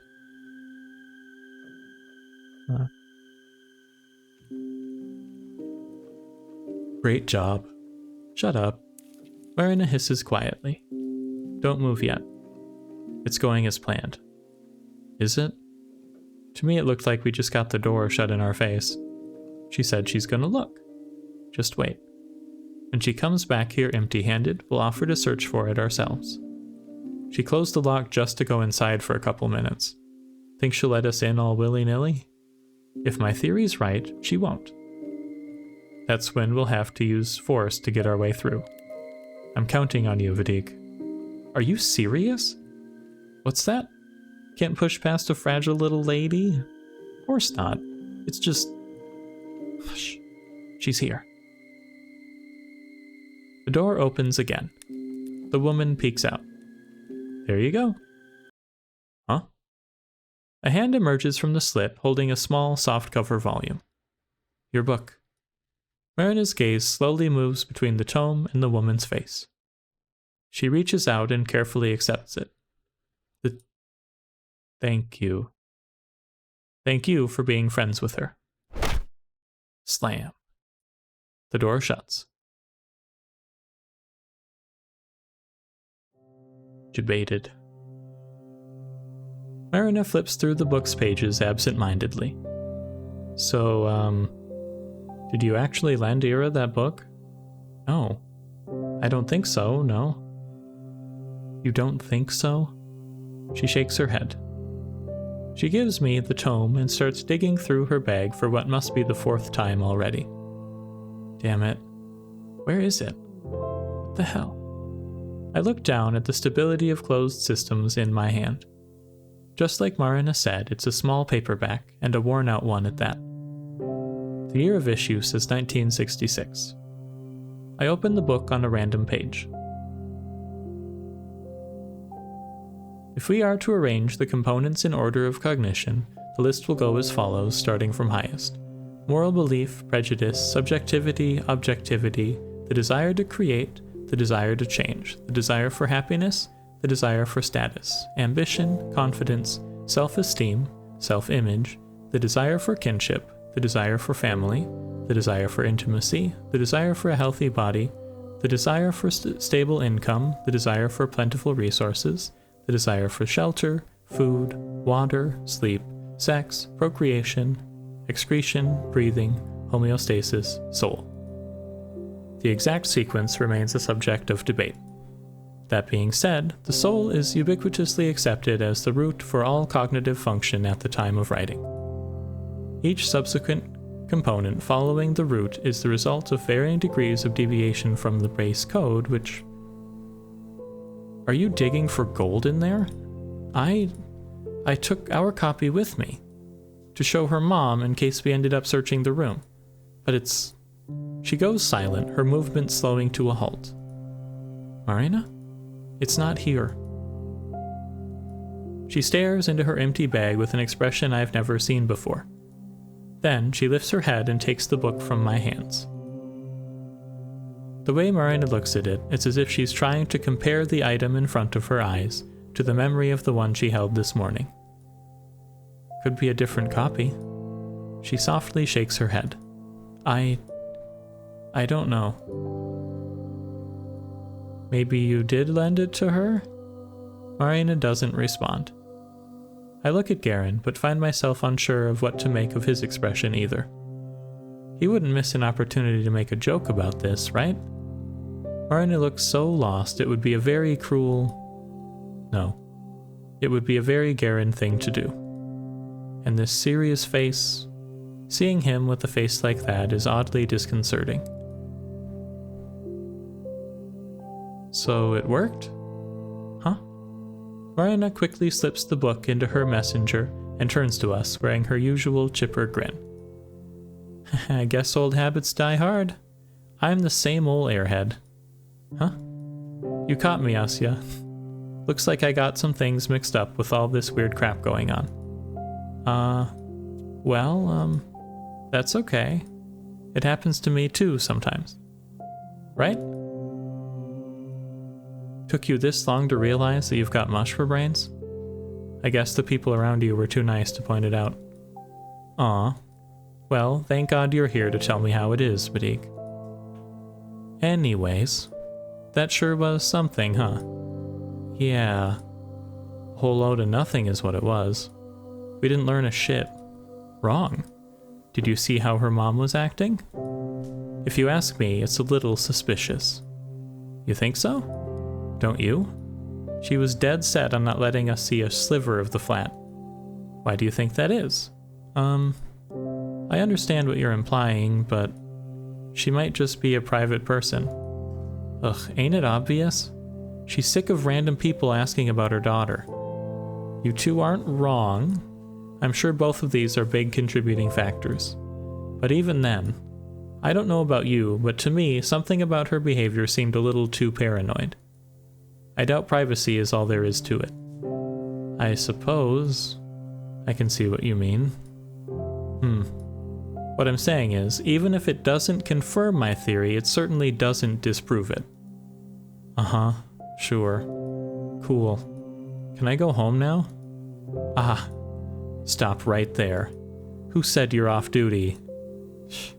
Man, what else is there to do? Contact Ira directly, duh. That's what you're here for. Huh? I thought my job was to push past her mom or something. Nah. I didn't expect a direct approach to go smoothly. We just had to get that part out of the way. Now, comrades, this is where the real action begins. The real action? Yep. Follow me. I can hear Garen sigh behind me. Marina leads us right around the building, stopping on the side that looks out to the neighboring apartment block. And what are we supposed to do here? She walks to the small playground wedged between the buildings, leans down, and starts clearing the snow out with her hands. Marina? This woman... Oi. You gonna stand there and do nothing? Come on, help me out. With what? Jeez, you guys, use your heads. We're throwing rocks at Ira's window. Garen shakes his head in disbelief. Well, it's a pretty normal suggestion, all things considered, is what I'd like to say, but then I look at the 5th floor, where Ira's room is supposed to be. But isn't that a little too high? Asya, that's what we call a defeatist attitude. If it were the Great Patriotic War, I'd have to shoot you on the spot. Whoa. It really is high, though. Think you can throw that far? No harm in trying. And I'm kinda betting on you to make the shot. Or, will that be too hard for you? Of course not. I was talking about your noodle arms, not mine. Marina lets out a smug little laugh. Meanwhile, Garen cautiously looks over the building. So which window was that again? Should be the one over there. See, with the teddy bear? Ah, I frantically scan the apartment complex. A teddy? A teddy. Oh, found it. Right there, right where the window to my room would be. Ah, there it is. Ira's window. That's the window that she was looking out of every day. The window that she chose to put a plushie on. She did that so that when she looked out of the window, she'd also see her teddy bear. Maybe sometimes she hold it in her hands and squeeze it. Does the bear have a name? It has to. I wonder if it's something classic like Misha or Winnie. I suppose Ira could be the type of girl to call a toy the first thing that happened to pop into her head. That does sound like her, but something tells me she didn't do that. I really think she spent time picking a name that would be the perfect fit. Perhaps the name she went with in the end turned out to be a little unconventional, but it must have felt so right she couldn't imagine choosing anything else. I can totally picture it. God, that's so cute. So freaking cute. It's too adorable. You're too adorable. How do you know it's that one? You said you've never visited. I mean, I've called her outside a couple times. I see. Then Garin walks back, trying to calculate the best possible angle. His face doesn't look all too confident. Marina, having dug up some pebbles from the ground, runs up to him and drops a few into his hand. Looks like I'm next in line. I don't think I'll be any good at this. Nonsense. What did I say about defeatism? But 3 small rocks land into my mitten. They're wet and dirty, and the dirt gets tangled in the wool. There's something charming about that. I look up to see Garin tossing and catching a pebble in his hand. He's eyeing Ira's window with the intensity of a boxer gauging his opponent from across the ring. Well? What you waiting for? Piss off, I need to aim. Right. You're not solving a frickin' math equation. You could just go for it. That's not how the pros do it. That's how the pros do it. Oh yeah? Gonna lead by example? With pleasure. Marina gives both of us a challenging look, then turns to face the block. She takes a couple of steps back, gripping a pebble in her hand. Then she exhales and... pep. It lands in the snow. Eek. That's not even close. Shut up. It didn't even reach the wall. Hey, listen, it's the spirit that matters. You think the pros get to national level without a couple of fumbles? No, it's a rocky road. Victory starts with a mindset, a goal-oriented mindset. That's true. Oh yeah, sure, you're gonna go far. With a throw like that, maybe one day you'll make it to the Paralympics. Big talk from the guy who's yet to make one shot. Why are you still standing there anyways, huh? Scared you won't even fly that far? You suck at bluffing. With a big, almost theatrical swing, Garin shoots his pebble across the yard.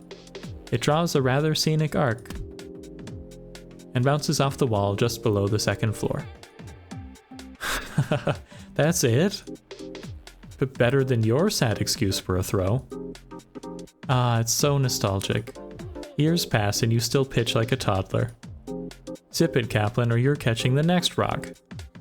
Oh no, we're on a surname basis now. You serious? You bet your ass I am. Listen here. First one to hit the target wins. Loser buys soda. Sure, you're on. Asya, your turn. Eh? But, do I have to? It's pretty far.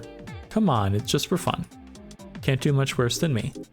Well, if all 3 of us are playing, how do we choose the loser? If the winner is the one who ends the game, we can't have 2 losers, right? Whoever hits the lowest, whatever. Just shoot already. I'm really no good at this. I'm always the last one in PE. I look up to the 5th floor. Man, hanging out with Marina's really gonna run my wallet dry. Bye-bye, allowance. No, she was right. That's a defeatist attitude. I can't let it bring me down. I've heard stories of people lifting cars in times of crisis. When it's do or die, us humans can pull off athletic feats that should be impossible. So can I. I just need to channel that. I need to get in the zone. Auto zone. Let my inner warrior out. My inner warrior. Yeah, that's right. I come from a long lineage of humans. The blood of prehistoric hunters flows in me. The ones that hunted mammoths. Ones that chased their prey for days on end. And I think I'm feeling it. I feel it. I can feel the adrenaline pumping. Someone's looking determined. Yeah, that's what I like to see. Show us how it's done. I take my swing. I'm sorry, Marina. I may not reach the 5th floor, but I'm not gonna come last. Not this time. This time I'll... Whoa. She's charging up. Oink. Ah. The pebble bounced off the asphalt not even 2 meters away from me. I stand frozen in place. My ancestry. Well, everyone's off to a great start, it seems. This is just sad. Can I just drop out, please? Marina takes in my pitiful look and sighs. Yeah, maybe sit this one out. Winning against you will feel kinda cheap. Right, no fun in that. Out of the way then. Kaplan, ready your wallet. With my Olympic self-esteem in shambles, I scoot to the side. It's okay. Some people are not made for this. It's okay. One after another, Garen fires off the rest of his ammo. Blink, blink, blink! Each hits a little higher than the one before, and the last one strikes the 3rd floor window pane. Shit. Ah. We all freeze up. Crap. If somebody peeks out and scolds us, we'll draw the eyes of the whole neighborhood. Not that we're being all that inconspicuous to start with, but... Seconds pass, nobody shows up. We let out a collective exhale. Phew. Would it kill you to be a smidge more careful? You told me to just go for it. Did I say that? You did. Ah, well, you know, thoughtlessly following orders won't get you anywhere. Some critical thinking goes a long way. So do we listen to you, or...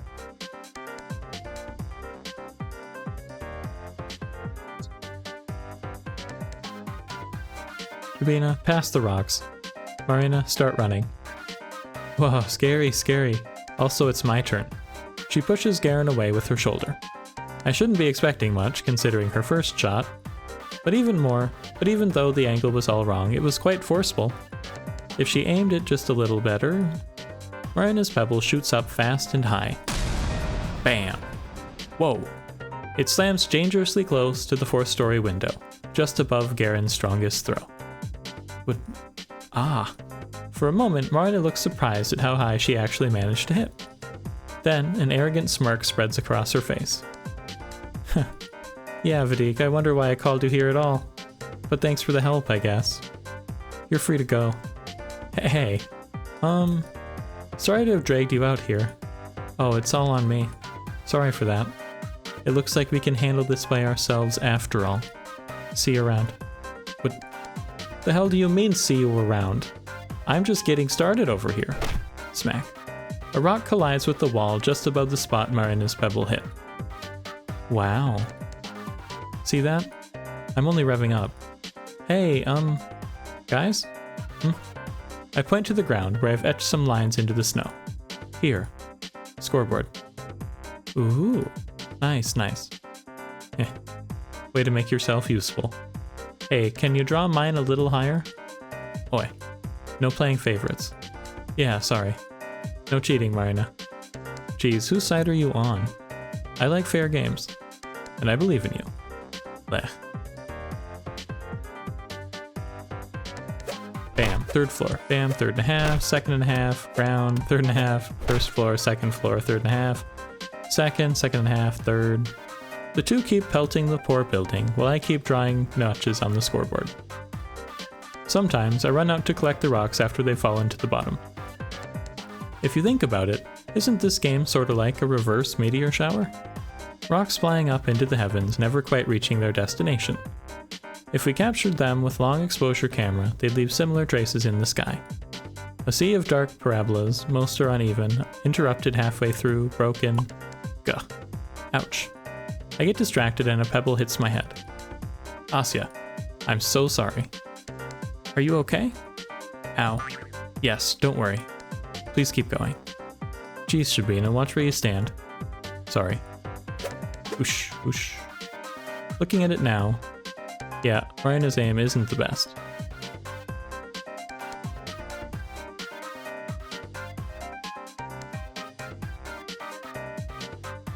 Really, it's kind of a coin toss between her sending the rock really high or straight into the snow. Still, she puts a lot of force into those throws. Garen can see that. In spite of her flawed technique, Marina truly is a worthy opponent. 3.5, fourth, 5.5, fourth, third, fourth. Ah, guys, you're almost there. Yeah. Watch this, kid. I'm gonna knock Ira's window right out. Please don't. Who are you calling kid? Make way. Bam. Damn it. Whoa. You almost got it. Seriously. Next one's gonna be it. Count your prayers, Kaplan. Your cash. I take cream soda, by the way. Cream soda? Really? That's pretty cute. How is it? Whatever. Ah, actually, it's not very fair to you, is it, Asya? Huh? What do you mean? But we can't leave the squire out. Squire? The loser buys 2 drinks. One for the winner, one for Asya. If you're so eager to spend more money, be my guest. Oh. Well, I like Duchess. Heard that? Sure did. And for your information, I'll be having Tarhun. Of course you will.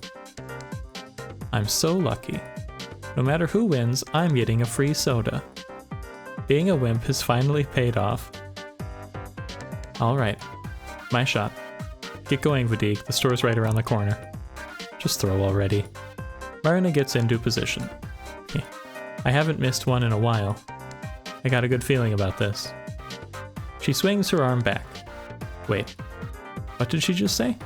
Haven't missed one in a while? Marina's aim is still all dumb luck. Much like in gambling, it's best to quit while you're still riding high. Otherwise... Marina, careful. Oops. The rock flew fast and high. It went straight into and right through the 4th floor window. Bullseye. What the fuck? Ah, everyone, run. Marina grabs my hand, and before I can fully process the situation, all of us bolt hide behind the nearest corner. The man's furious voice echoes between the buildings. You shitty brats! Your parents will pay for this, you hear? Kaplan! Don't think I didn't see you! Shit. You idiot. Garen leans against the wall, unable to catch his breath. Shut up, you. This guy recognized me. Maybe he'll make you famous.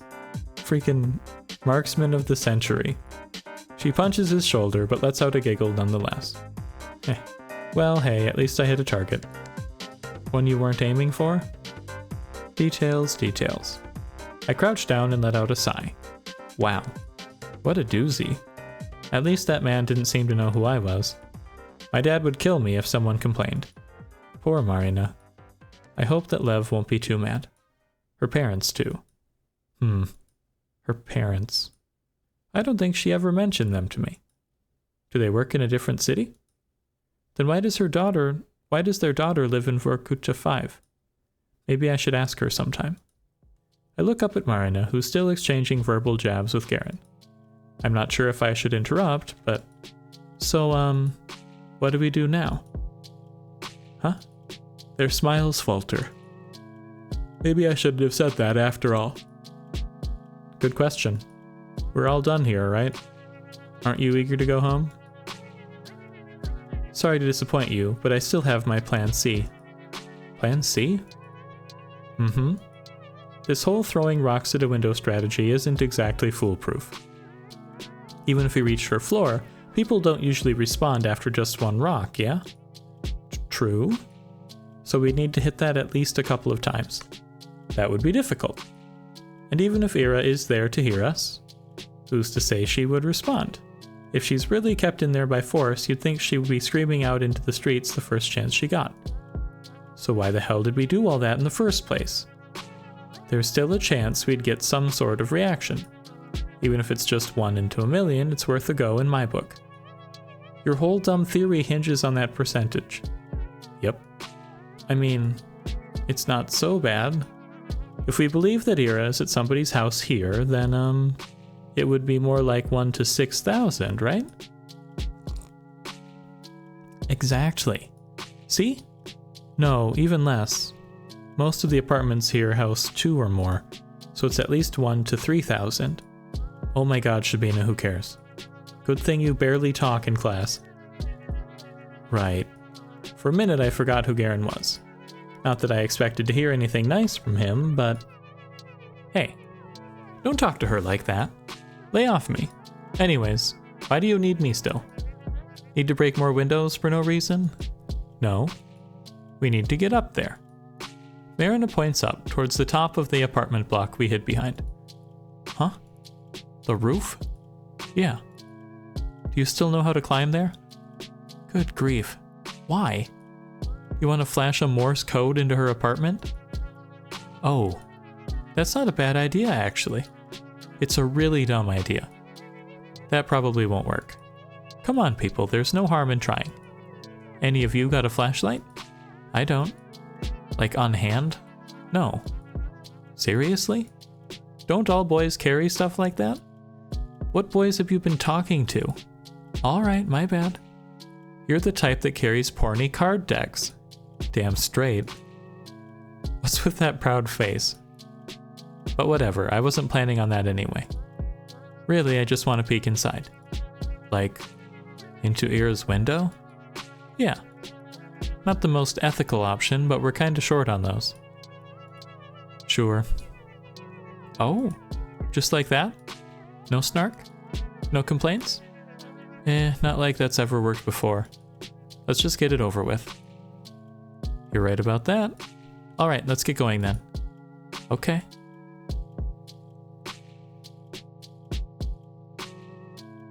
Apparently, some years ago, Garen checked the access to nearly every rooftop in the city. Not counting the barracks and garages, only a few residential blocks had theirs unlocked. Coincidentally, the building opposite of Ira's was one of them. The little door creaks open on the 7th bush. We hear the howling of wind as Garen peeks his head out of the opening. How is it? Can you climb outside? No, better not. The slope is all slippery. Aw, man. Can you see anything over there? Nope. The light's not even on. Let me look. He slides back down the ladder. Marina climbs next. Whoa. What a view. Pretty cool, huh? No kidding. And Ira's block looks so close. Do you think we should have taken some pebbles with us? Should be a pretty easy shot from here. Oh, I can go down and get some. Stop right there, Shabina. Don't give Pavlichenko over here any more ammo. Oh, okay. It's just an idea. Marina rummages through her bag and pulls out a pair of binoculars. Well, someone came prepared. I sure did. These look so cool. Right? You can look through them when I get down. She sticks her head out once again and aims her sights at Ira's room. Do you see anything? She hops down with a disappointed face. Nope. Huh. Told ya. Here you go, Asya. Ah, thanks. I take the binoculars and make my way up the ladder. When I peer out, a gust of wind ruffles my hair. Ah, I see it now. The dusty purple sky covers the whole world like a blanket. The cold, duvet-like fog is so low and endless, it feels like you could touch it if you stretched your arm out far enough. It's nothing like the summer dome that's so beautiful, so tall and so bright it hurts to look at. I think I much prefer this kind of sky. I reach my hand out. Hey, Vadim? Yeah? Is this the tallest roof that you can climb? Kinda. It's as high as residential buildings go. The tallest one we have here is the research complex, because that has that tower at the top. But no one's gonna let you go up there. I see. I put the pair of binoculars up to my eyes. Not sure I'm seeing much. Adjust them so it's not so blurry. Oh, okay. I tinker with the angle and the focus wheel until the block in front of me becomes more clear. Wow. It really feels like I'm staring at it up close. Technology sure is amazing. Never mind that. I need to find Ira's window. The one with the teddy. There. Aha! There it is.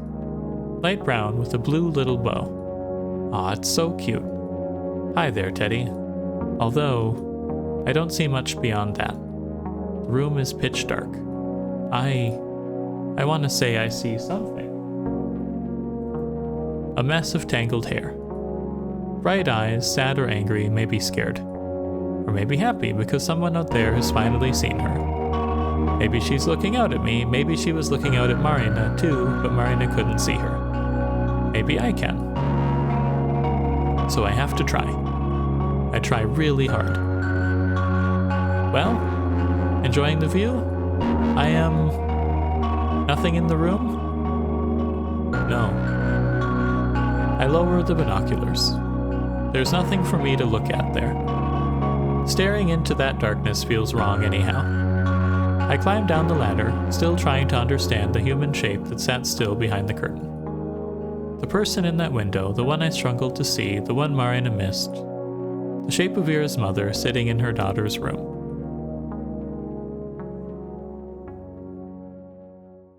Don't think the family did it. So this was all a big waste of time.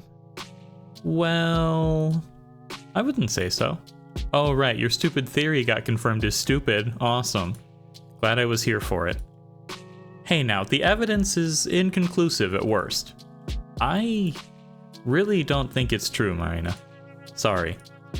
Z.A.T.O, Asya? Why are you so hung up on it anyways? You weren't doing anything for days and now you're suddenly playing detective? Hey, it's not like that. I just got an idea in my head, so I thought, hey, maybe I'd check. And then maybe I could help somehow. It's true, being unable to do anything can feel really awful. She's been very worried all week, Vadim. Oh yeah, I bet. You know she was out yesterday? Hanging with friends, howling like a hyena. Yes, I know that. Why the fuck do you care? Whoa, okay. Calm down, I'm just telling you how it looked. I don't give a damn either way. Whatever. Oh, actually, you lost. Huh? The drinks. You owe us, remember? What? How the hell did I lose? Well, the last shot was mine, so... That's the logic you're going with? You were also very rude. Still are. We need reparations. The only one who deserves reparations here is Shabina for getting hit with your dumb rock. And so do I for being dragged around by you two weirdos. Please, not like you had anything better to do. Isn't the company of two beautiful ladies a treat in itself? Show me the beautiful ladies, then we'll talk. I was planning to go to the cinema with my boys before you called. It was a US movie too. Damn it. Oh right, they're showing it this week. I wanted to see that one. Oh, I remember that. Hey, let's go watch it. The movie. Like, all together? Well, yeah. Then it won't feel like the day is wasted, right? I guess, but with you? Oh, I see. Asya, he's never taken a girl to the cinema before. He's shy. Aw, really? I've been to the cinema with girls, alright. I just don't want to be stuck in a room with you two. I'll catch the crazy. Better start avoiding your own house if that's what you're worried about. Oi. Well, whatever. We're gonna have a gay old time without you. Who needs a guy who can't stick to his word, right, Asya? What freaking word? Your win condition makes no sense. Oh, right. I was really looking forward to the soda. Yeah, I bet you were, you freeloader. You're getting one no matter what. How is that fair? It's not. Marina demonstratively turns around and beckons me with her hand. Come on, Asya, let's leave him to his card stash. A guy who's too cheap to buy you a measly duchess ain't worth your time. Really, we should warn all the other girls about him. Hey, it's not about money and you know it. Ciao, Vadik. We got a date with Hollywood. Ah, okay. Bye, Vadim. Hey, Kaplan. That's blatant provocation. Wait. Garen catches up to us.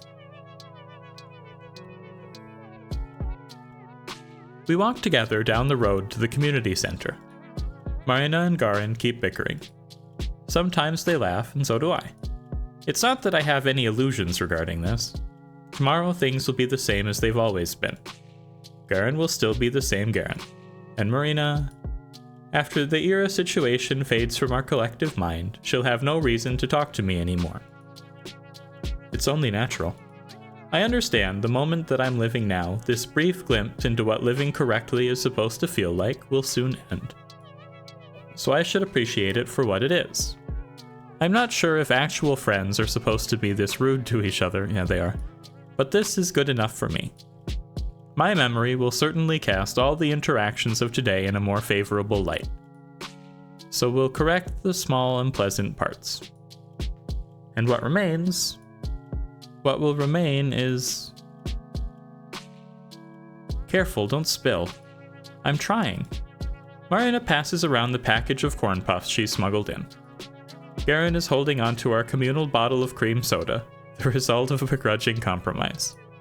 I still would have preferred Duchess. By the way, do you know what this one's about? Oh yeah. Asya, do you? It's about some superstar lady? Judging by the poster. You got half of that right. Marina leans in and whispers. It's about a cross-dresser. Oh. Wow. Cool, right? Damn it, why are you spoiling it? That's not a spoiler. It's a taste of what's to come. So it's like, hello, I'm your aunt? Oh. I mean, I guess we already have a movie about that, huh? There's Some Like It Hot, too. They ran it last year. Ah, you're right. Man, I wanted her to be a bit more shocked or something. Please, guys in dresses are old news. My brother watched this movie that had a totally naked chick on screen. A movie, huh? I'm serious. Like a real Hollywood film. They showed them doing it, too. Cool. That's, very brave. Don't look at me like that. You girls just don't get it. I get it. What was the film? Crap, I don't remember. The Stunt Man? No, maybe not that. Ah, it's starting. The light dims and the regular pre-movie roll of Fatil starts to play. I don't find it especially funny, but Marina's giggling by my side makes me smile. And then the film begins. Please don't be offensive. Wow, look at this film. The film. What can I say? I've seen a couple foreign films before, but American ones, they're in a whole different league. So bright and shiny like a glossy magazine. As if the fabric of that world is made from a material that's so much more refined than ours. How much of it is real, I wonder? Maybe it's wishful projection, like a really good kind of propaganda film. They're pretty good at that. No, that's not it. It's not even close to something like that. It's not flat at all. It isn't stiff. If a world this lively and colorful is truly completely artificial, then I'm certain the people who created it didn't doubt its absolute reality for a second. I realized this a long time ago. A kind of rule, an axiom. It goes like this. A fake is only truly good if its creator cannot tell it from the real thing. This must be an exquisite fake. Marina laughs, and so does Garen, and so do I, and so does every other person in the theater. My face hurts from the grin that refuses to go away. I keep laughing along, even when I can't see the screen. All of the colors start to blur, uh-oh. Even the sounds. What are they saying? I don't understand. I hear everyone laughing, so I laugh along. My cheeks feel hot. There is music blaring. Is there some sort of montage happening? I don't know. It's all just noise. My cheeks, no matter how much I wipe my face, it's still wet. Even as I stare down at my knees, away from all the flashing lights, the fog in front of me won't clear. Hey, Asya? Are you okay? Marina. I hear her whispering to me. I feel her gently caressing my shoulder. For some reason, I can't respond. My vocal cords won't work. She keeps asking me quiet questions and receives no answer. She mutters something to Garen. He mumbles something back. I'm not sure if he's saying something to her or to me. Before long...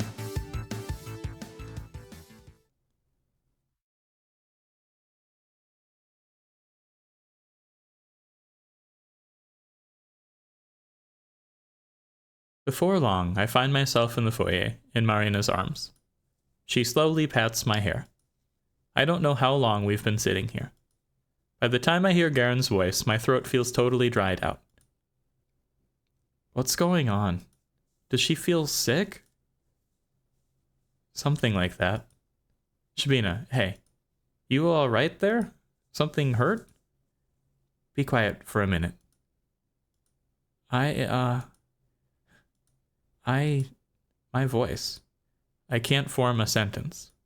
I throw a rock into a lake, but the splash makes no sound, just ripples, ripples, ripples. It's okay.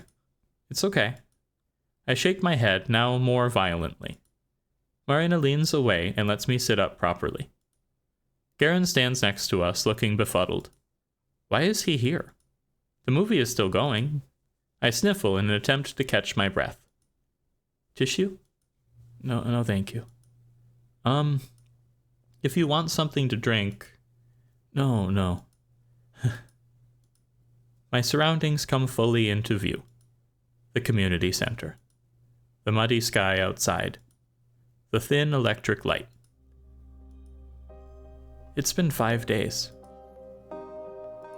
Right now, what do you think she's doing now? Do you think she wants to go home? Do you think she misses her mom? Asya? Do you think she's crying?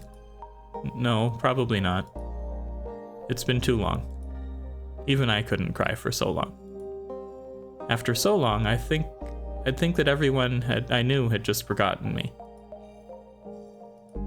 They'll find her. The investigation's still ongoing. So you know. No, that's not what I mean. Even if they found Ira today... I sniff again, and before I can refuse, Marina shoves a paper napkin in my hand. I crumple it thoughtlessly. How can we do this? Do what? Everything. Watching some movie, laughing, making jokes. All the while Ira is... So what, you want us to just sit around and cry until she magically shows up? Vadim. No, I know that's impossible. Then what? What are we supposed to do? I don't know. But it makes me feel all rotten. No, Asya. Marina tries to hug me again, but I push her away. Sorry. Listen, it's not your freaking fault. It's not ours either. If you want to beat yourself up over it, sure, go ahead. But you acting like she's dead won't help her feel less sad or whatever. Ow. What? Marina pinches Garen's hand and mouths, shut up. But the thing is, I know he isn't wrong. That's just how his world operates. The reality that Garen knows, and that era that Garen knows, I'd believe the same thing if I were in his shoes. Sadly, that's not the world I live in. There are things I'm allowed and not allowed to do. I'm a swine that wandered out of its pigsty into the grassland. It's not a world that I was ever meant to see. I can enjoy the view and thank almighty heavens for the chance to do so, but I can't call it home. I have to know my place. When a pig frolics through the field, it looks ridiculous. When a pig frolics through the field and the horse lays in a ravine with broken legs, it looks repugnant. I understand what you're saying, Vadim, but it's impossible for me to think like that. Why? I know Ira wasn't very polite to you. Or anyone, really. So I don't expect you to feel bad. I understand. But I don't know how I'm supposed to live anymore. You didn't even know her that well. Huh. That's right. He's absolutely right. Well, isn't this embarrassing? I have no argument. You've done it again, Garen. You've driven me into a corner, and now I don't know how to respond without making myself look like a fool. Feel free to laugh, you've earned it. It's a good one. Come on. Why aren't you laughing? Go back to the theater. What? You heard me. Leave us alone, okay? Alright. Whatever. He puts the soda bottle next to me and throws his jacket on. Huh? You're not finishing the film? With a mood like that? I'll pass. Oh no. I'm sorry. Forget it. He walks out into the snow. Marina and I stare at the door in silence. After a couple of seconds, Marina picks up the cream soda and takes a big swig. Damn it. She smacks it on the bench the same way a middle-aged man would slam an emptied glass of vodka on the table. And here I thought I was onto something. Huh? Forgive me, Asya. I'm an idiot. No, you're not. Don't say that. It's my fault. I shouldn't have dragged everyone out here. No, I shouldn't have reacted like that. I just ruined it for everyone. You didn't. I felt the same way. I know it's all stupid. I just thought, wouldn't it be great if I could change something? Or do something that really helped, you know? I knew I had no chance from the start, but I kept telling myself, hey, what if it works? It's dumb as hell. Sorry for pulling you along like that. No, please don't be. I really, even if it turned out like this, I still had fun today. Oh, so fun's allowed now? I mean, I'm just messing with you. Marina sighs. She gets up and loosens her ponytail. You're a very forgiving person, Asya. I can't imagine living like that. Please don't get me wrong. It's a wonderful thing. I wish I could forgive myself this easily, but I should have known better. I'm too old to play pretend. She turns to me. You want to go home? Or will you finish the film? I'll go home. Thought so. Rough. The day that seemed to have gone on forever finally came to a close. That's putting it nicely. It came to a screeching halt. Not that I'm sad. I knew what it was from the start. A nice illusion, a peek at something distant and unattainable. An American film. A dream you will inevitably wake up from. But, did it really have to end that way? If only I didn't get unreasonable. Maybe then? No. The next scene stays the same no matter when you cut the one that came before. We could sit through the movie. We could even go to Z.A.T.O right after. We could walk around all evening and talk and have fun. Tomorrow, I'll be the same old me. Tomorrow, Garen will be the same old Garen. Tomorrow, he'll find a new reason to make fun of me. Tomorrow, I'll hear the same old jokes from my classmates. Tomorrow, I'll look at the ceiling and pray for Ira to come. She won't. Ira... She could probably throw a pebble up to the 5th floor, no problem. Well, maybe not completely without effort, but she threw a chair. That's not as easy to do as it looks, you know? She'd totally win. And then she'd get a free drink from Marina. Oh. What would her favorite flavor be? Maybe, Baikal? I can see that. I like Baikal too. And then we'd all go to the movies. Ira has probably seen a bunch of American films already. I can imagine her going to the cinema all alone. She'd have no qualms about that. Going together would be so much fun. Today's film was hilarious. I bet she'd be laughing all the way through. I'd like to see that. I think I got some snow in my boots. Crud. It's my fault for coming up with the idea so late. Well, in all honesty, I thought of it when looking down from the roof opposite to Ira's. I just got swept up in the conversation and forgot to share. Also, dragging Marina back there after she got noticed would be rather risky. It's nothing I can't handle by myself, though. I don't exactly believe Marina's theory. Even Marina herself never actually believed in it. Frankly, that kind of speculation was plain disrespectful. But even then, there was something I still wanted to do. Snow piles on fast, so the lines need to be as deep as I can make them. I dig all the way to the ground. As far as legibility goes, nothing beats black text on a pure white canvas. By the time morning comes, it won't look nearly as striking, but it should still be readable. I climb the little play ladder to check if everything's okay. Yeah, should be good enough. Good enough for who? Ira's mother? Yeah, I'm just being tasteless. It's an offensive thing to write, acknowledging that won't make it any better. And now I'm not so principled as to erase it. I'm selfish. And I need today to end a certain way.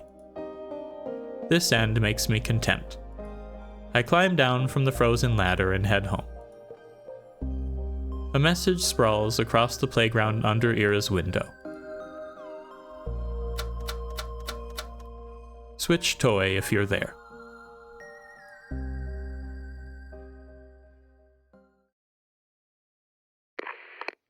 Jammed signal B. So we've had 2 of these jammed signals. They're definite signs that our main character's got some problems. You're late. Sorry. You could have waited inside, you know? I was smoking. Marina was out with friends again. Doesn't she get sick of that? She looks around, then conspicuously slips something into my pocket. I don't need to check to know what that is. Next one will be in 2 weeks, so use sparingly, okay? You think I'm popping these like candy? I don't know. You're the one with an addictive personality. She points to my cig. I can quit whenever I want. Sure. I puff a cloud at her. Marina grumbles and frantically waves her arms around. She ends up stealing a couple of drags before I finish. Oh yeah. Is it true you threw a friggin' chair at Vadik? The heck is that about? Ugh. Can we not talk about that? No way, I want to know. What happened? Nothing. He was obnoxious. Ain't that the norm? I sigh. I hate these stupid interrogations of hers. What's there to explain? He was just irritating, end of story. Oh. Oh, don't tell me. Did he try hitting on you? No. Gross. Yeah, my bad. They'd be gathering money for a wake if that were true. Don't make me dream. This stupid incident. It happened, what, 2 weeks ago? 2.5? It feels like it's been months. Time hasn't felt right for a while, though. The pill bottle weighs heavy in my pocket. He was just picking on this girl. What's her face? Asya. Huh? Resident doormat? She's whatever. Oh. Huh. You always stand up for her like that? Of course not. It's not my problem. Why now, then? It's got nothing to do with her. Those pricks were being extra loud, it ticked me off. Aha. I see. If you say so. Can she stop doing that? What's with that look? What? Shh. You people. No, really, what? You're not subtle. First that weirdo, now you. Why is everyone treating this like some big deal? Huh? What did she do? Ugh. Just today, or yesterday, I don't know. She caught me in a toilet to apologize. What? What for? For nothing. She acted like it was all her fault. Like she's the prime reason I'm getting so much shit. Give me a break, we never even talked. Ah, wow. Not even a thank you, but a sorry? I don't need thanks. It wasn't about her. Well, I guess it would be pretty big for someone in her situation. People like that are starved for any sort of kindness, you know? I wasn't kind at all. It's a matter of contrast, dummy. Like, if something that happened to me, I wouldn't think too much about it now, but back in middle school, it would be a whole nother story.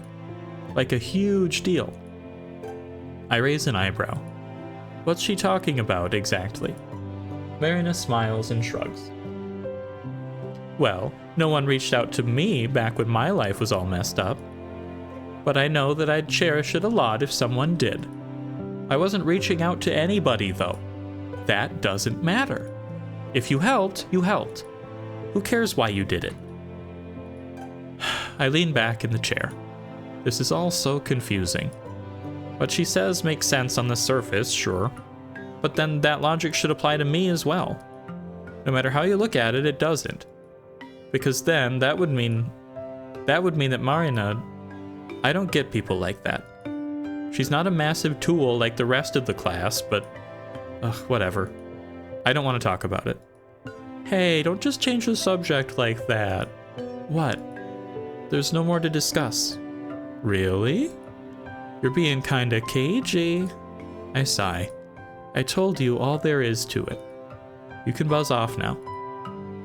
Boo. And here I thought I'd get a glimpse into your stone-cold heart. Not happening. I dig into my cake. Would it kill her to be less nosy? At least now she's the one doing the talking. Some dumb stories from school, some friend drama I don't really care for. I'm zoning out. It's okay background noise. Is this unfair? I'm not paying any attention. She knows I'm not. Our meetings have grown rare, she must have noticed that. She's not bringing it up, though. Huh. That's so like her. Marina talks like nothing's happening. I guess that's fair. Nothing has happened, nor will ever happen. It's pointless. Everything's been pointless. The pill bottle is burning through my pocket. I don't think I can do this anymore. I listen to Marina prattle on like usual. I thought I'd tell her that I'm done right off the bat, but she has a way of dragging you into some dumb conversation that you can't escape from. No, at some point I could.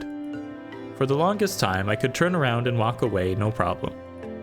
So why the hell is it so hard today? Why am I so weak? Ugh. No matter how much I chew, the cake doesn't taste like anything.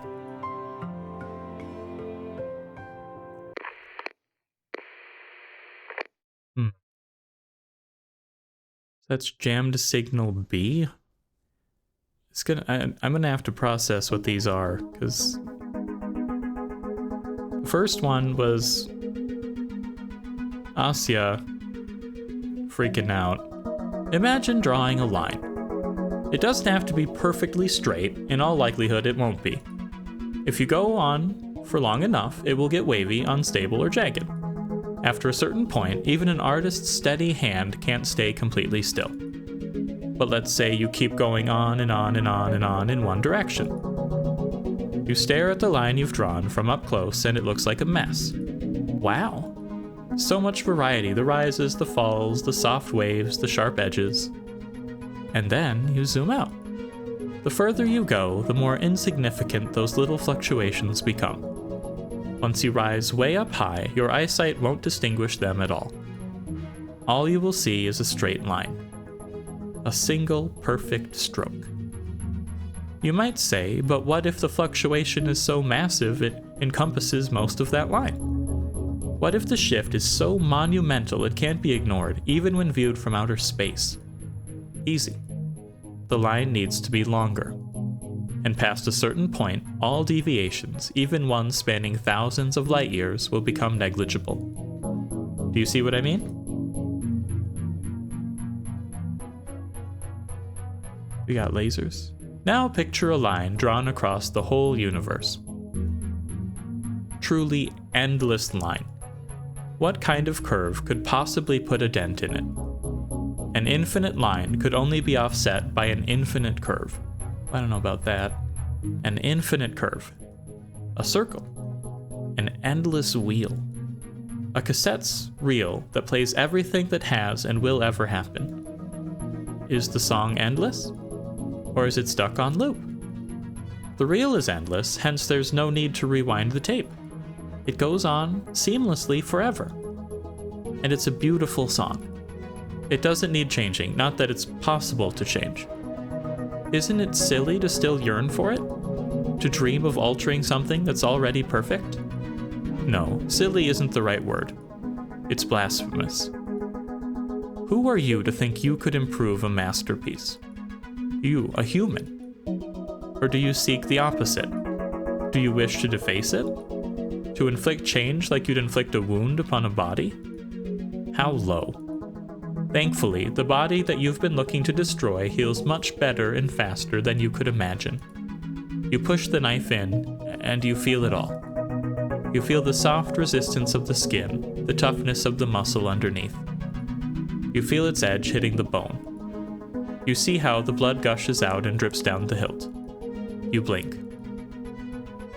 What's that? There is no knife. There is no cut. Your hands are clean. All that remains is a faint smell of rust. Silent Hill? You act surprised, but deep down you knew this would happen. Because you've always been aware of it. Everything in this world returns to absolute. Some big philosophical ideas going on here for stories. Difficult.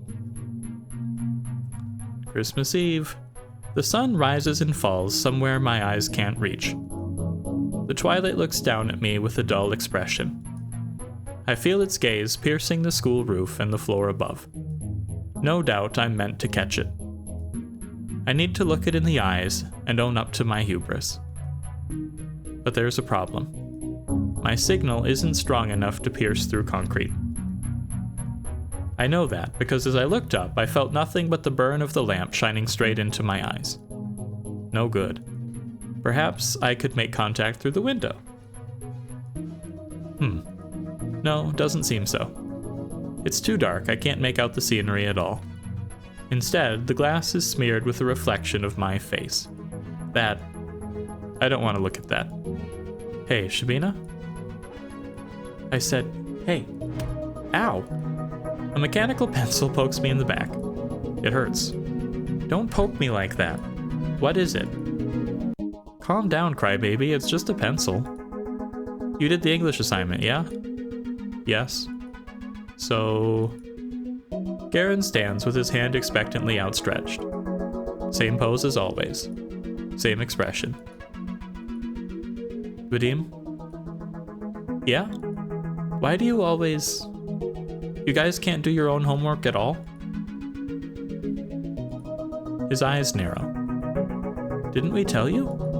We're all busy people. Yep. That's right. We got a lot going on. It's okay if you can't relate. I also have things to do. Yeah, like what? Walking alone, looking at snow till you hallucinate? What? Huh? What are you talking about? Oh, you don't know? This psycho cornered me the other day and started talking like I pulled some prank on her. Wait, I thought he wouldn't... Why did I think he wouldn't talk about it? What the hell? Shabina, is that true? Not the first time she did something like this. Yeah, there that other time in 5th grade. You mean at the car repair? But then, why now? Why bring this up today? Could it be... I mean, I always thought she was a little weird. It's kind of depressing, no? You mean scary? What if she, like, snaps someday? Her? What's she gonna do? Don't know if she's crazy like that. Hey, Shabina, since you're not the one who... You're sure you're not the one who offed Rikevskaya? Shut up. Huh? Was that my own voice? What the hell? Look at you. You know what jokes are, Shabina? I do. It's not funny. So what, you're gonna start crying now? If you don't have a sense of humor, that's your problem. Well? Well what? English. Garen stares at me. I stare back. This is... I'm not giving it to you. Huh? Why? I don't want to. It's as simple as that. But for some reason, the words get stuck in my throat. Guys, are you seeing this? Shabina's getting greedy. What's with her? Honestly, you're awful unfriendly today. That's not how you talk to your classmates. Careful, what if she bites? Yeah, don't want to catch what she has. Easy, Shuba, easy. The laughter doesn't stop. Before I can react, Garen grabs my bag and throws it to the others. They search through it unceremoniously. I get up and try to get it back, but I'm too weak. They push me away with zero effort. Of course, they find what they were looking for. They grab the homework and mess up some of my notebooks in the process. Not in a way that looks purposeful, but I know better. Well, at least I don't carry my poems with me anymore. It would have been worse. Though, maybe if something similar happened, someone like Ira would... Stop. Don't even think that. Don't you dare. Ira can't be replaced. Not just because there is no other person in the world as wonderful as her.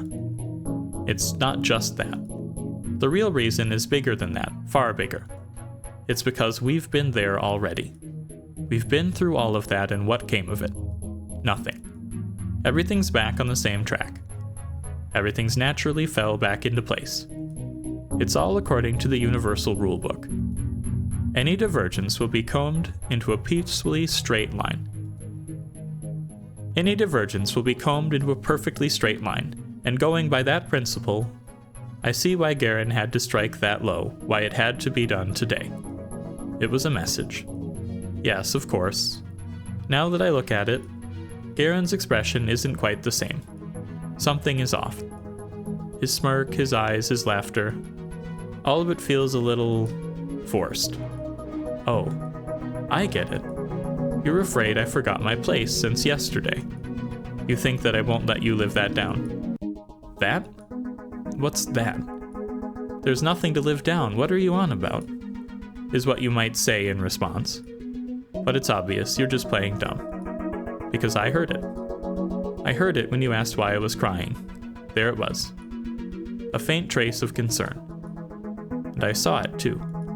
That awkward look on your face when Marina sat there on the bench comforting me. I'm right, aren't I? That's what got you so scared? It's funny. You really think you need to draw this line? You don't. I'd never want to cross it in the first place. You act as if I don't know how everything works, as if you need to teach me. But I know, I've known all along. In fact, it's you who's in the dark. You really think you're acting on your own accord. You think you're driven by a selfish interest.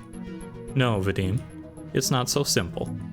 You don't even realize it, but your purpose is much bigger than that. Right now, you are the agent of the universe's will.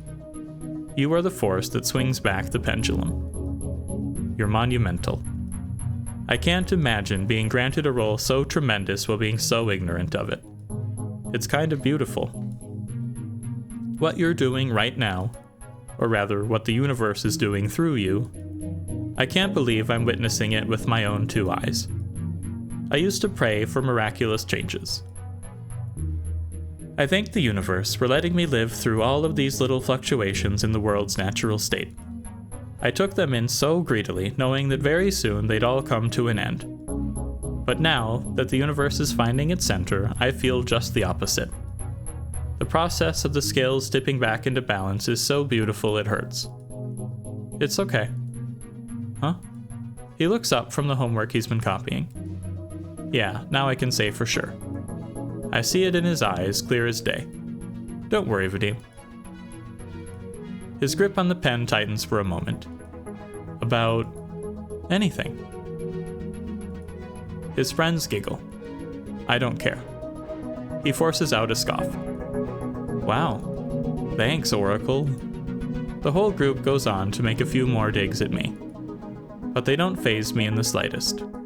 Actually, I welcome them. It's just another sign of the world coming to an equilibrium.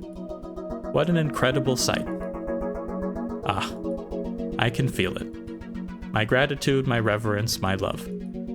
My signal is growing stronger. Soon, I'll be able to send my message. Soon, I'll fulfill my purpose. A bird flies past the window 3 times in a row.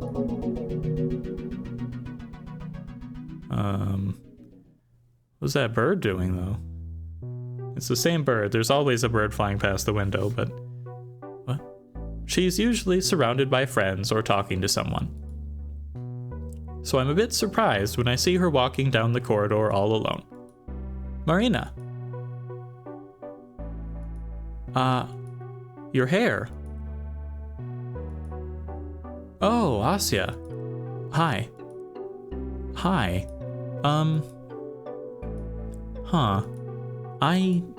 I wanted to apologize again.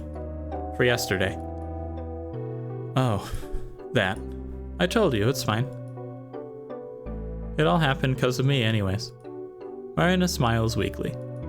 It feels as if she's looking through me. Are you tired? Huh? Do I look tired? Crap.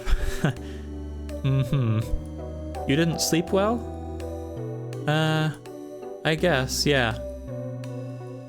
I hope you have a good rest today then. Yeah, thanks. Why is this... This doesn't feel like our normal conversation.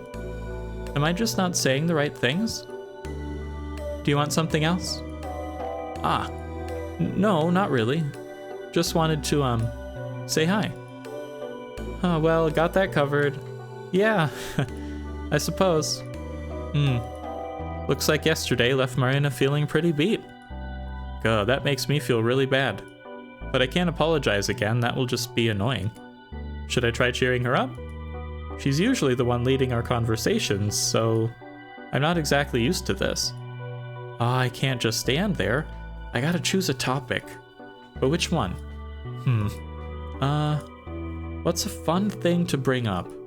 My head is all empty. Crap. Something fun? What do we usually talk about? Anything about Ira? No. Terrible. Marina looks away with a small sigh. You know, I think it's time we stopped asking each other about that. You mean about her? She nods, her mouth forming a thin line. We both know the answer. I've been real gross to you this past week. Huh? Why? Don't say that. No, Asya, you don't understand. I was just trying to... I wanted to deny the obvious. And you... I'm sorry, I've strung you along all this time. Not just yesterday. Huh? Strung along? I thought it would be easier that way. When you want to convince yourself of something, you gotta find somebody who agrees with you. Then, even if the thing you're not trying to believe is false, at least you're not alone in it. Because when you're alone in it, you're just delusional. You know the funny part? None of it helped. I thought that if I really put my mind to it, I'd make it tangible. if I just tricked myself into believing she's okay. Maybe only at school or out with friends or just with you. But I'm awful. Marina, if Ira wasn't okay, then all of it would have been my fault. Why? For not stopping her that day? For everything. And I just couldn't bear that thought. Or well, it's pretty clear those are the facts we have to face. Please, don't talk about yourself like that. It's cruel. Jeez, it's okay. I didn't say all that for you to reassure me. I just wanted to be honest with you.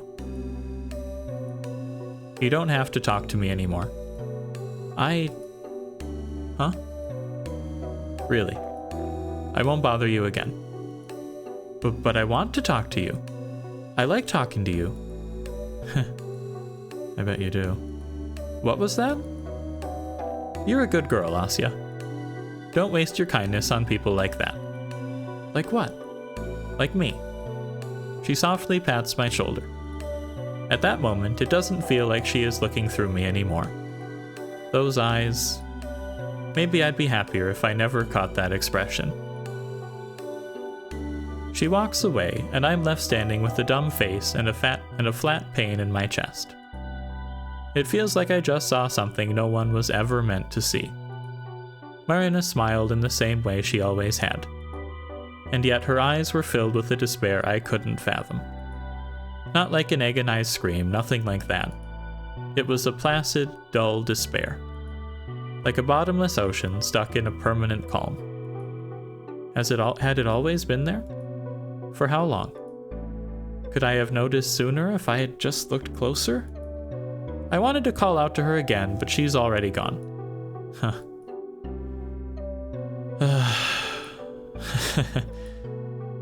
So it all returns to its original form. Just as I expected, just as it's meant to. I have been prepared for this since the beginning. So why won't this ache go away? Damn it. Even I'm not this selfish. It's not that I wish this would have kept on going. It was nothing but a misstep, a small irregularity that was bound to correct itself. I knew that. So this suffocating feeling, the same feeling I had back in class,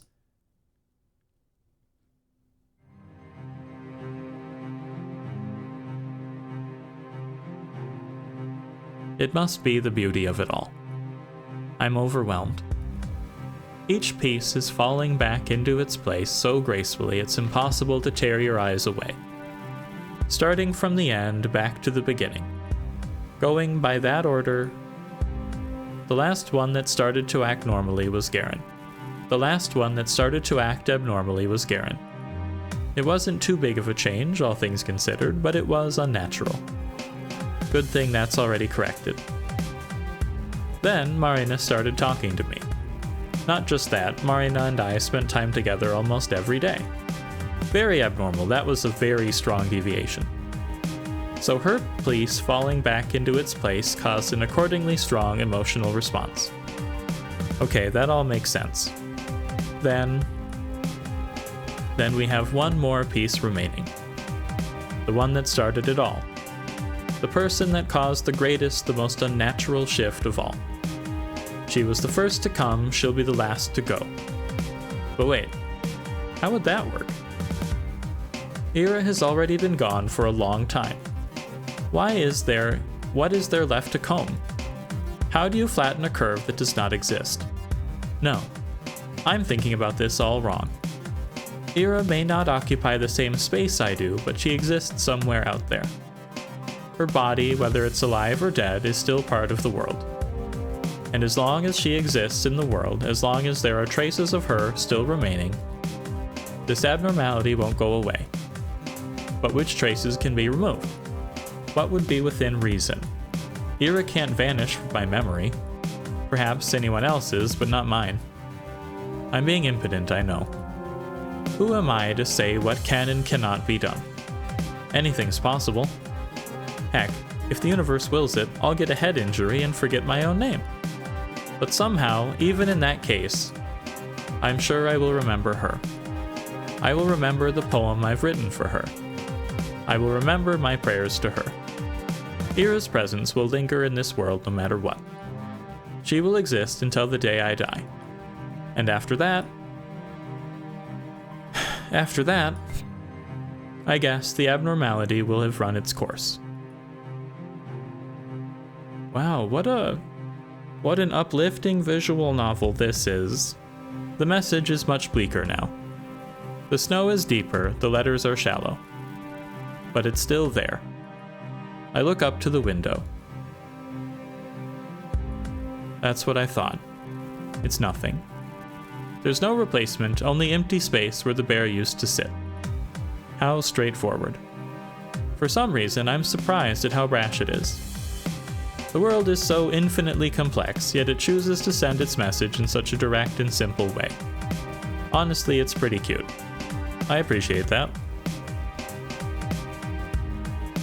So that's how you want to be. You want to erase all that remains of her. Every footprint she's ever made, every word that she's ever spoken. Everything until Ira Jakrevskaya becomes nothing more than a memory. Well then, a memory she'll be. I'm looking straight at you.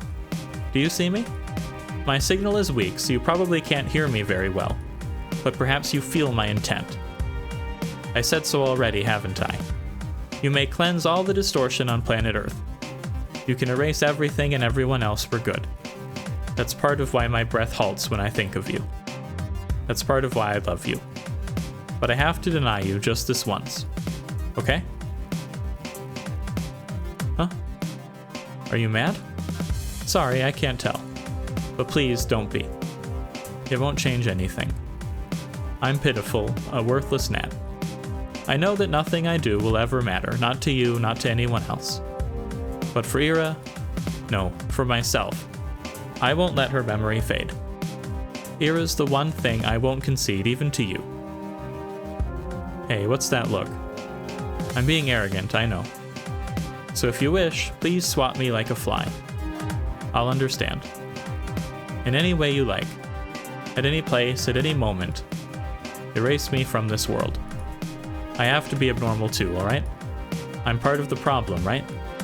Now that Ira exists within me, there's no choice but to smite me. So smite me, please. Cleanse your body of me. Cleanse yourself of this filth. Heal. Let the world return to its axis.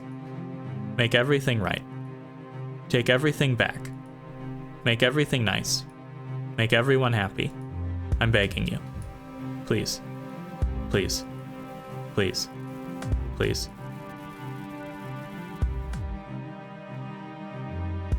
Do it, god damn it!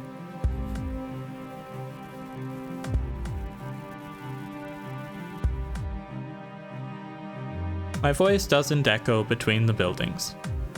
Nobody there as much as looks outside. And yet, I feel it. The signal I just sent has reached halfway across the sky. It burned up in the atmosphere, got muffled and lost. But if it got halfway there, then it made it past the densest layer. The greatest obstacle is now behind me. Now all that's left is to gather just a little more love. Just enough for that final push. A little more gratitude. A little more warmth. A little more, just a teeny bit more. And then you'll know. You'll know how much I really love you. God, I hope this is building up to something satisfying. I'm gonna be really upset if this is just like...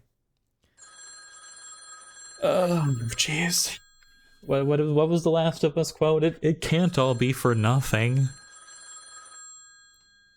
This is just a train wreck depression quest. I don't know, well, I don't know what I'm gonna do.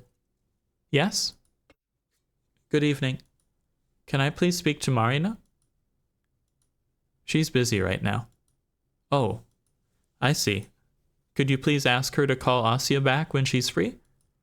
Sure. Thank you very much. She's not feeling too well. I don't think she'll be calling anyone today. I can pass a message if you want. What's that? Noise? Ah, that's That's fine. Thank you. Good night to you then. Good night. Click.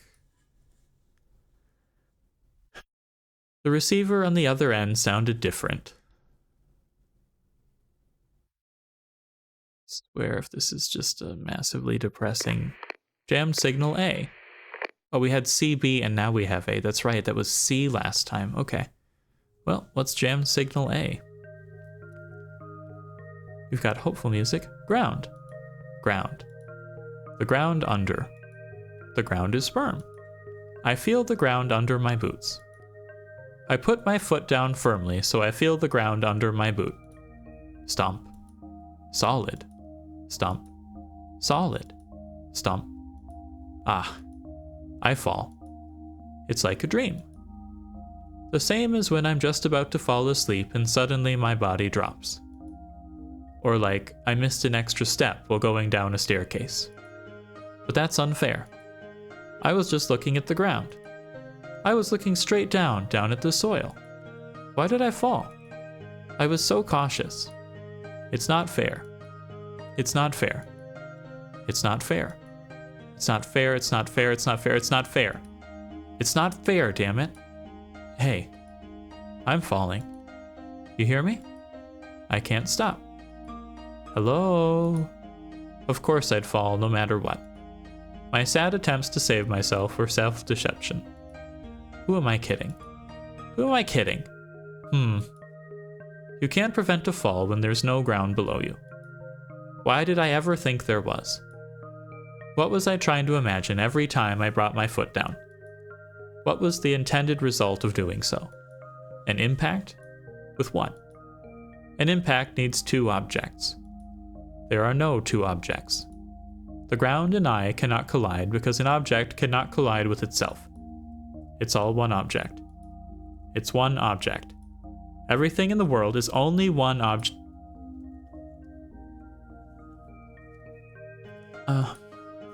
I jolt and skitter away from the figure that just touched my shoulder. What the hell you want?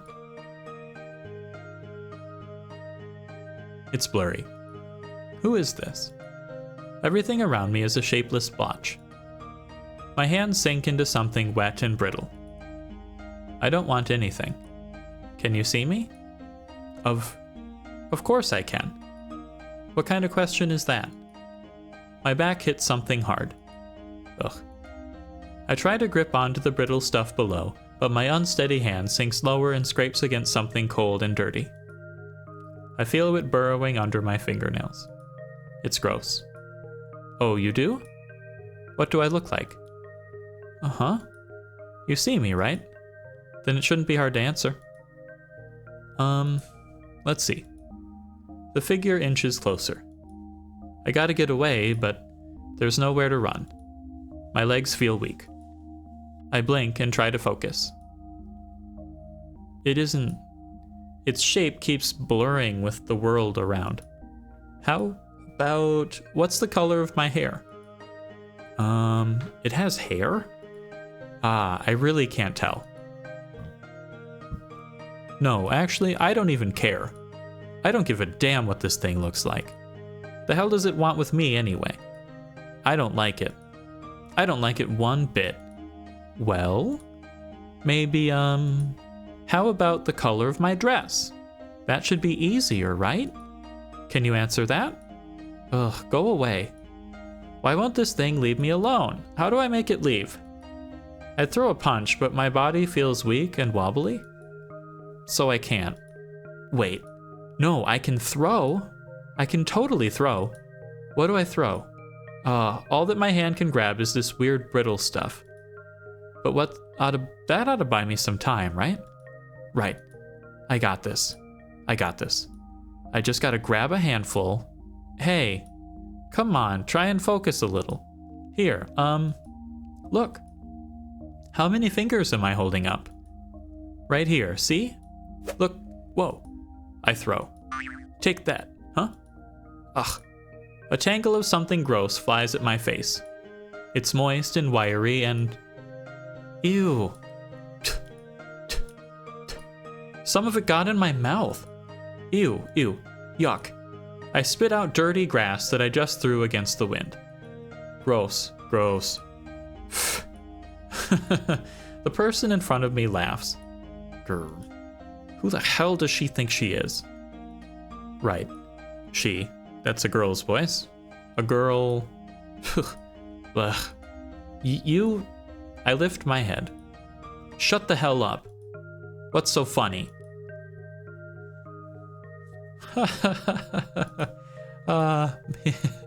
The girl wipes a tear from her eye. Shh. It's really not that funny. All right, sorry. Sorry. That's one way to come out of your senses, huh?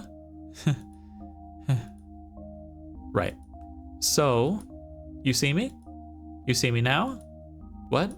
Duh, I just told you... Wait. I do see her. I actually fully see her. Dark eyes. Hair past the shoulders, gathered up in a pony. Dumb face. Dumb smile. Uniform.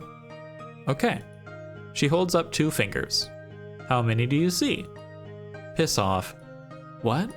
Come on, just answer. I know you see him. You totally see him, don't you? Then why ask? I feel the cold, hard soil beneath me. The grass my hand brushes against is wet. Ugh. Right. It rained not long ago. My butt must be all dirty. Crap. Mom's gonna be pissed. The girl observes me with a strange expression. Suddenly, the weight of the situation dawns on me. I stand up quickly. Shit. My legs are still unstable. I lean on the garage wall next to me. Hey, careful there. Here, I can... Don't touch me. She steps away. You... Tell anyone about this and you're dead meat. Dead meat? Who says that? Shut up. I'm not fucking around. Huh? What's that look? It's almost as if she's... Damn it. Damn it? Do I really look this pathetic? Has this been going on for a while? Huh? These episodes. Why would she need to know that? That's just more ammo to be used against me later. It's none of your business. I need to stabilize myself. This sucks. I hate feeling this helpless. The hell are you even doing out here? I followed you. Creepy. I know, right? Why would you admit to that? It's really unnatural for a girl to be here. At least I have my reasons. These garages are where I go to when I begin to feel messed up. I can catch when an episode is coming on. As soon as I feel like the world is folding in on me, or like I'm losing myself in something I'm not supposed to see, that's where I run. It's a good place to hide from everyone. Not that I'm scared or anything. I don't care if they point and stare like I'm a fly caught in their soup. But if they start looking at me with pity, then I'd rather just die. Did I really look so out of it while walking here that she just had to follow me? Why? Just for a laugh? Well, I guess she got what she wanted. That's one expectation I've managed to live up to. Oh, right. I don't think we've ever talked before. I'm Marina. She reaches a hand out. Really? Really? She thinks I'm gonna fall for that? She reaches a hand out. Really? She thinks I'm gonna fall for that? Don't take me for an idiot. I want to scoff at her. I open my mouth to speak, but when I meet her eyes, those words catch in my throat. At first, I thought she pitied me. But no, that's not it. This girl... What's with her? Ira. Yeah, I know. Not gonna shake my hand, are ya? No. You should, though. Huh? Helps you stabilize. Gripping something, feeling its texture, temperature. Good way to ground yourself. Huh. Though I guess you're touching that wall already. Maybe that's good enough. The hell's her deal? Does she not understand what she just saw? Does she not know me? No, she just said she does. Then why isn't she looking at me weird? Where's the disgust? The ridicule? Does she not get it? Doesn't she know that looking at someone so weak is meant to make her feel superior? Doesn't she know that this is the part where you're supposed to laugh? Hey, don't worry. I won't tell anyone. I'm serious. Scout's honor. I'll kill you if you do. Wow. Better not snitch then. The way she speaks is kinda annoying. I can help you. Huh? You know, with the episodes? I know how to handle them. Piss off. Hey, I'm serious. I know what I'm talking about. Like hell you do. Just shut up already and leave me alone. Even I don't know what's wrong with me. Who does she think she is to say something like that? I hate people who act as if they know you better than you do. No, really. I get them too. Huh? I mean, you must have heard that I was pretty weird in middle school? I haven't. I've never heard about you at all. Ah, really? What's that reaction? Does she think she's some kind of celebrity? How self-absorbed can you be? You've seriously never... Huh, well. Then it's great to meet ya, Ira.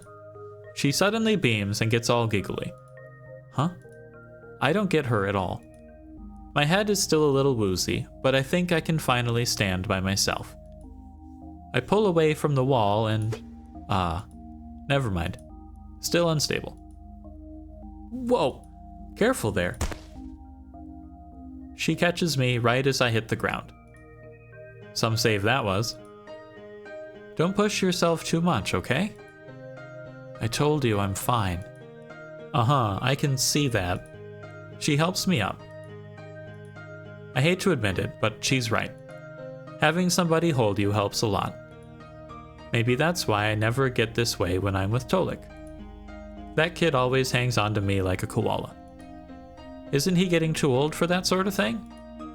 He's almost 7. Hey, you hungry? Huh? Let's go eat something. Nothing better than a sweet treat when you're feeling down. Sugar's good for the brain, yeah? And it'll be great to get more of your senses working. A sweet treat, huh? Wait. No. What am I thinking? Marina? I don't even know this person. I'm not her freaking friend. Why would anyone act like that with somebody they just met? She must really take me for a moron. I told you I'm fine already. Bye. Huh? Come on. It'll be my treat. You gotta listen. Hey. Maybe I really am slow. I stumbled my way away through the muddy grass and dirt tracks as if I could shake this feeling off. As if somebody finding me like this, as if somebody offering me help, was something I could just forget. As if this shame was something I could wash away. No. No, it was even worse than that. It was so much dumber than that. Don't be stupid. Huh? Do you want to get better or not? I said I can help you. I'm already fine. Yeah, right. How long will that last? How long till you start stumbling around and crying like a baby again, huh? The hell did you just say? It'll happen again. Don't you get it? If you keep doing nothing, it will just get worse. I'll handle it. It's none of your business. You think you're being cool or something? Hiding away and clawing at the ground? That's stupid. Shut up. You're stupid. You don't know what the hell you're talking about. I told you I do. Were you even listening? Not really. Rude. It really was stupid. I didn't want to accept it, and I didn't want to let it grow. But I was too feeble after all. What was that feeling that I had denied myself for so long? It was embarrassing to even think about, because my future had been set out from the start. My path kept going down and down and down like a straight garbage chute. And as my episodes got worse, reaching the bottom was just a matter of time. And knowing that, I let it happen anyway. I let myself get swindled and get stupid and get soft. I think that was the day when that childish feeling was born in me. Right, on the day I met Marina, deep in my heart, hope reared its ugly head. Alright, so we had C, B, and A. I think all of them were from Era? So Era was the one freaking out in the garage and smashing open a wall?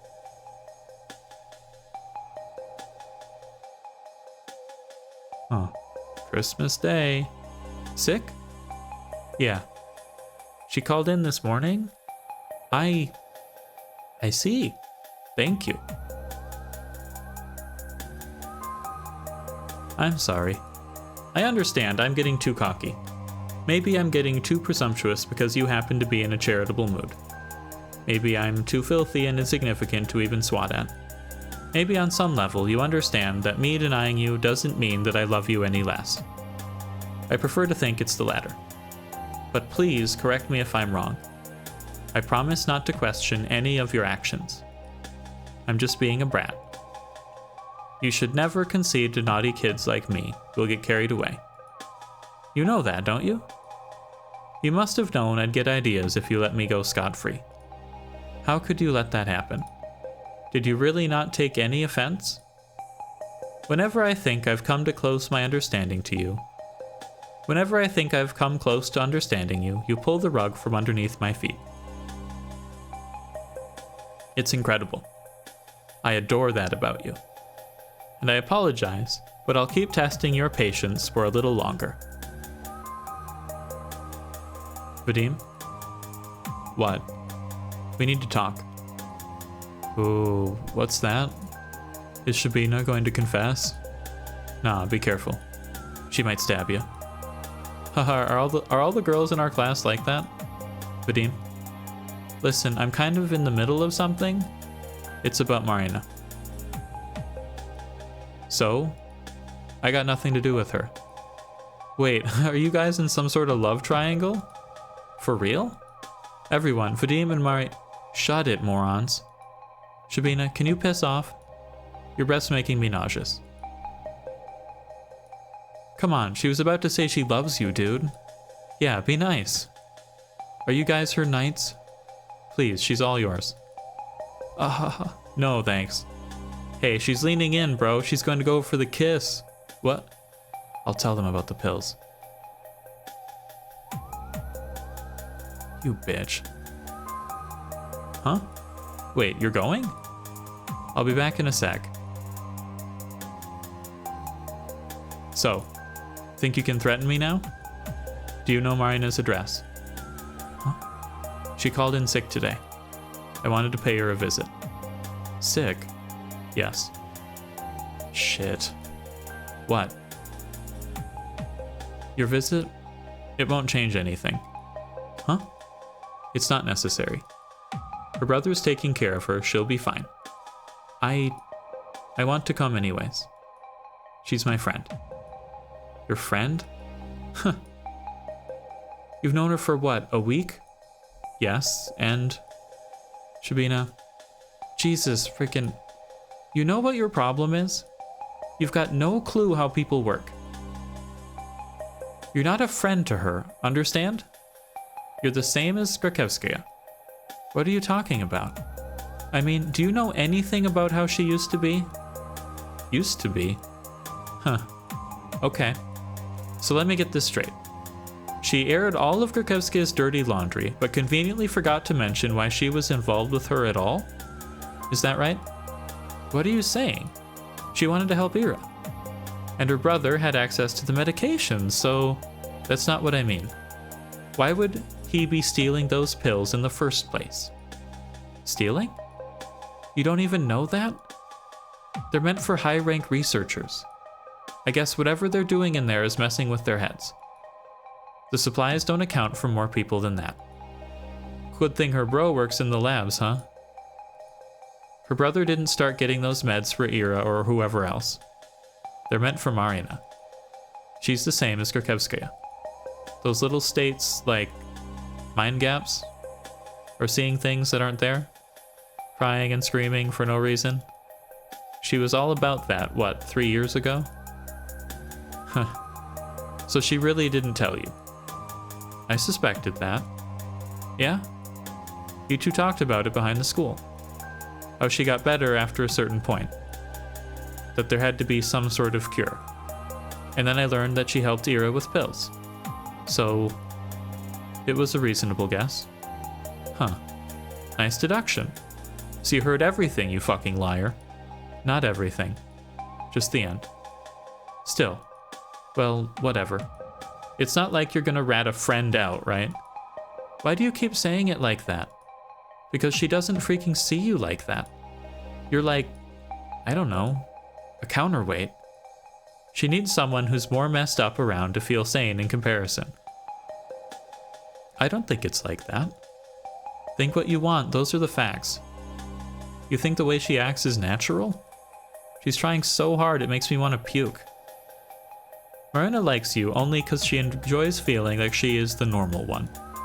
Not a high bar to clear considering you're everything.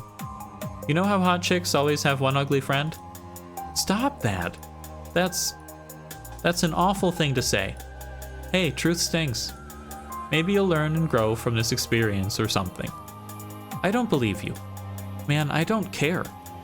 It's your choice. I just gave you the info. I don't get you. You come to her begging for help. And she agreed to it, right? She's bringing you medicine, isn't she? So? How can you still badmouth her like that? She was your friend. Sure, you fell out, but she still gave you a hand. And those pills, they're a limited supply, right? She would probably be using them herself, but she shares them with you. Do you pay anything for them? I don't, but don't you feel even a little bit ashamed? Damn it, Shabina. Don't stick your nose into other people's business. Those pills, they barely even work. Are they for my brother? My dad too, it's all bad. It's not like I ran into her at the first freaking opportunity. I wasn't even sure if she had meds or anything like that. I just needed something. And forcing Dad to swallow is easy enough. But when my bro gets one of his turns going, I just can't do shit. And it helps a bit, but the next day it starts all over again. So it's like, what's the point of doing anything at all? Shit. Why am I even telling you all this? God damn it. Can you please tell me Marina's address? It's not... You know what? Sure. Whatever. Lenina, 1932. The entrance code is 239. Thank you.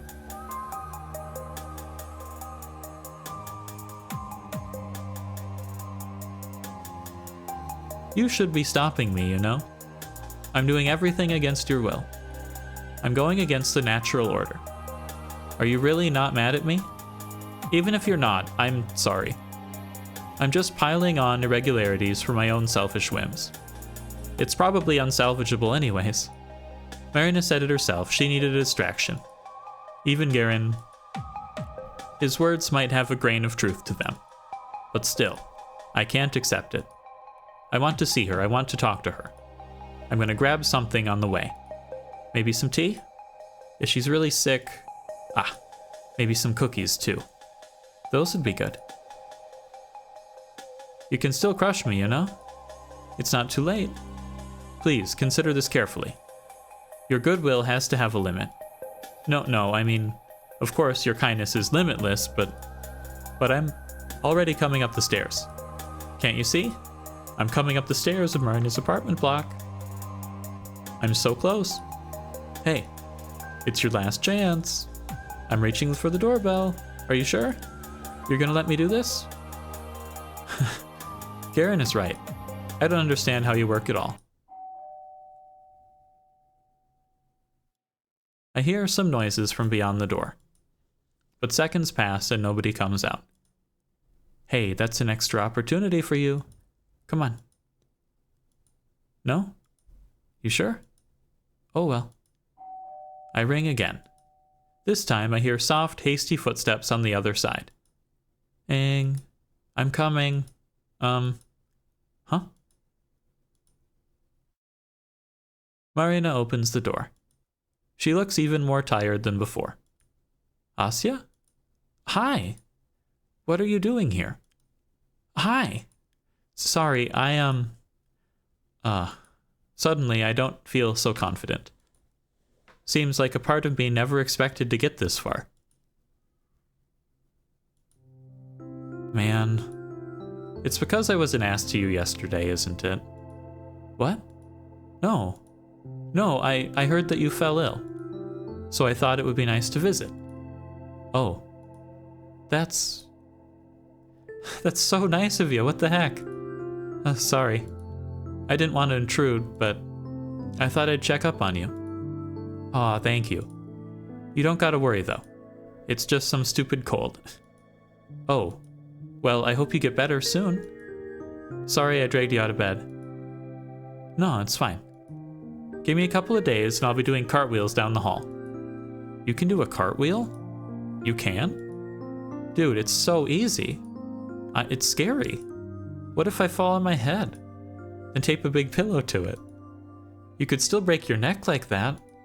Man, are you cartwheeling off a bridge? Cartwheeling off a bridge? Sounds pretty flashy. Huh? You know, like one of those crazy sports. Like bungee jumping. Ooh, you're right. Extreme cartwheeling. Down a hill, down a bridge, down a roof. Heck, I'd watch that. You'd be the champion. Yeah. Wait, are you telling me to go roll off a roof? It's okay, we'll tape a pillow to your head. Think you're so clever, huh? She laughs. She looks like her old self, or the old self I know. This is the fake Marina, according to Garen. This is an act. An act. I look at her disheveled hair, her sweater, and her smile. I look into the dark behind her eyes. I just don't buy it. I don't believe Garen's words for a second. Wait, your brother isn't home, is he? What, Lev? Yeah, he's at work. Did he tell you I called yesterday? Oh, right. Geez, I was so out of it. Sorry, I should have rung you back. No, it's fine. You're ill, you shouldn't worry about stuff like that.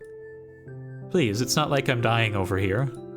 Still, you're sick and all alone. Isn't that pretty sad? It's not so bad, really. I brought some cookies for you. We could drink tea together if you want. Asya, you shouldn't have. Really. I don't want to make you sick as well. It's okay, I'm sure I'll be alright. I just thought it would be nice. No, really, She suddenly bursts into a dry coughing fit. Can I help? Want me to pat your back? She shakes her head. No thanks. Look, I really appreciate you checking up on me, but, you sure you don't want any help? No, I'm contagious, so you should be going. Bye, Asya. Thanks again for the visit. What? It's so sudden. Marina starts closing the door in front of her. She's coughing really loudly. I know that I should let her rest, but wait. Ow. I shove my foot right in front of the door before it closes and get promptly hit. What? Asya, be careful. Sorry, I just can't. You can seriously get injured like that. Jesus. No, that doesn't matter. I just wanted to...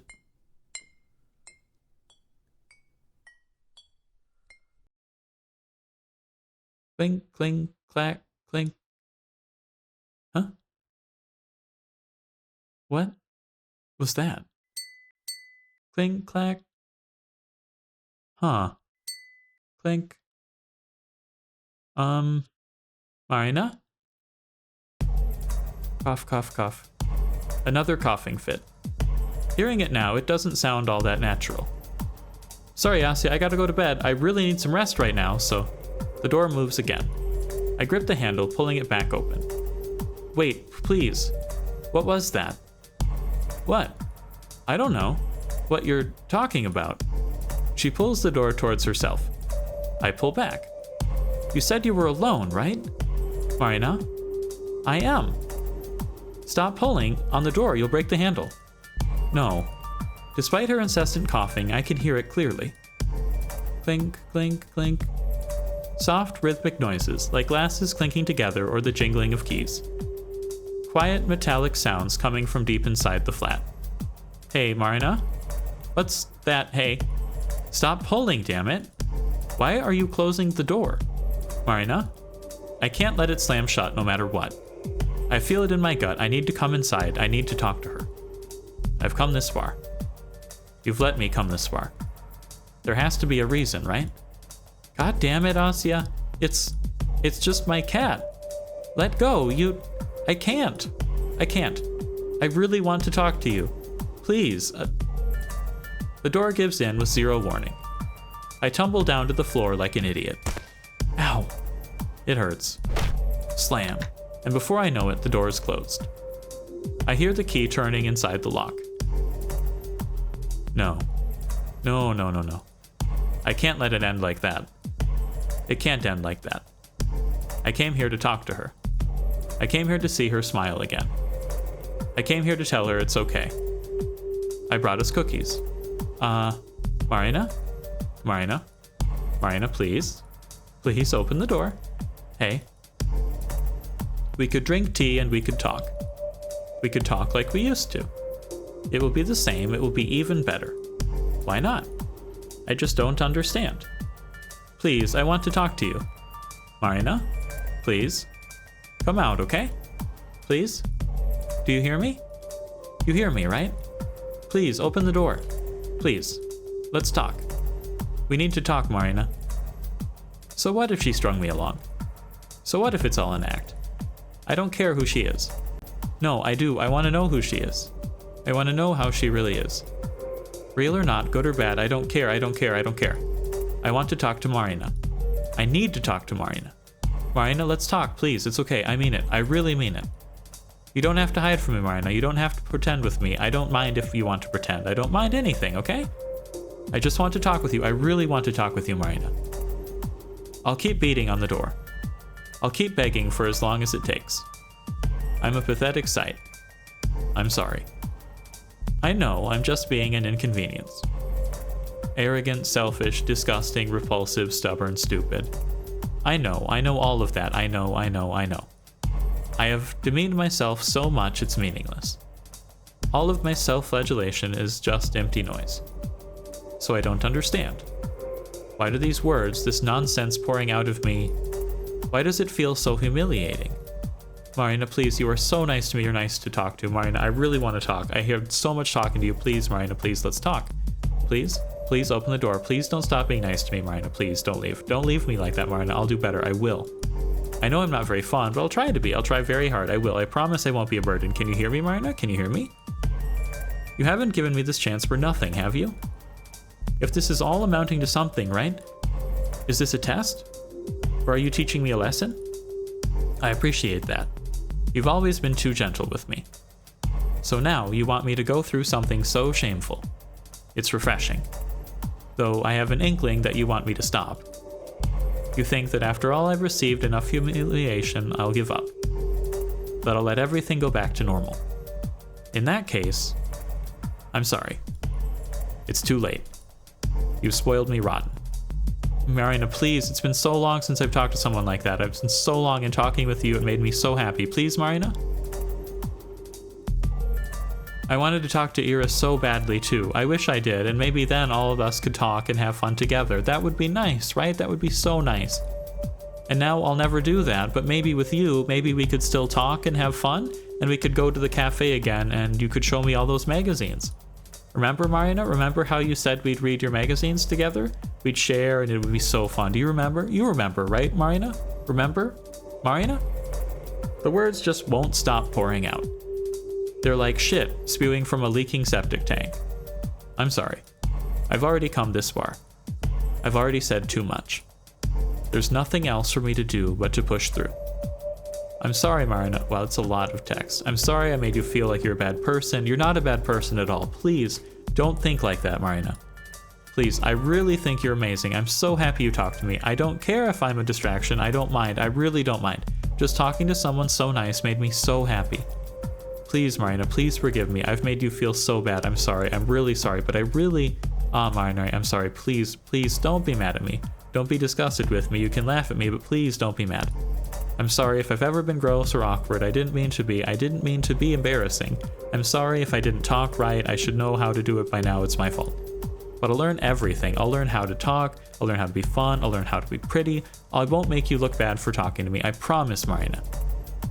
Oh, she's gone crazy. I really want to be friends with you. I really want to be friends with you, Marina. Marina, let's be friends. Please be my friend, Marina. Please be my friend. Please be my friend. Glad it's going crazy so I don't have to click. The door opens.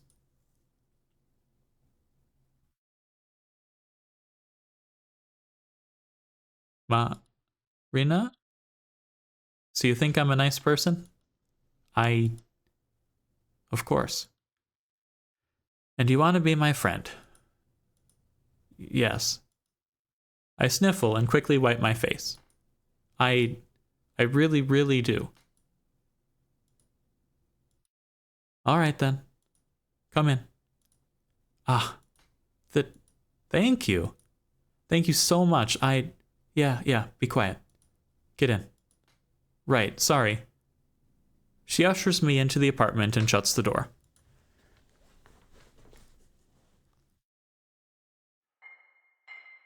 Lots of clinking.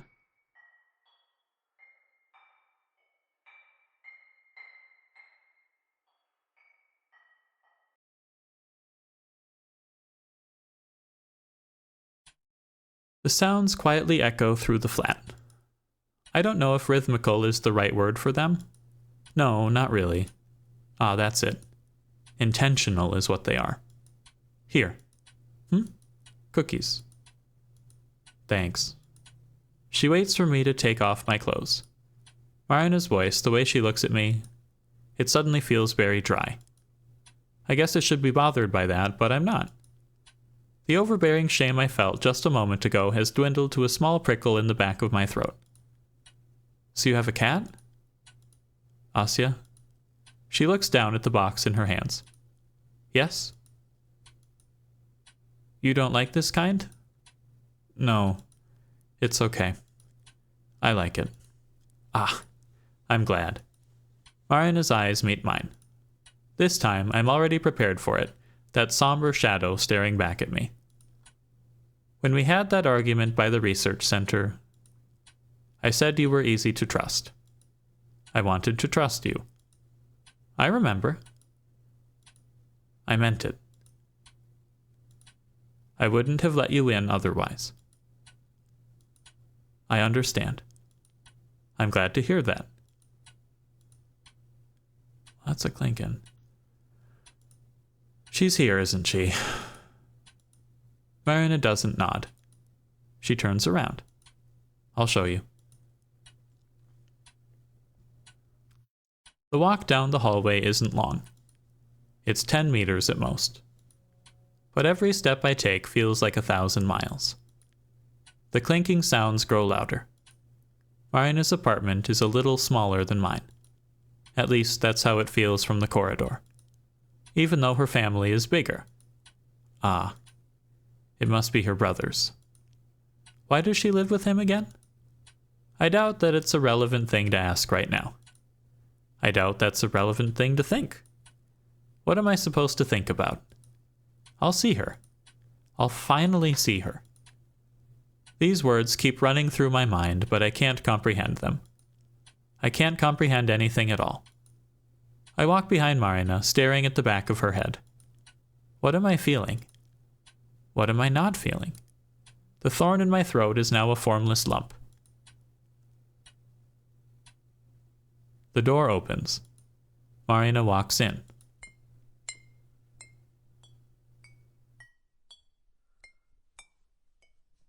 That sound. Those icy clicks. That's where they've been coming from all along. A teaspoon. And a glass. A teaspoon softly tapping on the glass again and again. Oh, I see. That makes sense. It all makes sense now.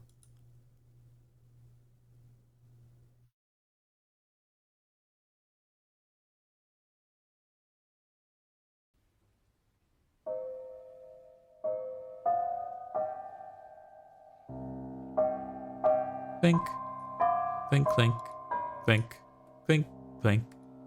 Ira?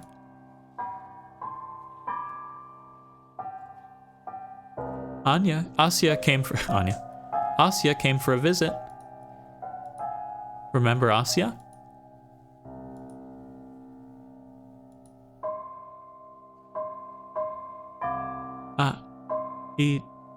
Ira? I take a step forward. My legs feel weak. I start to fall. Careful.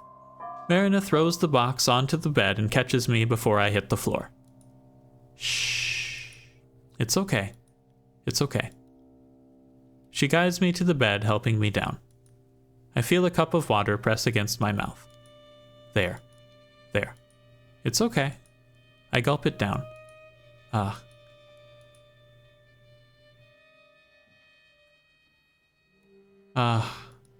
Marina pats my hair. It's okay. My eyes slowly refocus. They glide over the empty bottles strewn across the carpet. They float over the olive chamber pot. They're drawn upwards towards the only thing that matters.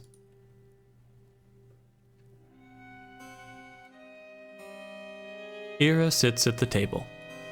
No, not quite. She's slumped against the wall, hair draped over her face. Her hand rests flatly on the tabletop. It twitches, and the teaspoon held so loosely it looks like it might fall out at any moment clinks against the empty drinking glass. Again and again and again. It looks almost involuntary. Marina is still sitting next to me, caressing my shoulder. Her voice comes out flat. If you think she's communicating, she's not. It's just Ira. Just Ira? Her name. Over and over again. Dot, dot. Dot, pause, dot. Dot, pause. E-I-R-A. I see. Ira. Ira.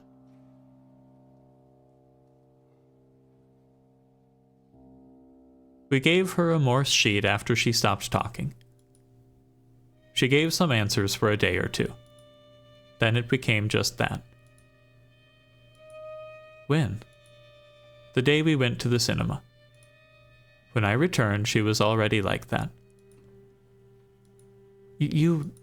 That day, the day when we went to her house, yes. Lev was with her.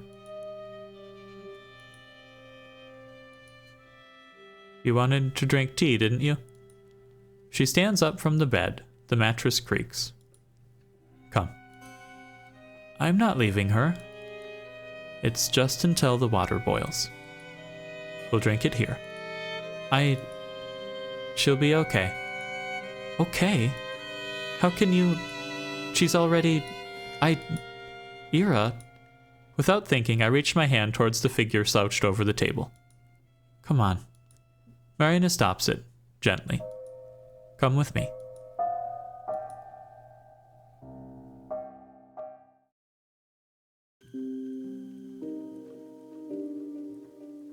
I I can still hear the clicking from the kitchen. Marina sets the kettle. She casually moves between the counters and the stove. If I were a slightly better person, I'd get angry. I'm trying to, but I keep failing. Maybe it's because it's Marina. Or maybe it's because I'm not as shocked as I should be. Which tea do you prefer? I don't care. Great, because we only have one. It's regular black tea. She prepares 3 cups. You know, a couple years ago, I wasn't like that. Garen told me. Huh? What do you mean? You said you were like Ira. Ugh, that gas bag. Well, there goes my cool reveal. It's okay. I already knew. Huh? Since when? Since I heard you two talking. Behind the school. Oh. Hey, so you heard everything, you freaking liar. He said the same thing. Yuck, seriously? But Marina, you recovered, right? Well, it's not something you can recover from. It's not that kind of illness. Huh? It's kinda like hypersensitivity. Some people are hypersensitive to sound. Some are hypersensitive to light. Ira and I were hypersensitive to the code. Code? The algorithm our world is built on. All of its regularities and irregularities. That's the code. Oh, I see. I probably sound nuts to you. This thing is pretty hard to wrap your head around. No, I understand. I know what you're talking about. Really? Yes. You mean the will of the world, right? The sum of all its probabilities and workings. I guess you could put it like that. It's a set of patterns ingrained into everything in existence. It's not something we're supposed to comprehend or notice. But some people still do, whether they want to or not. People like Ira and I lack the barrier that keeps our mind from acknowledging it. I guess it's like having no skin on your soul. No skin on your soul? Is it really that painful? Don't know if painful is the right word for it. You can look inside a radio and learn about its electronics. Or you can look under a person's skin and study their internal organs. That can be interesting, but who would want to walk around with constant X-ray vision? I'd rather not. Right? That'd be so gross. But that's pretty much our condition. Ira and I can see the values by which everything in reality moves and operates. The numbered truths that define each individual object. That is... Hey now. You don't look weirded out at all. Did Vadik also spill the beans on that one? No, not at all. I just know this. You just know? Yes. I understand. Huh. Is Vadim also aware of the code? Shouldn't be. It's not public knowledge. Oh. I only know 'cause of Lev. That's what they study over there. You mean in the research center? I thought they worked with natural resources or something like that. That's the official story. It's really the algorithm and structural dynamics. But what's there to study? Huh? Like, about the code? Yes. Well, I'd say there's plenty. If you can figure out the patterns of everything is built on, you can basically foretell the future. Plus, if you have all the building blocks in front of you, who's to say you can't rearrange them? If you find a way to modify or rewrite the values assigned to everything in existence, well, that's basically godhood. Oh, are we basically dealing with a Tsukihime situation here? Who wouldn't want that? That's really dumb. You think? Well, no, it's worse. It's impudent. Oh? It is. I can't imagine wanting to defile something so perfect. It's sick and pointless. Even if they find a way to do so, all your efforts will have been in vain. Any attempt to change reality will barely scrape its surface. Any small scratch you leave will quickly heal. Ah, that's exactly right. A closed system needs to maintain stability or else it falls apart. And any foreign element will be assimilated or pushed out. Yeah, something like that. But that's not the real issue. The system's very difficult to study, because it's not something the human mind is built to comprehend. We shouldn't know an object can't be separated from its algorithmic action. We shouldn't know a bird is 32234112 despair, 6233322 distortion, and 231144 denial.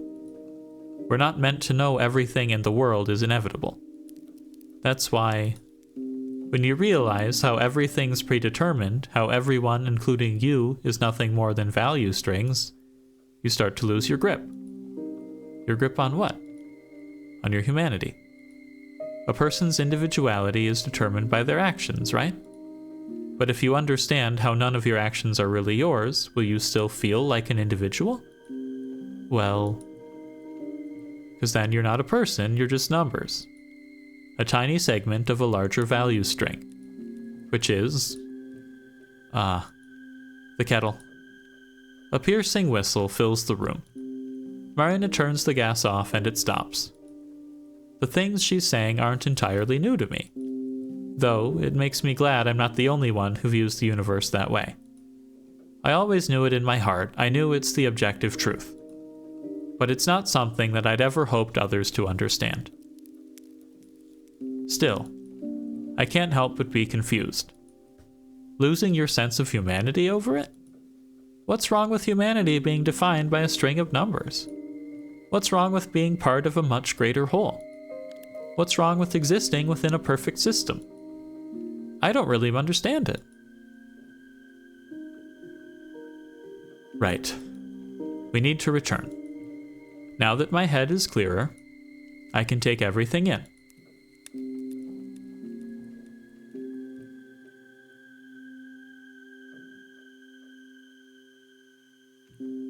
Ira. Even when she's in this state, I can't tear my eyes off her. It's Ira. It's Ira. She says it herself. That makes my chest feel tight. I just want to... may I? Sure. I reach my hand out and brush a couple of dark strands from her face. Her hair is neither dirty nor too matted. Looks like Marina takes good care of her. Ira doesn't react to my touch. Her bright blue eyes stare straight ahead, expression blank. But they're still bright blue. Those are her eyes. This is her nose. Those are her lips. That is her face. That's Ira. Ira. Ira. Ira.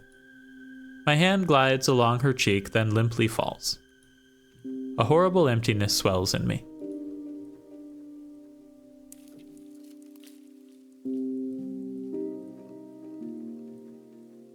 The three of us sit at the table with a box of cookies, a sugar bowl, a teapot, and teacups at the ready. And Ira's empty glass. She keeps tapping it with the spoon. Marina pours the tea. You don't take it away? What? The spoon? Yes. Ah. It's annoying, right? No, that's not what I mean. It's okay, I get it. But you get used to it pretty quickly. It's like the clock ticking. Sorry. I couldn't take it away even if I wanted to. I understand. Marina reaches into the box, grabs a cookie, and bites down on it. Ah, so good. I'm glad you like it. Next time we go to Z.A.T.O, it'll be my treat. Next time? We can all go together. You'll get your souffle. Ira, you'll get that flowery thing. What was it called again? Whatever. Marina? Hey, do you know she always takes like 5 spoons of sugar? Like, come on, take pity on your teeth. She says while stirring 4 sugar cups into Ira's. She says while stirring 4 sugar cubes into Ira's cup. Smoking too. Who's gonna kiss you when you stink like that, huh? I'm kidding, I'm kidding. You know, Ira hasn't smoked for a whole week. Just quit cold turkey. Wanna bet how long she lasts? Marina? Hey, don't look at me like that. I'm all for self-improvement, alright? I'm just trying to be realistic here. You gotta do it bit by bit. I've been witness to so many failed attempts, you see. Poor Lev. That guy never learns. You think she will get better? She has to. Heck, I managed to suppress it. You don't plan on losing to me of all people, are you? She gives Ira a light poke. She still won't be the same, you know? When she gets better. I hope you understand that. In what way? Every way. Her perception has already been altered. It's not something you can simply forget. But you... I haven't. And I've changed as well. I think, since then, I've lost something that makes me human. Huh? That part of the brain that makes you feel things. I guess something got broken in there. But you're not emotionless. I can see that. Heh, I'm good, aren't I? Faking was tough at first, but hey, I learned. I told you, Marina. You don't have to pretend. And I don't think you need to. Of course I do, don't be silly. I don't need any more people treating me like a freak show. Well, I mean, you don't need to fake it with us. I don't do it as much, you know? Not like it matters at this point. It's not something I can simply turn off. Why not? Because I'll forget how to do it. Marina takes a sip of her tea. Okay, it's good now. She lifts Ira's teacup to her mouth, carefully angling her face. All right, open up. Easy. Yeah, like that. I can't watch this. I can't watch this, I can't watch this, I can't watch this. I need to hold my breath, I need to steady myself. Was this how I imagined it? The liquid in my teacup twists and swirls. Is this how it's supposed to be? The steam rises up to my eyes, clouding my vision. Is this what all of this amounts to? The tea smells nice. There was something I was going to do. Something important. If you forgot, it probably didn't matter, right? There was something I was going to do. Something important. If you forgot, it probably didn't matter, right? No, I don't think that's right. No? Then how about this? If you forgot, it probably wasn't real. What? That doesn't make sense. It does. It's like a dream. Like a dream? Yes. Exactly like a dream. Oi. Earth to Asya?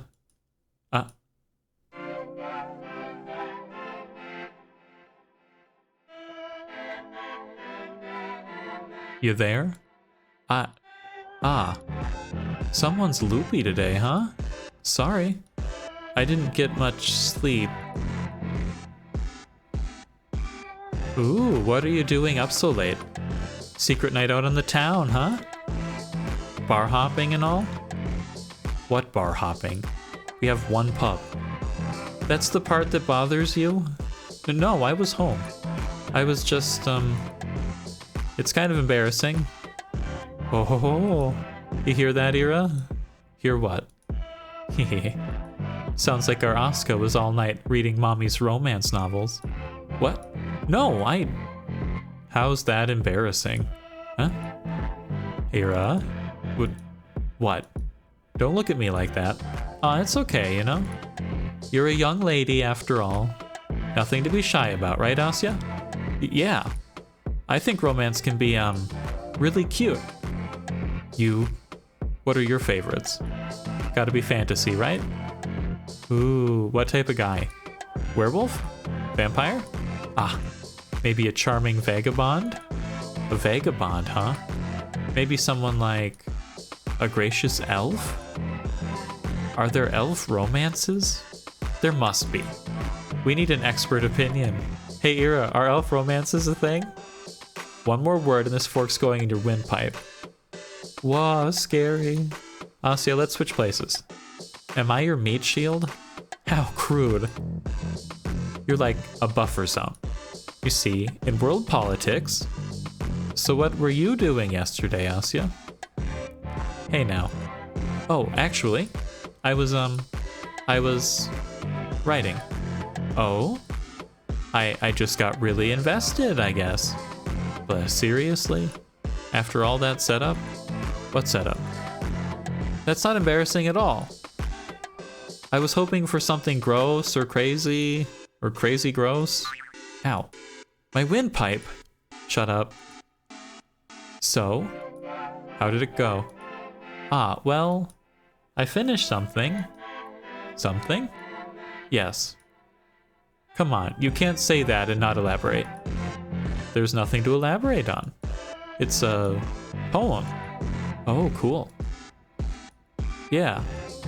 You gonna read it? No way. Ooh, come on, I like your stuff.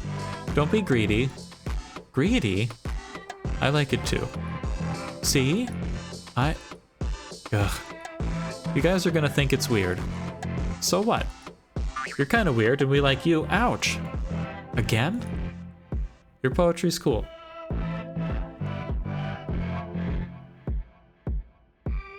That's what I'm saying.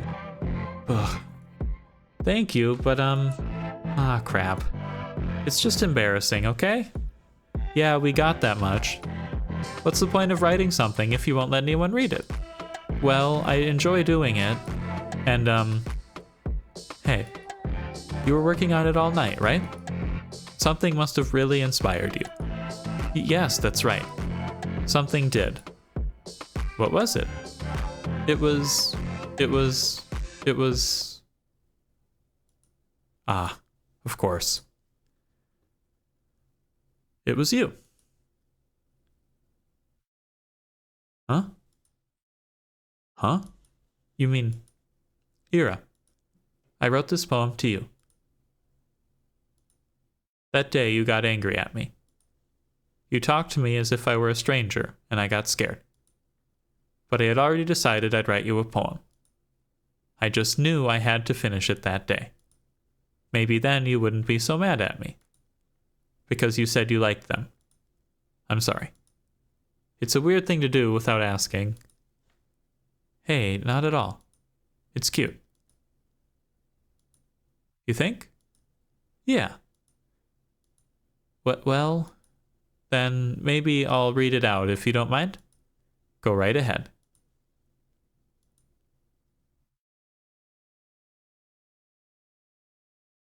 Черный день разлился кляксой по паркету, по плите. Раззадоренная масса мажет руки в темноте. Спички чиркают о фосфор, дым ложится на ладонь. Выгорает запах газа, и в ушах трещит огонь. Как тепло, светло и мило, хоть на коже холодок. Это добрая картина, хоть висит наискосок.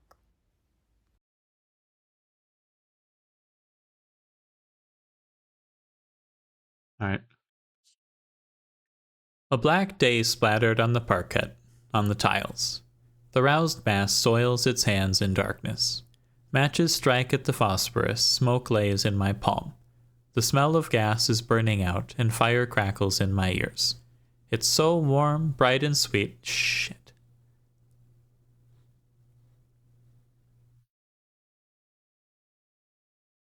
Marina's like, what? Asya's like, what? I've never heard your poetry before. Sorry. I know it's dumb. I don't know. It suits you. Is that good or bad? Neither. It's just you. But a bit more aggressive than what I'd expect, but hey, I like it. Aggressive? What? At first, I couldn't put my finger on what bothered me. The room was quiet. Not abnormally so. There was the soft mumble of a neighbor's television, the ticking of the clock, the slight sound of Marina shifting in her chair. It was silent in a very normal way. I thought so for a moment, and that's when... Ira? Huh? Right. The tapping stopped. Ah!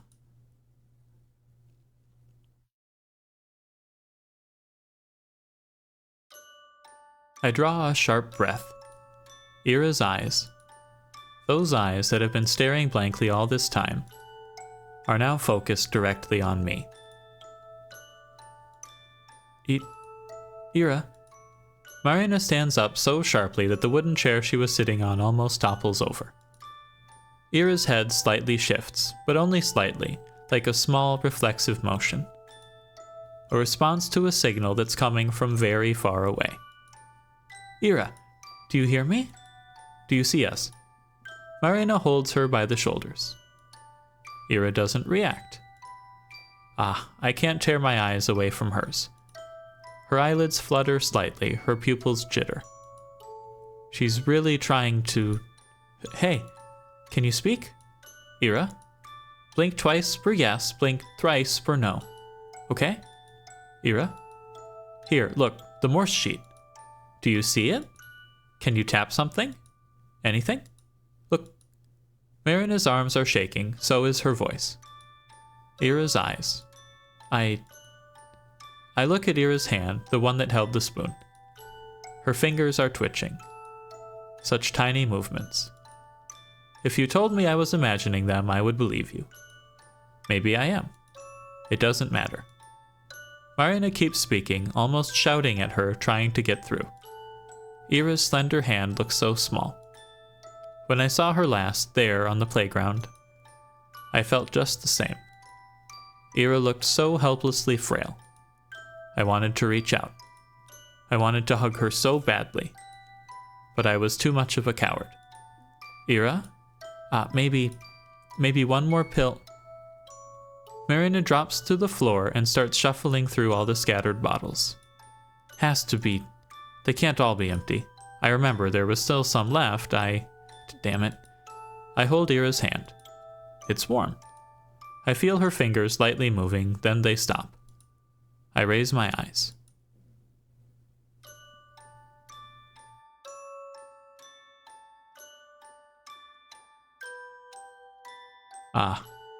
She did it. Where? Ira, it has to... No. Oh, here. Here, it has to be... Ira is looking at me. Not looking through me, not trying to focus on some object in front of her. She sees me. Ira sees me. I... Found it. A pill, there's one more left. Okay, alright. Here, Huh? Marina freezes with a pill clenched in her hand. I can't see her expression. I'm not allowed to look away from Ira. Because this is everything I've prayed for. Because Ira is looking at me and she sees me, and that's all I've ever wanted. Thank you so much. I blink.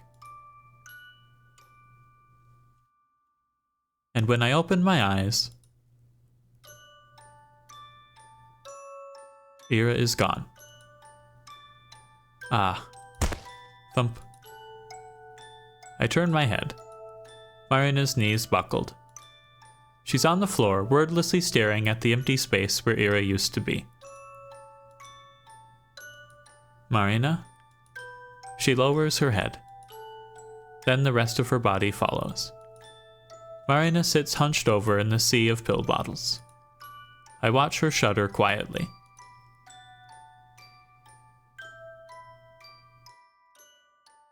I guess Ira ascended? Have you ever noticed any changes in how you perceive time or space? No. Are you experiencing any unusual patterns in your thoughts or dreams? No. Do you ever feel like you're watching someone from outside your own body? No. Have you found yourself remembering things that didn't happen to you? No. Have you seen anything lately that no one else seemed to notice? No. Are you being honest with me? Yes. Okay. Are there any places, people, or ideas you've fixated on lately? Yes. Can you name them? Ira. Sending my message to the universe. What message? A love confession? A love confession? Yes. I will confess my love to the world. I'm very close to achieving the right signal strength. Signal strength? Are you using a radio? No, I don't need one. My will is enough. I see. Let's continue then. Does the world around you feel balanced or like it's trying to become balanced? Yes. Why do you feel that? Isn't it obvious? Please elaborate.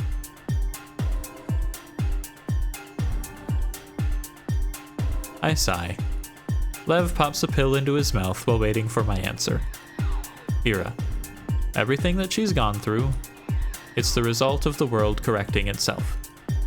She caused a shift in my predetermined path. Then, when she disappeared from school, irregularities kept building up. In me, in Marina, in her own family, and many, many other people. She caused a huge distortion in the world. So, she had to be assimilated into the greater stream. She had to, before any more damage could be caused. My voice isn't as stable as it should be. I glance in the corner. Marina's sitting there, expressionless. When Lev came home, he found both of us in the bedroom. I don't know how much time had passed by then. This questioning I'm in the middle of right now has been going on for a while. So that's how you see it. The way he talks is very monotone. I'm not bothered by that. Perhaps I'm also being a little too calm. Is that wrong? Not entirely. He runs a hand through his hair, looking down at his notes. You're correct in that reality is always pursuing the status quo. But what happened to Ira is not directly related to the system rebalancing itself. Not in response to her, at least. What do you mean? It's the unfortunate result of her condition. She's been deteriorating for some time. The process has simply accelerated as of recent. Our efforts... He shoots a weary look at his sister. We were only delaying the inevitable. Actually, I've been meaning to ask you. This medicine, what does it do exactly? It's kind of a downer. It dulls pattern recognition and placates emotional responses. Emotional responses? You can't unsee what you've already noticed. The parts of yourself that have already degraded won't recover.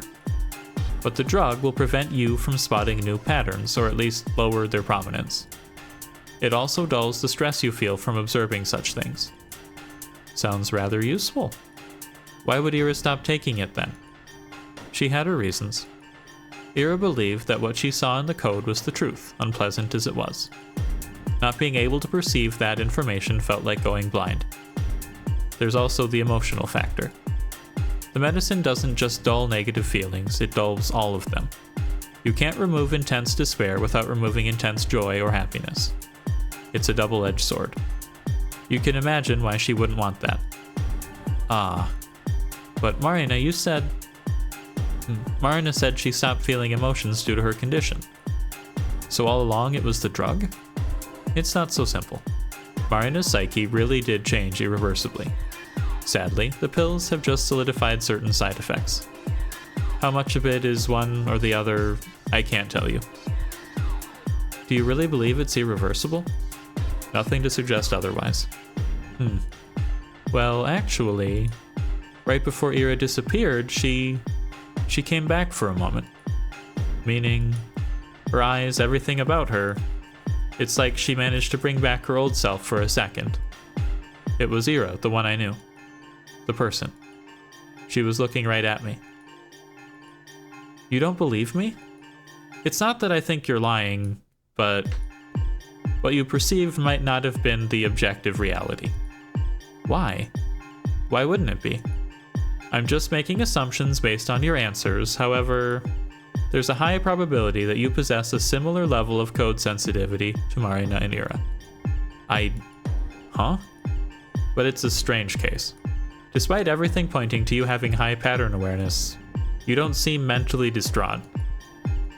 Perhaps your willingness to indulge in delusions has something to do with it. Delusions? Don't be alarmed. It's pretty common among those susceptible to the code. Though whether they manifest into actual distortions varies from case to case. I'm sorry, but you're deciding this based on some questionnaire? Based on your answers to the 140 questions defined by the protocol. Namely, the questions relating to your childhood. It's true that faulty memory might be to blame, but there are some inconsistencies, let's call them that. You can't know that. With all due respect, sir, well, we keep a record of certain incidents. So I do know a little. Huh? Just lay off her already. That's the first time I've heard Marina's voice since Ira's merging. It's harsh and raspy. I was there too, you know. Ira came back, I think, but it was brief. And she was unresponsive. Interesting. You sure your own symptoms aren't making a return? I'm not delusional. I tried to make it work. I can't. Not to that degree. Huh. Good. Good. Wait. What do you mean, not to that degree? Forget it. Doesn't matter anymore. Are you talking about the book? The one that was displaced? Marina grimaces and closes her eyes. Maybe Ira was onto something. Maybe I should stop taking this crap. Don't even think about it. She scoffs in response. Lev pops another pill. What was I talking about? What was I... the return to stability. Ira doesn't have anything to do with it. Huh? It's the whole city. Everything is returning to null. Huh? Distortions caused by individual people are nothing in comparison to the ones produced by this research complex. They encompass Bortuka's 5 entire area. So that means the city will undergo correction. Or rather, it's being corrected as we speak. The process started weeks ago, maybe even earlier. Our direction tools aren't perfect, so it's hard to say. But the local algorithms have been seriously unstable. You must have noticed. We're giving it a week at most with the code's current rate of degradation. At this point, there's nothing we can do. But we can make it easier on ourselves. How so? Lev moves a pill bottle towards me. Everyone will eventually develop the symptoms. Your family should be prepared. But why isn't the town being evacuated? It won't change anything. It's not about the area, it's about the causes of distortion. In one way or another, everyone here is tied to the complex. We're all complicit. Please take this medicine. It should help. Thank you? But I don't need it. These negative effects you mentioned, I don't experience any of that. You say that now, but it will get significantly worse. Even for you, it's very likely. I don't mind. The things you're describing, it seems like you're really afraid of them. I understand why. But after seeing what happened to Ira, I don't think dissipating into the greater world is all that bad. Then let your parents have it. The medication? Yes. If you don't want to take it, fine. But let them have that choice. They're probably already... Just take it. I put the medicine into my apron pocket. Oh. Both siblings see me to the exit. So both of you knew this was coming for a while? Lev nods. Then if you knew this was inevitable, why did you try to keep Ira alive anyway? Wouldn't you? Yeah, I would.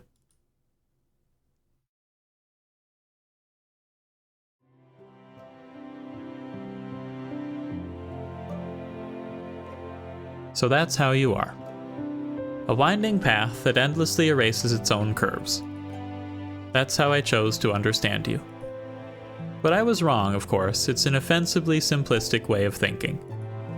I believed you were indiscriminately filing down each little imperfection, that every little bump was a slight of equal proportion. Can you imagine? I should have known that you're better than that. I really believed that my free will was an affront to you. As if my actions were worthy of your acknowledgement. So from the bottom of my heart, I'm sorry. I'm sorry I thought so little of you. How have I not realized it before? At the end of the day, everyone's existence is full of little insults. We are an ungrateful species. No matter how good we have it, we'll always be thinking of what-ifs. So would you really go out of your way to punish every person on the planet? Smite every conscious life form in the universe? Please. All of these little violations are no different from the meaningless barrage of insults I hurl at myself. It's all white noise. It's all just pinpricks. For something to rouse you, it would need to be truly unforgivable. An action, a being that's rotten to its very core. The research center. The place whose entire existence is a sin. The place that contaminates everything around it like a plague.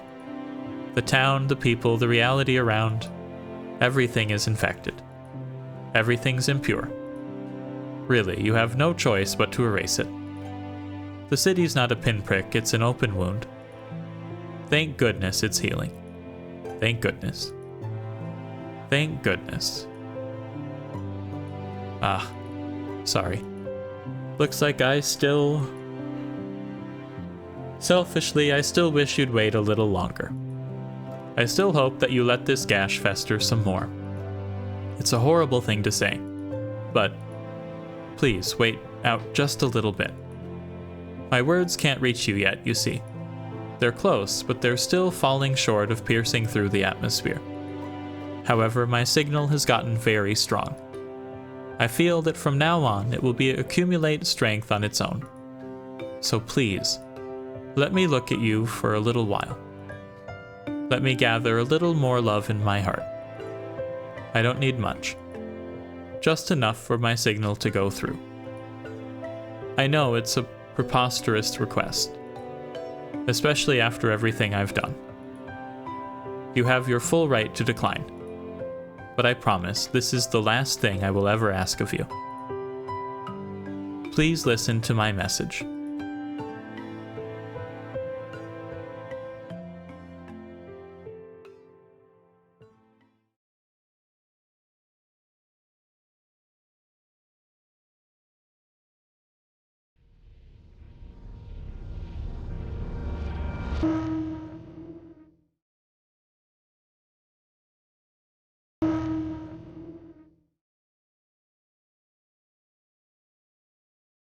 Man.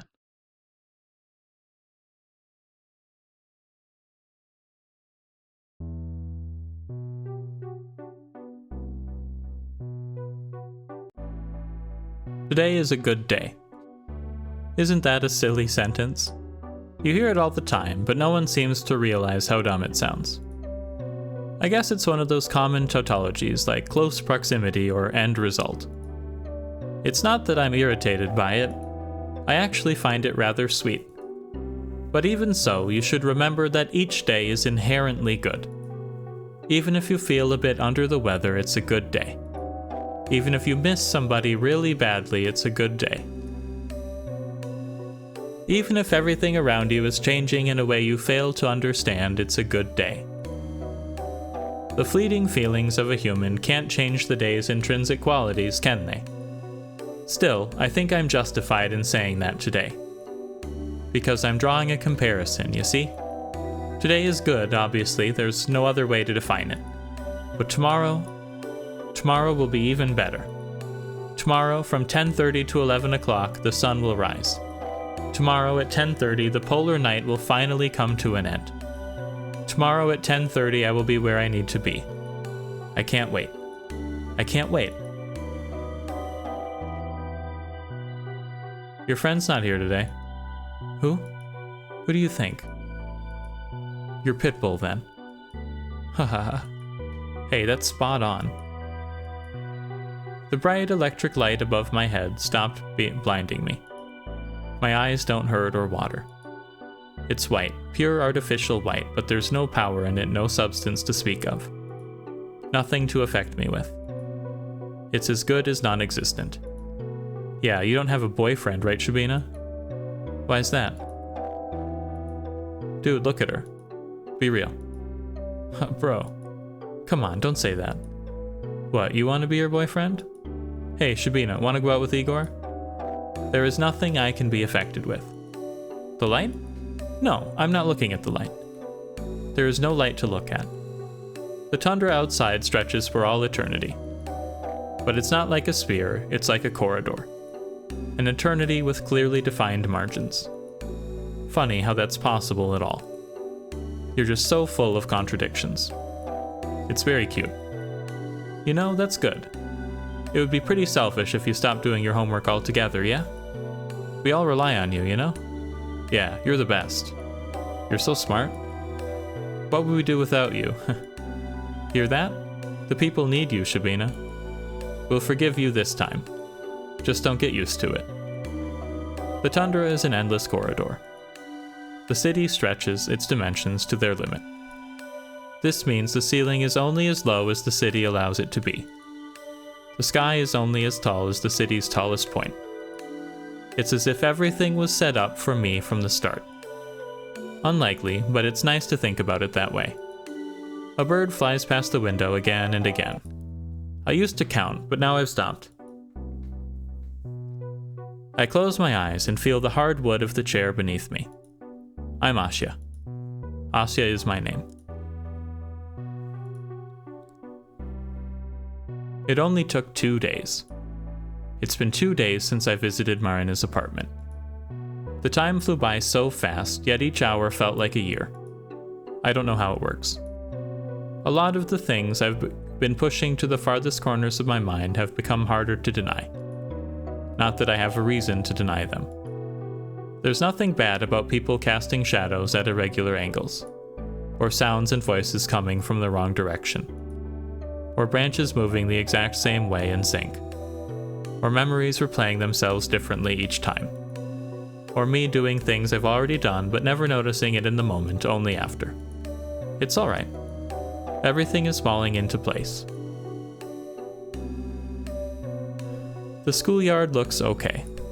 Still cold, still loud, with kids still shooting snowballs from the hill. Though, I'm not sure what they're throwing them at. The light is slightly off, it's a little too blue. Was it always this blue? It's a beautiful color. Marina and Vadim are just around the corner. They're both smoking. It's you. Marina? She doesn't talk. I see. How's your family? What a pitiful face. I unbutton my coat and pull the small bottle out of my apron. Here.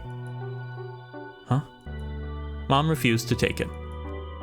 Then force her. I can't. What about you? I don't want them. Vadim takes the medicine from my hand. He dry swallows 2 pills right away. Marina? Hey. He taps her shoulder. She looks at him, dazed. See this? Okay. He takes a cigarette out of her mouth and passes it to me. I don't smoke. Just hold it. He tries to open Marina's mouth a bit wider to slip the pill in. For a moment, it seems like she won't resist. Say ah. She shakes her head and slaps Vadim's hand away. He smiles faintly. My eyes sting. I give the cigarette back to him. I'm sorry. I hug her and she hugs me back. Her hand reaches up and pats my hair. There's nothing to that gesture. It's like she moves on autopilot. That's okay. That's okay. This is rough. Tough times. I sure do know how to pick the happy ones, don't I? The television is still on. I hear its quiet murmur from the living room. It was on in the morning, too. It was on yesterday. When was the last time it was off? I stand still by the glazed floor, by the glazed door. The matted glass makes it impossible to make anything out. All I can see is the bright glow of the TV framing my father's shadow. I don't want to open the door. I'm not going to open the door. But it's already half ajar. Mom isn't anywhere else in the flat. She must be in there. Yesterday, she kept asking me where Dad was again and again. I didn't tell her. But her sheets were all over the floor when I came back. As if she crawled out of bed, then made her way towards the noise. Towards the living room. Mom? Mom? Mom? I should come in. I should come in and talk to her. To them. My hand reaches towards the handle. The TV... What's that program? I don't think I recognize the sound of it. It seems familiar, like a regular news broadcast. But I can't understand a single word. Slam. I close the door. I can still hear it, faintly. It's okay. My breath is a little uneven. Why? It's okay. Sunrise is tomorrow. Right? Right. I'm Asya. Tomorrow is the best day of my life. Tomorrow. Tomorrow.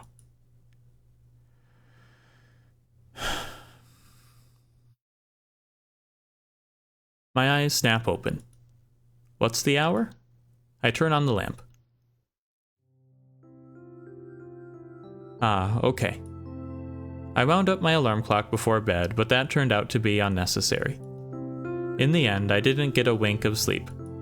My heart wouldn't stop beating out of my chest, and my head buzzed like crazy. Ugh, what a mess. It was like the night before the school trip, too. It was like that the night before the school trip, too. It's really inconvenient. Oh well. I feel much calmer now. I wonder why. It's day X after all. Maybe it's a kind of acceptance? Yeah, I suppose. Whatever happens, happens. It's a dim winter morning. I sit in the kitchen, waiting for the tea to brew. I've already ripped the top sheet off the calendar. December 28th. Just 3 days before New Year's. 3 days. I totally forgot to get a present for my parents. There's been so much stuff going on, it really slipped my mind. Bleh, I'm just making excuses. Not that it matters now, but... I stand up. Suddenly, I feel inclined to do something I really shouldn't. I know it's bad, but if I don't check it for now, then it'll be very sad, I think. I grab a stool and drag it to the big out to the big wardrobe in the hallway. I found the spot by accident while looking for something a couple years ago. Up on the highest shelf, behind the shoeboxes, is where they hide my birthday presents. And the ones for New Year's, I assume. I've never checked the place after discovering it. Even though I was really curious sometimes, I didn't want to ruin the surprise. But this time... I see it. A colorful wrapper. For a second, I hesitate. This is it. This is my New Year's gift. It feels so wrong looking at it early. But... My hand reaches out and grabs the package. I giddily climb down from the stool. To my room. I don't want to tear the wrapping paper, so it takes a few minutes to open. Whatever is inside feels soft. No, not really. Is it... Oh, I see. Haha, it's both hard and soft. 2 whole presents. Wow. First is a hardcover journal. I peek inside. Whoa. The paper is so good quality. It even has a little introduction page for me to write my name on. Man, I really feel like writing something now. This is so cool. Huh? The first page, the one right after the introduction, it's missing. I didn't notice it at first, but upon closer look, it definitely seems like someone tore it out. But why? The other part of the present, I hold a pair of mittens in my hands. They're a soft cream color with a neat red pattern on the cuff. I put them on. They're really warm. I pat my face with them. I stare down at the presents I've opened too early. I should write something in the journal, but I don't have the time. I can't come up with a poem this quickly, and it takes me a while to draw anything good. Not that I'm all that good at drawing in the first place. What do I do? I need to finish my tea. I need to go soon. Damn it, anything will do. I can't leave the journal blank. Mom wanted me to write in it. She wanted me to have it. She bought it. She wrapped it in pretty paper. She hoped I like it. I like it. I really, really like it.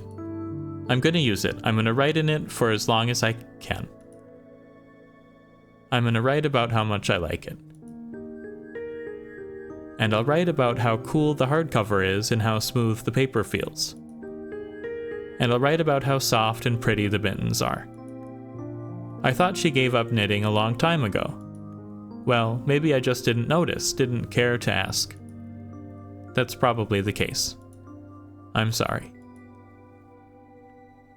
I'm sorry I never talked to you as much as I should have. Have we ever talked? We have, right? I'm not sure. I'll apologize to you again and again. I'll write 2 pages of apologies. No, 3. And I'll write about how grateful I am to you.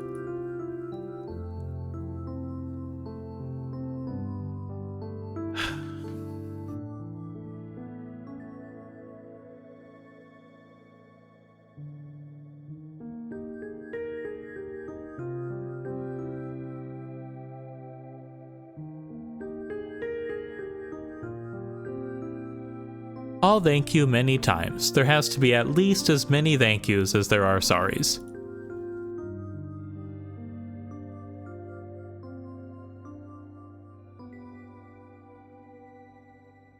I still need to write more.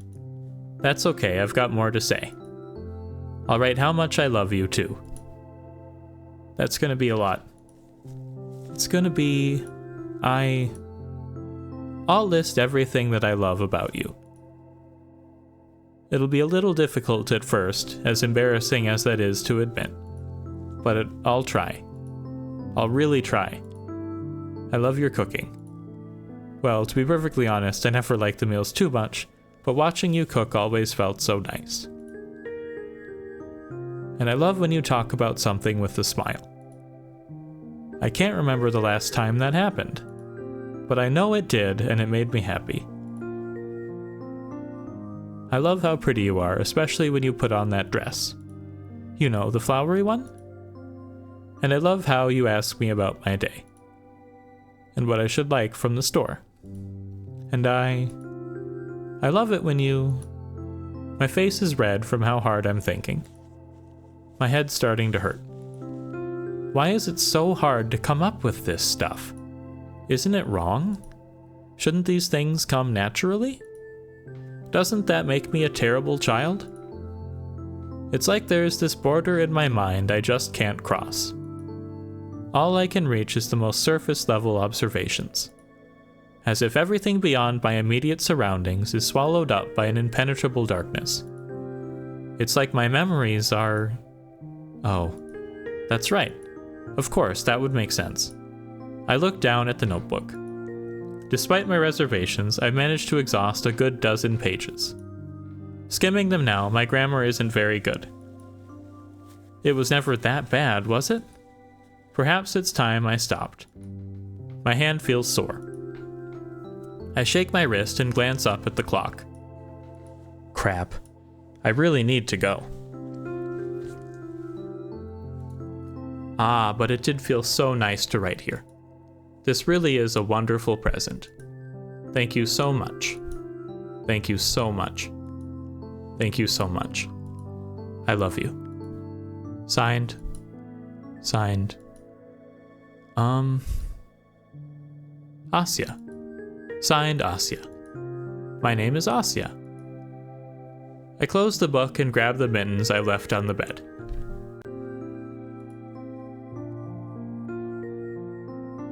They're really lovely too. Of course I'll wear them. I gotta get dressed. The tea must be cold by now, but that's for the best. I'll just down it quickly.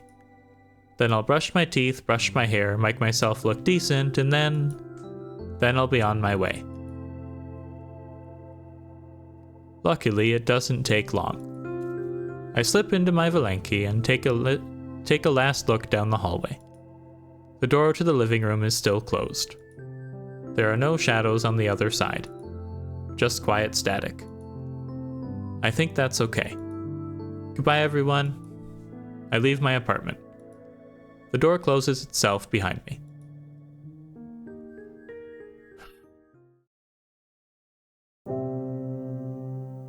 Everything is so quiet. It's still pretty early, I suppose. It's Sunday, too. I went to school yesterday, which means it's Sunday. People don't get up early on the weekend. So that's why there aren't any. That's a good explanation. Even if it is wrong. Even if I know why nobody's around. It's really true. The wound is closing. Soon the world will heal. The sky is a lovely muted indigo. I wish the street lamps were on so that I could see it a little better. The sun will have already come up by the time they're off.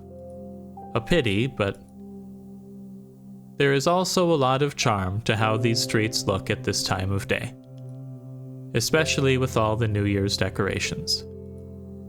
It's just that I seem to have grown a little tired of the dark. Don't worry, it's only a little. I like how the yellow lights contrast with the blue. I like how snowflakes flicker under burning beams. I like how snow mounds shimmer when they're just outside the rings of light. Actually, I want to get a better view. Can I really do this? I don't see why not. I look both ways, more out of habit than genuine caution. It's not like we had tons of cars driving through here before. Did we? I mean, everything's pretty close. So the cars driving past were mostly outsiders coming in and out of the city. We didn't get many of those, I believe. That's how it should have been, logically speaking. I bet that's how it was. I'm sorry, my head has been getting pretty foggy. Please bear with me. I quickly walk into the middle of the road. Asya. I'm Asya. My name is Asya. Right. The street. I've walked here all my life, but it looks so much broader now. I like this angle. It feels fresh. Walking down the road like that. No, I don't want to walk. It's childish, but my body feels like running. I've never flown in an airplane, but I've seen this on TV. They have those long tracks lined with guiding lights. Just like the street ahead, with street lamps on each side. It's pretty close, right? And just like a plane, I'm going to ascend above the clouds. Up to the stratosphere and beyond. This is my landing strip. I'll spread my wings, I'll rev my engine, and take off. What are you doing? Huh? I stumble and collapse into the snow. What? What? What? I shuffle to get back up to see the person who just spoke to me. That voice, that laugh, it can't be, it can't be, it can't be. Oh. Watch where you're stepping, will ya? Tosia? My body moves on its own. Whoa there.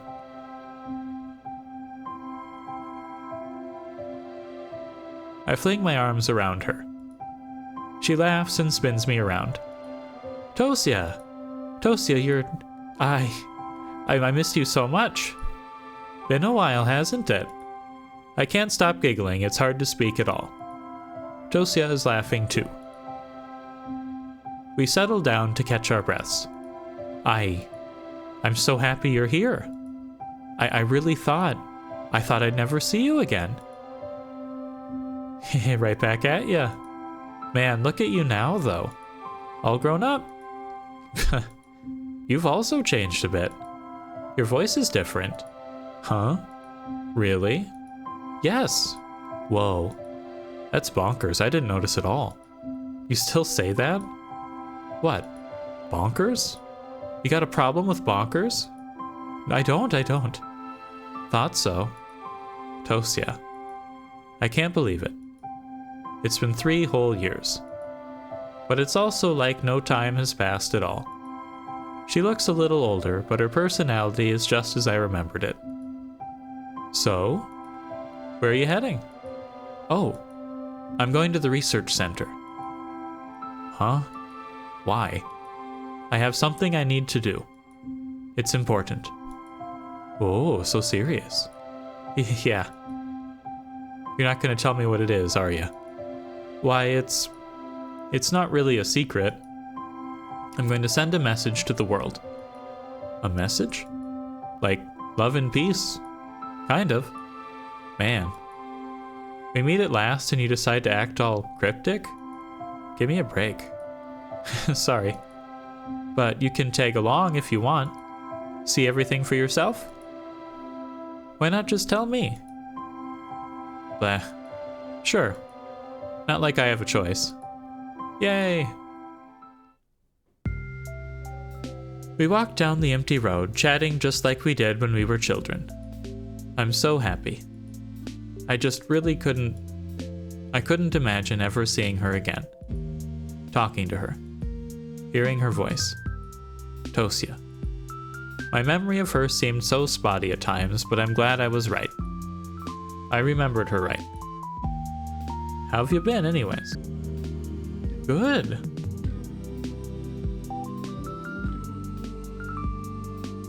I still write and walk around. And I've met a lot of nice people. Yeah? Like who? Where do I start? First, there were the guys at school. For a while, I didn't have any friends, after you left. But then they started talking to me. And, they joke with me every day.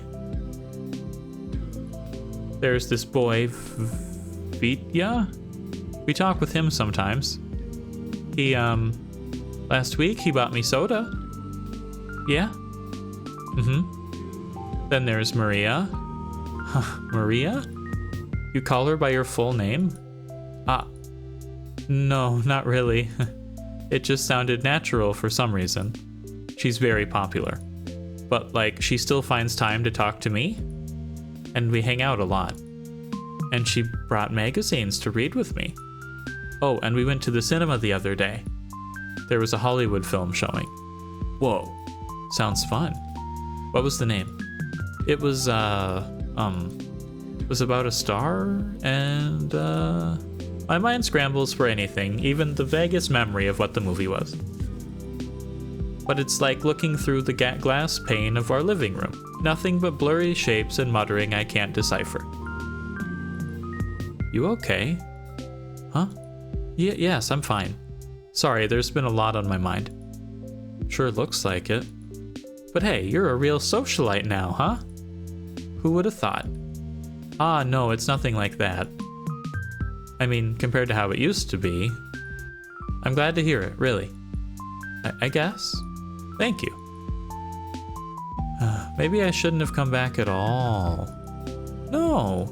What are you saying, Tosia? Of course, I'm kidding. Geez, you're so easy to tease. She ruffles my hair. Ugh. You're mean. Yeah. Speaking of, the other kids aren't picking on you, are they? Picking? No, of course not. You sure? If I wanted to bully someone, you'd be top of the list. No, seriously. The boys can get a little carried away with their games, but my friend never lets it get too far. Your friend? You mean Masha? No, not her. Another girl. Her name is Ira. Oh? Ira's really cool. She's amazing. She can come across as a little unfriendly at first, and the way she talks is sort of rough, but she's a very kind person. And, now that I think about it, you two are pretty alike. Well, if you say so.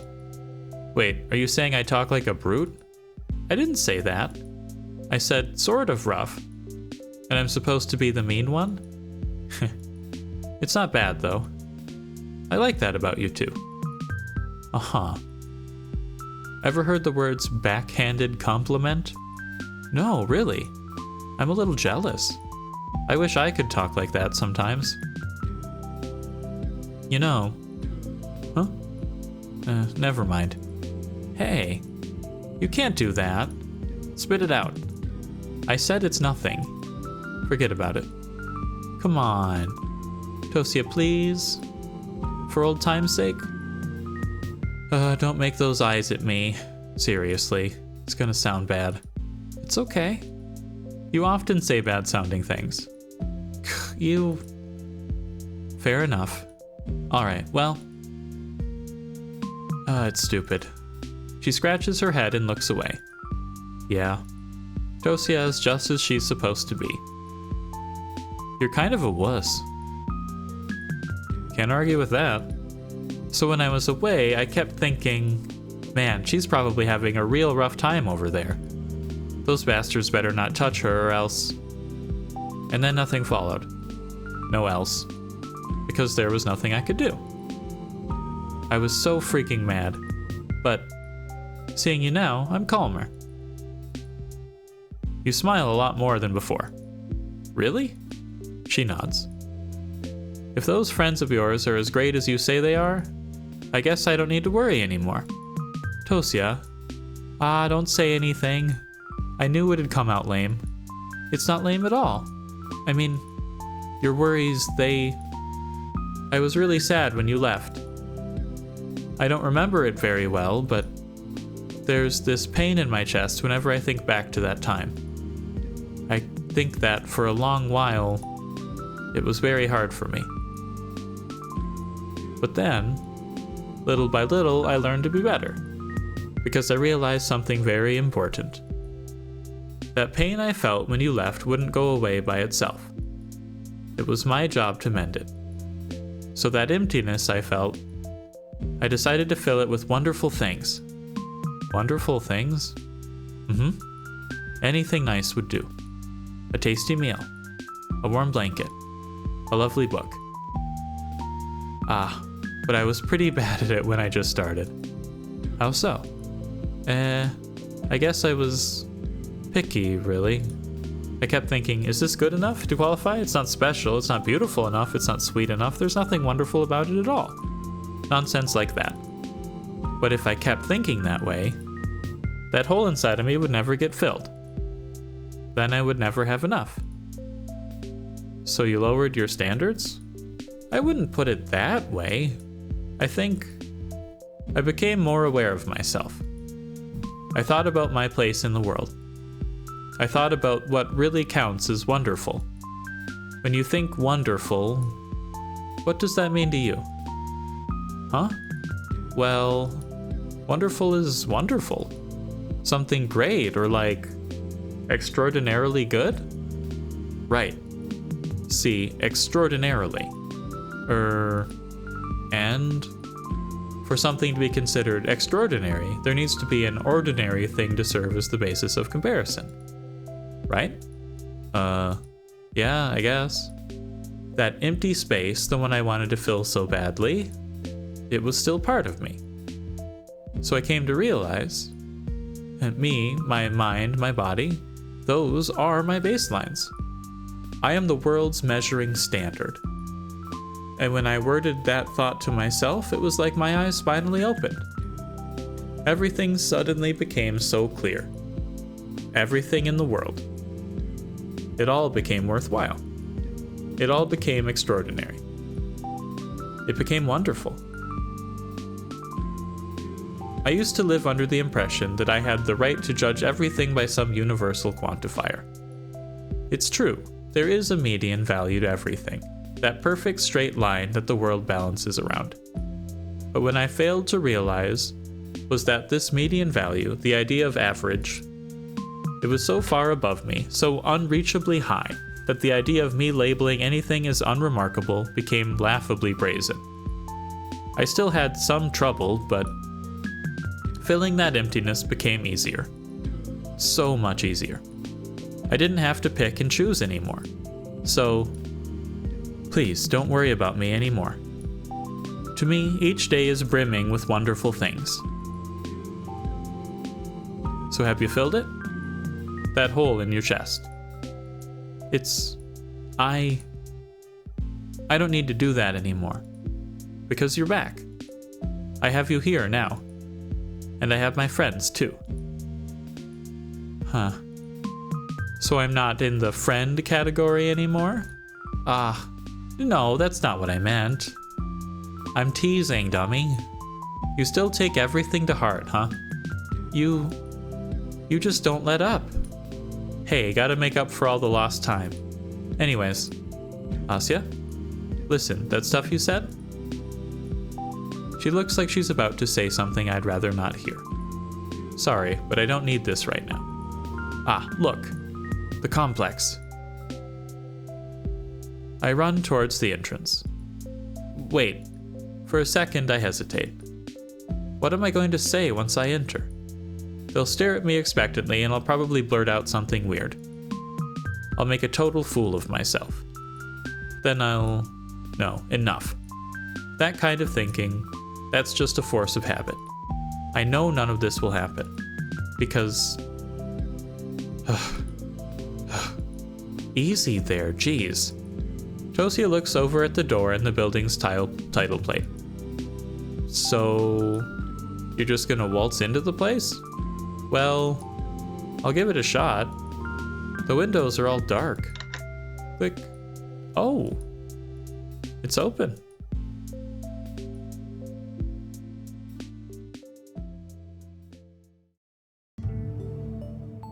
It takes my eyes a couple seconds to get used to the darkness. The hall. I haven't been in here in so long. It doesn't exactly feel familiar. You think there's a light switch somewhere here? Yeah, let's look. Found it. Wow. The room suddenly fills with light. Ow. Tosia, please give a warning next time? Oops, sorry. Ugh. I blink to adjust my vision. Right. I don't recognize this place at all. I say it's been a long while, but it's only been 3 years? Everything from that time is still so hazy. Well, where to? The top floor. So up the staircase. Alright. How about grabbing a flashlight then? I don't want to search for switches every time we climb a floor. Sure, but where would you get it from? The janitor should have one. I suppose? The empty janitor booth by the entrance is open as well. Tosia marches in and begins shamelessly rummaging through the drawers. I skim the key rack. I'll probably need one to get to the roof, but for some reason I have this certainty that it won't be necessary. All the doors in the building are unlocked. I know this for a fact, but if you ask me why, I wouldn't have a satisfying answer. Not here. Not here. Oh. Ooh. Holy crap, check this out. She pulls out an outdated calendar. Every month has a bikini model to go along with it. That's great. It's foreign, too. It's that, Lithuanian? I'm not sure. It looks like Mr. Janitor knew how to keep himself busy. Tosia, we don't have that much time? Yeah, I hear ya. Soon enough, she fishes out a flashlight from a box under the desk. now we're as prepared as we'll ever be. Our footsteps echo through the empty building. The first floor is still bright, but crossing into the second feels like diving into a pitch-black pool. Ugh. After a bit of fiddling, Tosia shines the flashlight into the void ahead. The beam illuminates a statue by the wall. It's thin and wiry, but the shadow cast has a rather intimidating shape. Are you scared? Me? No. I don't like this place. I think it's interesting. There's nothing interesting about it. It's just a big old garbage bin. That's harsh. That's too soft. Honestly, I know you're kinda like that, but shouldn't you, of all people, be a tad more critical? Huh? Why? They're the reason we got split up in the first place. Doesn't that make you mad at all? I suppose, but I just don't remember it all too well. Ah, I see. I'm sorry. Don't worry about it. I'm just a bit surprised, considering, well, whatever. Maybe it's for the best. Sorry. Apologize again and I'll kick you. Whoa. We keep going up and up and up. The sky outside the windows is starting to brighten, but it's still too dark to walk without a flashlight. I think I'd be really creeped out if Tosia wasn't here with me. Then again, maybe not. There's nobody left to harm me after all. If I've made it this far, it means the universe has willed it. And if the universe has willed it, then I'm following a predetermined path. There's no point in fearing a fate that's predetermined. I shouldn't be scared. I shouldn't be worried at all. But I watch the halo slide along the stairs, the walls and railings, and I keep thinking of that scene from a cartoon, a really popular cartoon I can't recall the name of. The episode where they are stuck in a dark cargo hold and the bunny makes scary shadow puppets appear in the flashlight. It got me so spooked as a kid. Of course, I'm not afraid of things like that anymore.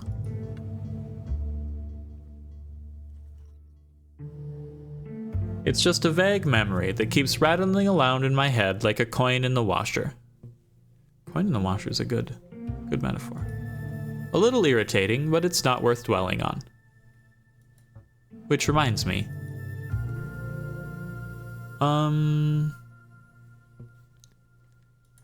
I know it's probably unpleasant for you, but... Yeah? Do you remember why you had to leave? Ugh, that? You don't have to if it makes you feel bad. Pissed is what it makes me. I don't remember what they called it exactly. Some scientific mumbo-jumbo? Osmotic distortion this, osmotic distortion that. I guess the fact that I exist didn't sit well with them. What? That's terrible. It just generally gets on my nerves.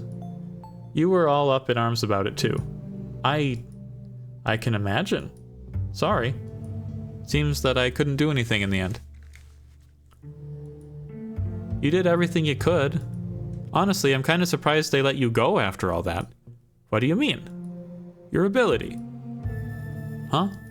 You know, willing things into existence? Hey, don't quote me on that, okay? If I'm oversimplifying, and it was all pretty complicated, you know? Not like all your wishes came true or whatever, but essentially, they said you had the potential to cause big distortions. Big distortions? That's... I hold my head. Right, that does sound about right. Something like that. I've heard something like that before. 3 years ago? No, not just then. Long after, I've heard very similar words. I've known someone who wanted to create a distortion but failed. Because... And they said you were one of them? Distortions? Pretty much. I think I tipped off some sort of radar. C. That rings a bell. A bell I can just barely hear. An office. Wires. Someone talking to me in a friendly voice. Ah. It's all so dark. It's impenetrable. I feel as if I'm trying to illuminate a ballroom with a matchstick. Damn it. Do you remember anything after? After you left? Yeah. Aside from the stuff you already told me? Well, I furrow my brows.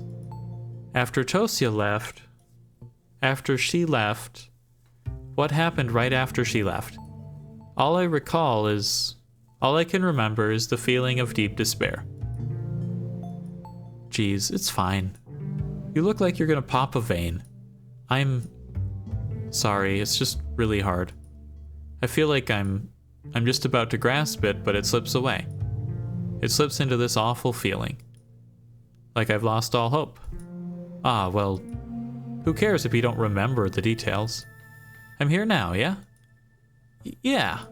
I'm really happy about that. Hey, I get that. I got that the first time. Oh, look. Ah, that mural. I remember it. Huh. So that head of yours ain't completely empty. Ugh. It's not like I forgot stuff on purpose. Can never be too sure with you. Now you're just being mean. Sorry. I approach the wall, my fingers trace the ridges on the mosaic. It's so cold. I feel like I'm repeating movements. My eyes are drawn to the large window panes just to the right. Ah, it's already... A light pink glow emanates from the far-off mountain ridge. So we don't need a flashlight anymore. Tosia plops into the armchair, switching it off. I think I know why they let me go. Yeah? Why? Because I wasn't special. I can't tell you exactly how I know, but I think everyone is able to do it. To create these irregularities. That's so? It's just a feeling I have. My memory is spotty after all. But I figure it works like this. Distortions grow with belief. So the more people are involved, the easier they are to stabilize. Maybe some people just don't need as much outsider help to make them stick? Some even cause them unintentionally. Like you? Probably, yes. If my ability is what you say it is. But it exists in every living being. Most just don't realize it for some reason. Huh. Well then, it better stay that way. You think so? Yep. Or else you get this. She gestures around the hall. The complex. The complex. The people. The whole freaking city. Everything just gets twisted. There are things in this world not meant for humans. Most have that mental barrier for a reason. But what about you? You probably wouldn't exist if it weren't for this. What are you talking about? Of course I would. You'd just call me by another name. Huh? I mean, I'd still be Tosia. You simply wouldn't label me as a distortion. I'd never call you something like that. Well, that's just a scientific term. Deny it all you want, that's just how the world defines me. I don't care about all that. You're a friend to me. You always will be. Sure, that's nice of you. But that's not what I'm getting at. To be frank, I don't think there's anything wrong with the whole distortion label. I just hate being grouped in with the stuff they're doing here. Huh? The distortions produced by this place are nothing like me. They're too calculated. Too institutional. But I was born from a wish made in earnest. If both of us had never known these rules, what the world deems as balanced or unbalanced, I'd still exist. You just call me a miracle. You forget I put it like that, okay? I don't think there's anything wrong with that. But did I ever tell you about it? About the world always rebalancing itself? I know this, but how do you? What they're doing here is a crime. Not just against the stability of the universe or whatever. I couldn't care less about that. It's an insult to everyone's hopes and prayers. Because whatever changes they're trying to enact comes from a mandate, not the heart. This great distortion, irregularity, whatever you call it, it's not a sin in itself. The cynicism behind it is. Tosia sighs and reclines back into the armchair. I don't have anything to argue with. I see. I thought I've reached the very end. I didn't think I could fall any deeper in love, not at this point. And yet here I am. So it turns out that you're quite the romantic. So pure of heart, huh? Do you have a heart? Not in a traditional sense, of course, but it doesn't matter. Whatever passes for a heart in you, I hope my message reaches it. The glow keeps getting brighter. I check the clock on the wall. Tosia? We have 30 minutes left. Let's go. Yes, sir.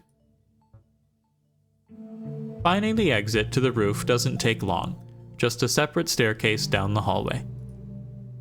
I press on the handle. No resistance. Huh.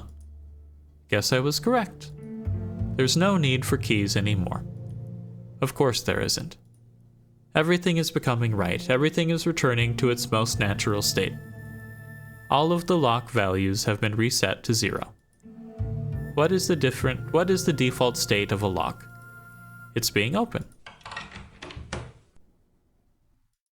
Bright. It's so bright outside. I suppose you come out of a polar winter into a supernatural shitstorm. It's probably weird. I blink a little. Whew. If this was summertime, I think I would get blinded. Little by little, my vision adjusts.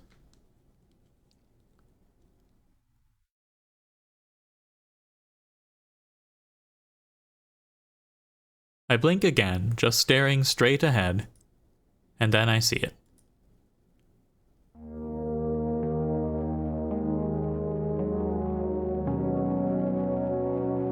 There's the morning light.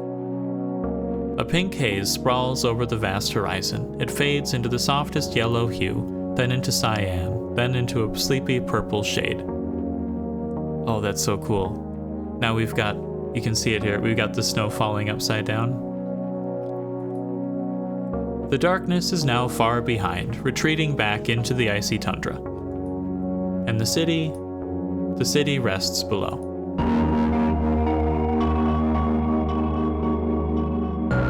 What was its name again? I suppose that isn't important anymore. The streetlights are already off. The roads are clean and quiet. The windows of the blocks burn pink. Everything's silent. Everything's at ease. And right above me, stretching up into the soft violet sky, is the radio tower. Ah, the snow. Huh? It's falling upwards? What? I take a look around. Whoa, you're right. I didn't even notice. The white flakes split off from the snowy mound and calmly float up to the heavens. How cute. Everyone's going home. I stretch my arms out. The snow coats the bottom of my mittens. By the way, you still afraid of heights? Huh? No, not really. They were never that scary. Oh yeah? How about that time at the Ferris wheel? I was 9. Ah. Uh-huh. Well, look at you. I remembered. I remember that. You sure did. Your memory's real selective, huh? And merciless. No, I actually... A lot of things are suddenly much clearer. Yeah? Yes, they're not good things, but... I see. I see. I see, I see, I see. I've used up all the matches Tosia gave me. The dark ballroom, the massive hall I couldn't hope to ever illuminate in full. Thin morning light began to creep in through the windows. The corners are still drenched in darkness, the shadows cast by the columns, rows of splat-back chairs and drapery are still the same impenetrable black, but I can finally see around me. I see where I am. The lovely pattern on the marble floor, the beautiful exotic vases, the dozens of paintings lining the walls. There I go again. Ballroom? Lavish decor? Who am I kidding? The place that I struggled so hard to see was no more than a stuffy little room. The morning light shines through a concrete crack, not through an arched window. The beam falls not on marble, but onto... There isn't much to fall on. My own pathetic figure writhing on the floor, crying for Tosia. The smell of gasoline inside a pitch-black body shop. A shattered window leaving painful cuts. Apologizing to everyone's parents. My dad getting fed up with my hysterics.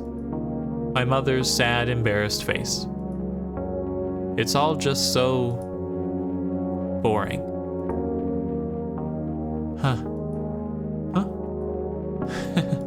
Sorry. What for? You asked if I remembered anything from right after you went away. So, it's not even worth talking about. You already knew that, right? Yeah. You're still going to do it? Of course. That doesn't change anything. Glad to hear that. Well then, up we go. I nod. Up we go. I hate to admit it, but looking up through the metal railings makes me a bit nervous. I grab onto the service ladder and give it a shake just to make sure. Seems very stable. Not even a rattle. That's good. I mean, of course, it should be safe. This place had to be well maintained. And relatively speaking, that climb isn't all that high. There are much taller radio towers out there.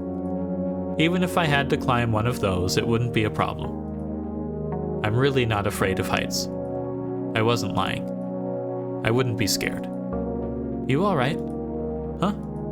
Yes, all good. What am I doing? At this point, I have no right to hesitate. I step onto the ladder and begin to climb. Tosia follows suit. Clank, clank, clank, clank.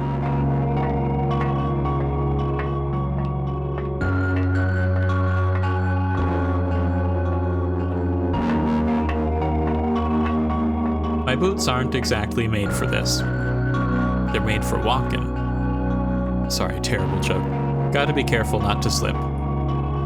I didn't think of it at first, but now that I'm a dozen meters above the floor of the roof, the cold in my hands is becoming harder to ignore.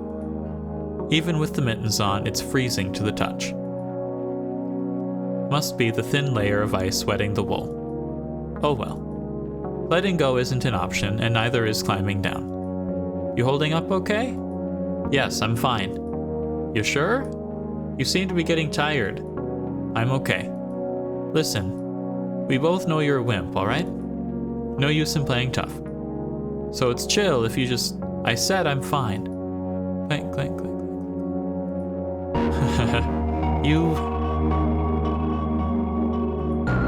So you've changed after all, haven't you? What do you mean? I'm not sure. It just feels like it.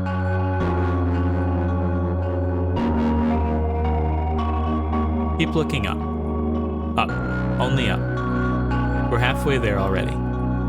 I can see the platform getting bigger. Looking to the side is a distraction. Looking down is punishable by firing squad. If I look down, I will be executed. No, worse. They'll send me very far away. No, no, no. I don't want to go far away. I don't want to look down. I don't want to meet eyes with her. You, yes? Do you have, like, a script prepared for your message? My message? Yeah. No, there's no script. Huh. So you're just gonna scream whatever pops into your head? Something like that. My message. Perhaps I should have brought a note. Not because it was ever meant to be verbose or anything. No, I wanted to make it short and to the point right from the start. At least it sounds like something I would want, knowing myself. Knowing me. The longer I go and the higher I climb, the more confused I feel. It's pretty stupid. I know sometimes I'd walk into the room looking for something but forget what I came for right away. It's just like that. Something that was so obvious to me 2 steps ago is now a mystery. So I rewind and try to carefully retrace my path. But I am already 2 steps above. And while my mind was busy trying to recover missing fragments, more slipped out. I can't afford to get distracted, so I'll get back to my point. The point I was making. Right. I don't need a script. It would be nice to have a note in retrospect, with we being all dumb and boozy, but even now, I'm not too worried about messing up the words. They don't matter that much. They're only vessels. Those are important for any message, of course, but when the emotion that overwhelms me is so strong, I'm sure that it can reach its destination no matter the form. It's strange. It seems like so much is slipping away, slipping. But this one feeling hasn't diminished a bit. It's like every cell of my body is abuzz. And in my head, the blank spaces that won't stop forming don't remain empty for long. Because the feeling, this warm, wonderful emotion, comes pouring in and fills them up to the brim. It's really, really lovely.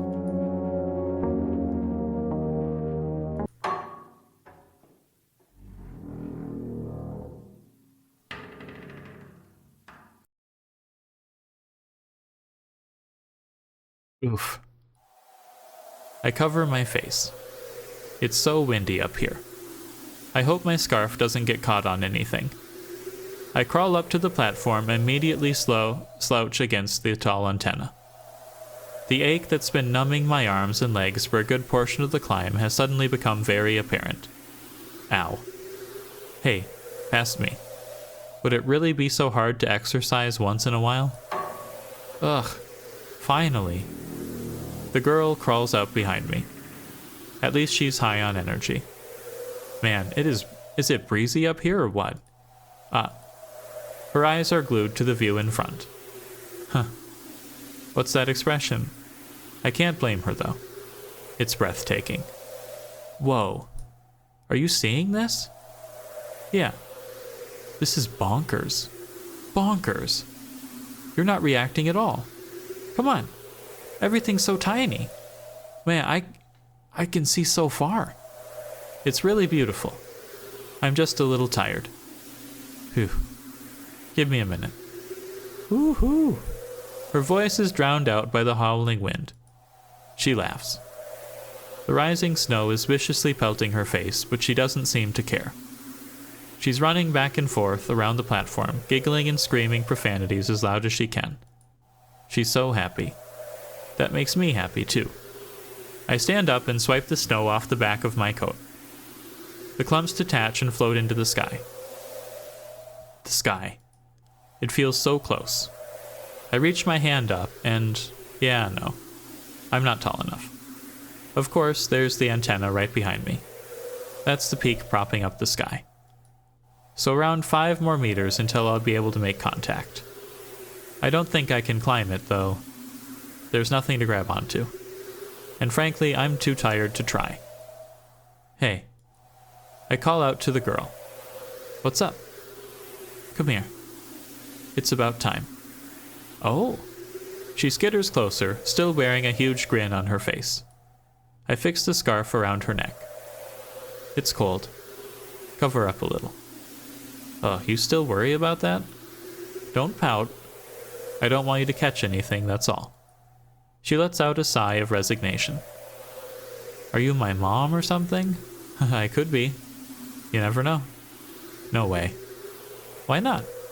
You look too young. Maybe I'm blessed with youthful looks. Uh-huh. Where's my dad, then? Dead. I poisoned him. Scary. It's rising. Ah.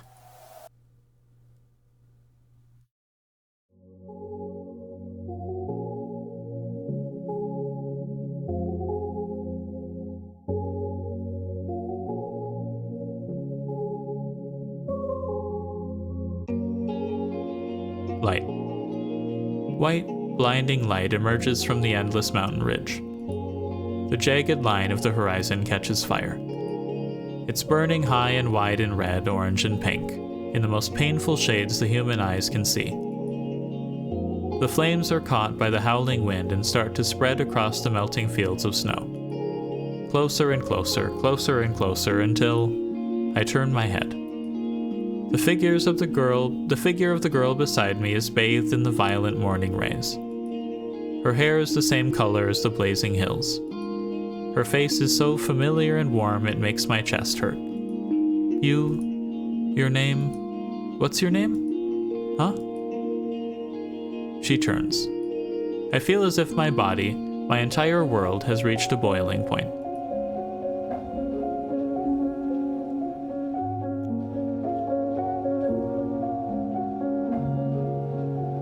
Your name? Who are you? Oh,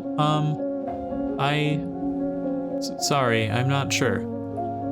And you are? I see. That's okay. Okay? It's alright if you don't remember. It's probably not important. You really think so? Yes. Because I feel like I've known you for a very long time. Me too. That's wonderful. Then there's nothing to worry about, right? I guess. I guess so. It's just that, What's wrong? I feel like I had something very important to do. A message. I think I was supposed to send a message. Message? Like a transmission? Ah, probably. Yeah. Since we're on top of a radio tower. Yeah? That makes sense. What's the transmission? I don't know. But I can sense it. There's this feeling I need to get through no matter what. Oh, okay. Oh, that's good. And who are you sending the message to? It's for... I look around. The endless tundra wraps around the globe. The western front looks cold and dark, but soon the fire will spread over the surface of the earth and fill the sky. The little town below is already engulfed. The metal tower is red from the heat, like a blade ready to be laid against an anvil. Little by little, everything burns up. In a few moments, the entire planet will combust. The sun keeps rising. The day's breaking on the searing peaks. The girl I know is smiling at me. This girl I know. This girl... How many times have I seen her face? How many times has she seen mine? I can't say. I really can't remember. But I know her better than any other person on the planet Earth. And I think she knows me better than anyone too. I know her eyes have seen me at my worst, and I can only hope that they've seen me at my best. Is my best enough to outweigh my worst? I wish I knew. But she's still here with me. Even after witnessing my lowest, most embarrassing, most disgusting moments, she's still giving me such an earnest smile. The person closest to me, the person standing in the ring of fire. My best friend in the whole entire world.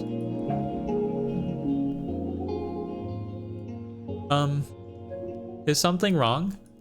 No, not at all. I shake my head. Who is my message for? There is only one reasonable answer. I have something to tell you. What? That's right. I have a transmission for you. So get your receivers ready. Me?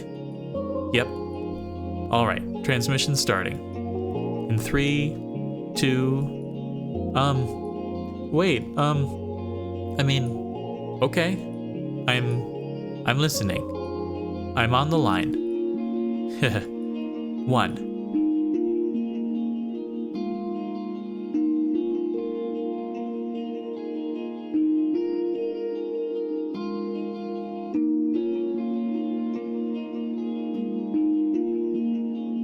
December 28th, 1986. The polar night over all districts of Vortka, including the towns of Vorkshire, Komsomolsky, Mulda, Oktyabrski, I'm sorry, anybody, Promyshleny, Yeletsky, Severny, Zapolyarny, and the closed city of Vortka 5 has officially ended. A complete failure to establish contact with Vortka 5 via via landline, radio, or telegraph was registered by municipal authorities in Vorkta during the late morning hours. At 11 o'clock Moscow Standard Time, a KGB investigative unit, accompanied by a military escort, confirmed arrival at the designated location. No personnel were present at any of the city's checkpoint gates. Over the subsequent hours, the deployed unit conducted a comprehensive survey of the area and was able to identify any trace of human or animal presence. All residential and administrative buildings were found unsecured, with no evidence of forced entry, disorder, or signs indicative of panic or evacuation. Additional military detachments were deployed to secure the perimeter and conduct further inspection. A contingent of government officials and a technical commission was dispatched to retrieve confidential documentation and sensitive materials from the local research complex. All documents related to classified work on structural dynamics have since been transferred to the USSR State Archive. A continuous radio transmission originating from the town's communication tower was located and disabled. The intent of the transmission remains undetermined. While the broadcast could be interpreted as malicious hijacking, the surrounding circumstances prohibit such conclusion at this time. Public disclosure of the event has been withheld. Close relatives of missing Vorkta 5 residents have been issued monetary compensation in the amount of 200 rubles per case.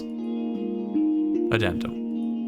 Unverified civilian reports indicate that the aforementioned transmission continues to be intermittently received across various locations in the Komi Republic, despite full shutdown of city infrastructure. The signal is most clearly detected between 10:30 and 11 o'clock Moscow Standard Time. The transmission consists of a repeated phrase in Morse code, the content of which remains under review.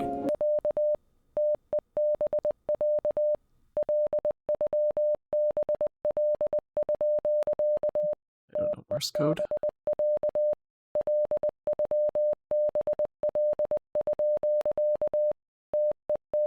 Cognito hazard.